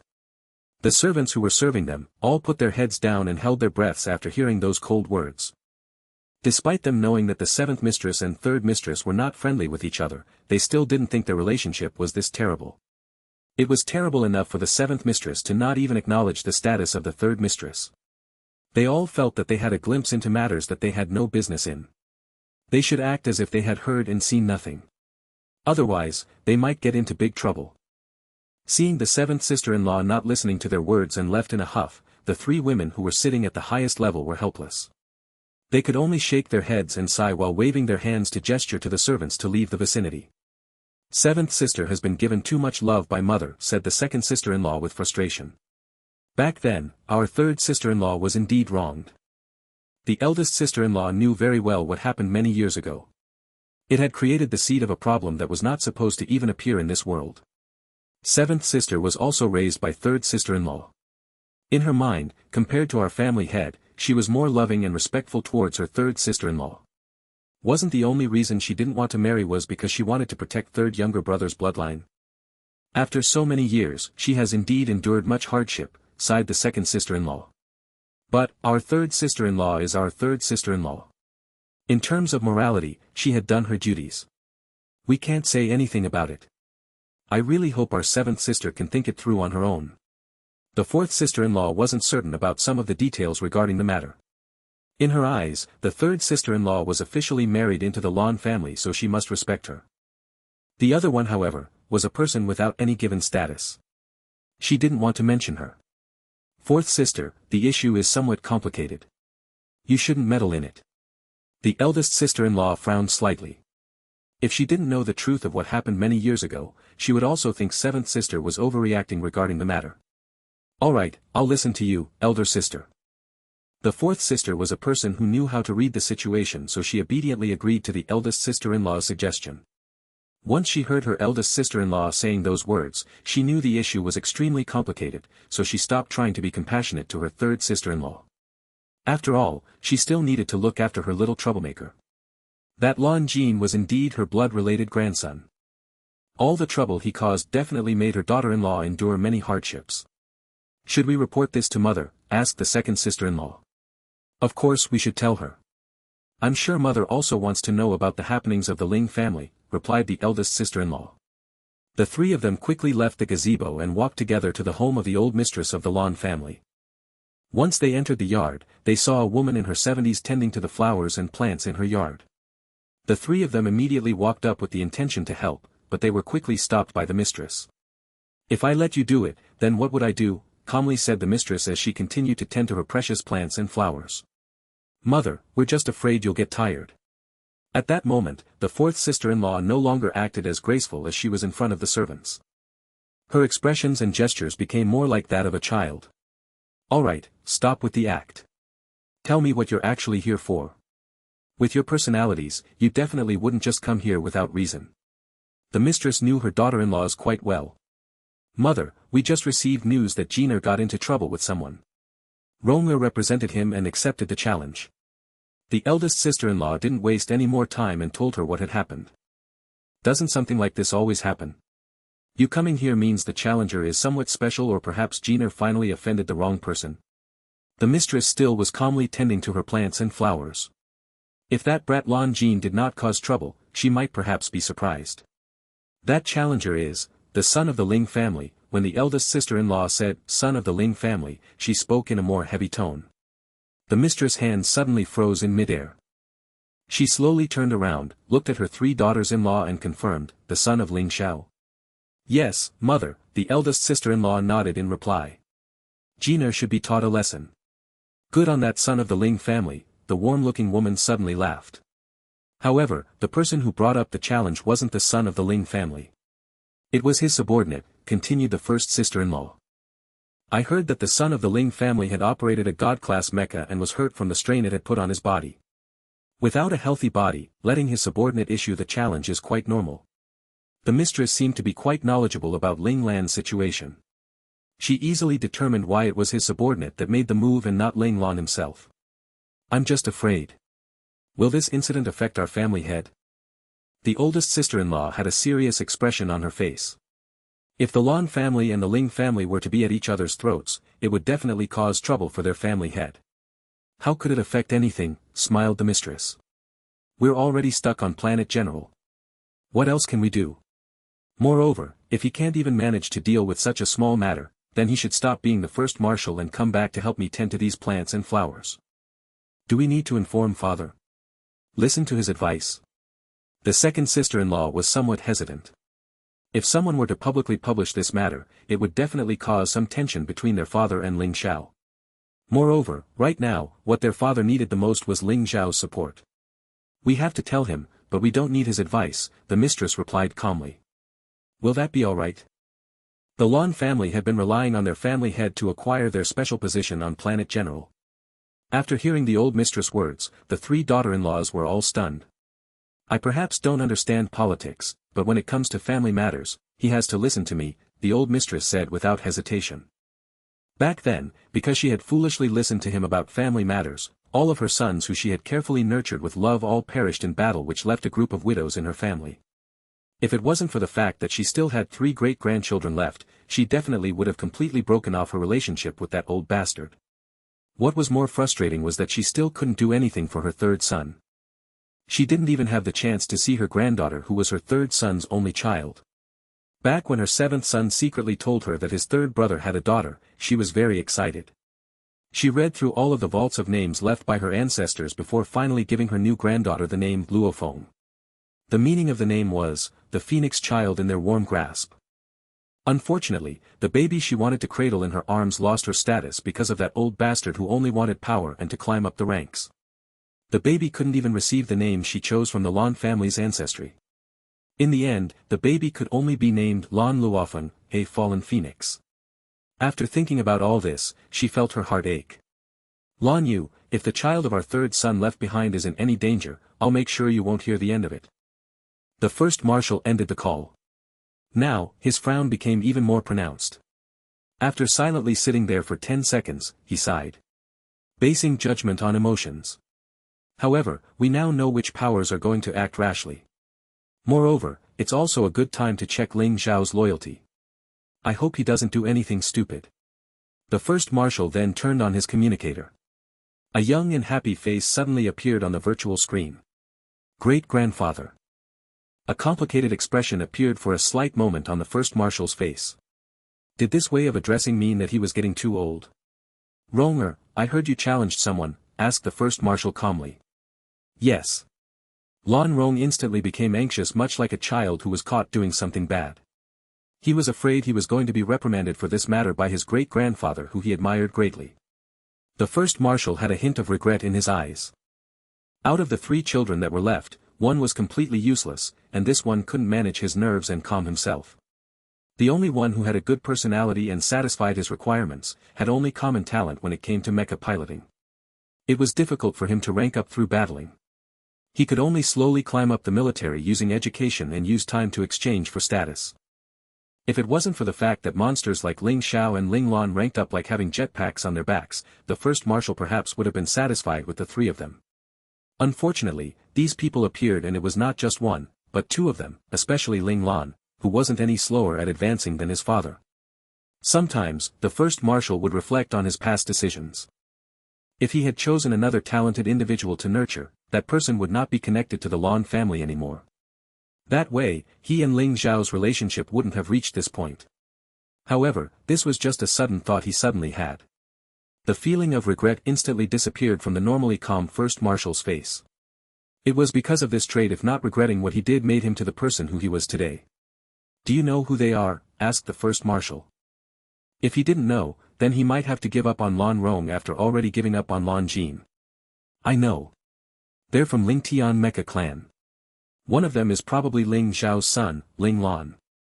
At least, Lan Rong had some skills, and managed to investigate Ling Lan's group in such a short time. The first marshal had a look of satisfaction on his face. At least, Lan Rong didn't embarrass him. What is your plan? The first marshal asked.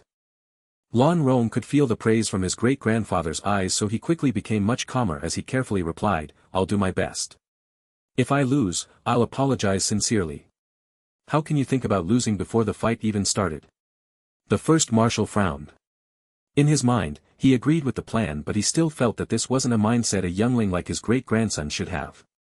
No, that's not it. Even before this challenge was issued, we were already in the wrong. He is Ling Zhao's son, so he should definitely uphold the dignity of his father when someone challenges it. All in all, whether I win or lose, I'll have to apologize, Lan Rong hurriedly explained. It looks like you've matured quite well. The first marshal nodded in satisfaction. However, since the fight is inevitable, do your best. Ling Lan's subordinates are not easy to deal with. Lan Rong's eyes shined brightly as he seemed to have gleaned a clue from his great-grandfather's words. He replied quickly, I understand, great-grandfather. Don't embarrass the Lan family, the first marshal said his final piece and hung up. After the call ended, his gentle face quickly turned cold. The next day, Ling Lan didn't go to the arena, only Li Yingjie, Xie Yi, and Luo Lang went to participate in the challenge. As for Gu Dongyang, he went to find his soldier friend to gather some more intel. As for Ling Lan, she laid on her bed and entered the virtual world to meet Li Lanfeng. I heard someone schemed against you. The moment their eyes met, Li Lanfeng's eyes seemed to shine with happiness. He seemed delighted at her plight. The entire summon was a ploy. It's all right, Ling Lan replied calmly. Just like what you expected, they just wanted to lure you out of the base. Li Lanfeng's smile disappeared. He finally turned serious. Have you discovered anything? Ling Lan wasn't surprised. Based on her estimation, the enemy should be taking action soon. Yes. There are currently 3 factions left in Base Nebula. Li Lanfeng passed Ling Lan a folder of documents. What about the rest? Ling Lan flipped through the documents as she caught on the meaning behind Li Lanfeng's words. Major General Yang took care of them. Li Lanfeng smiled sweetly. He used Yang Mingji as a shield just like Ling Lan told him to. With his rank and identity, he made a good shield for Ling Tian. You challenged the Lan family. Will it affect the relationship between General Ling Xiao and the First Marshal? Li Lanfeng was a little worried as he remembered the matter. Do you think the First Marshal is someone who would let his family matters affect his decision? Ling Lan shook her head. To him, family is not within his consideration. Unless. Unless what? Li Lanfeng was curious. Nothing. Ling Lan shook her head, signaling the end of this topic. Li Lanfeng quickly stopped being curious when he saw Ling Lan not wanting to continue with the topic. Since Ling Lan didn't want to say, he wouldn't ask. Ling Lan finished reading the documents in her hand and said to Li Lanfeng, we've gathered enough information about the first 2 factions. You can clean them up. Leave the 3rd faction be. We'll see if we can use them to bait a bigger fish. Understand, Regiment Commander, Li Lanfeng smiled and replied.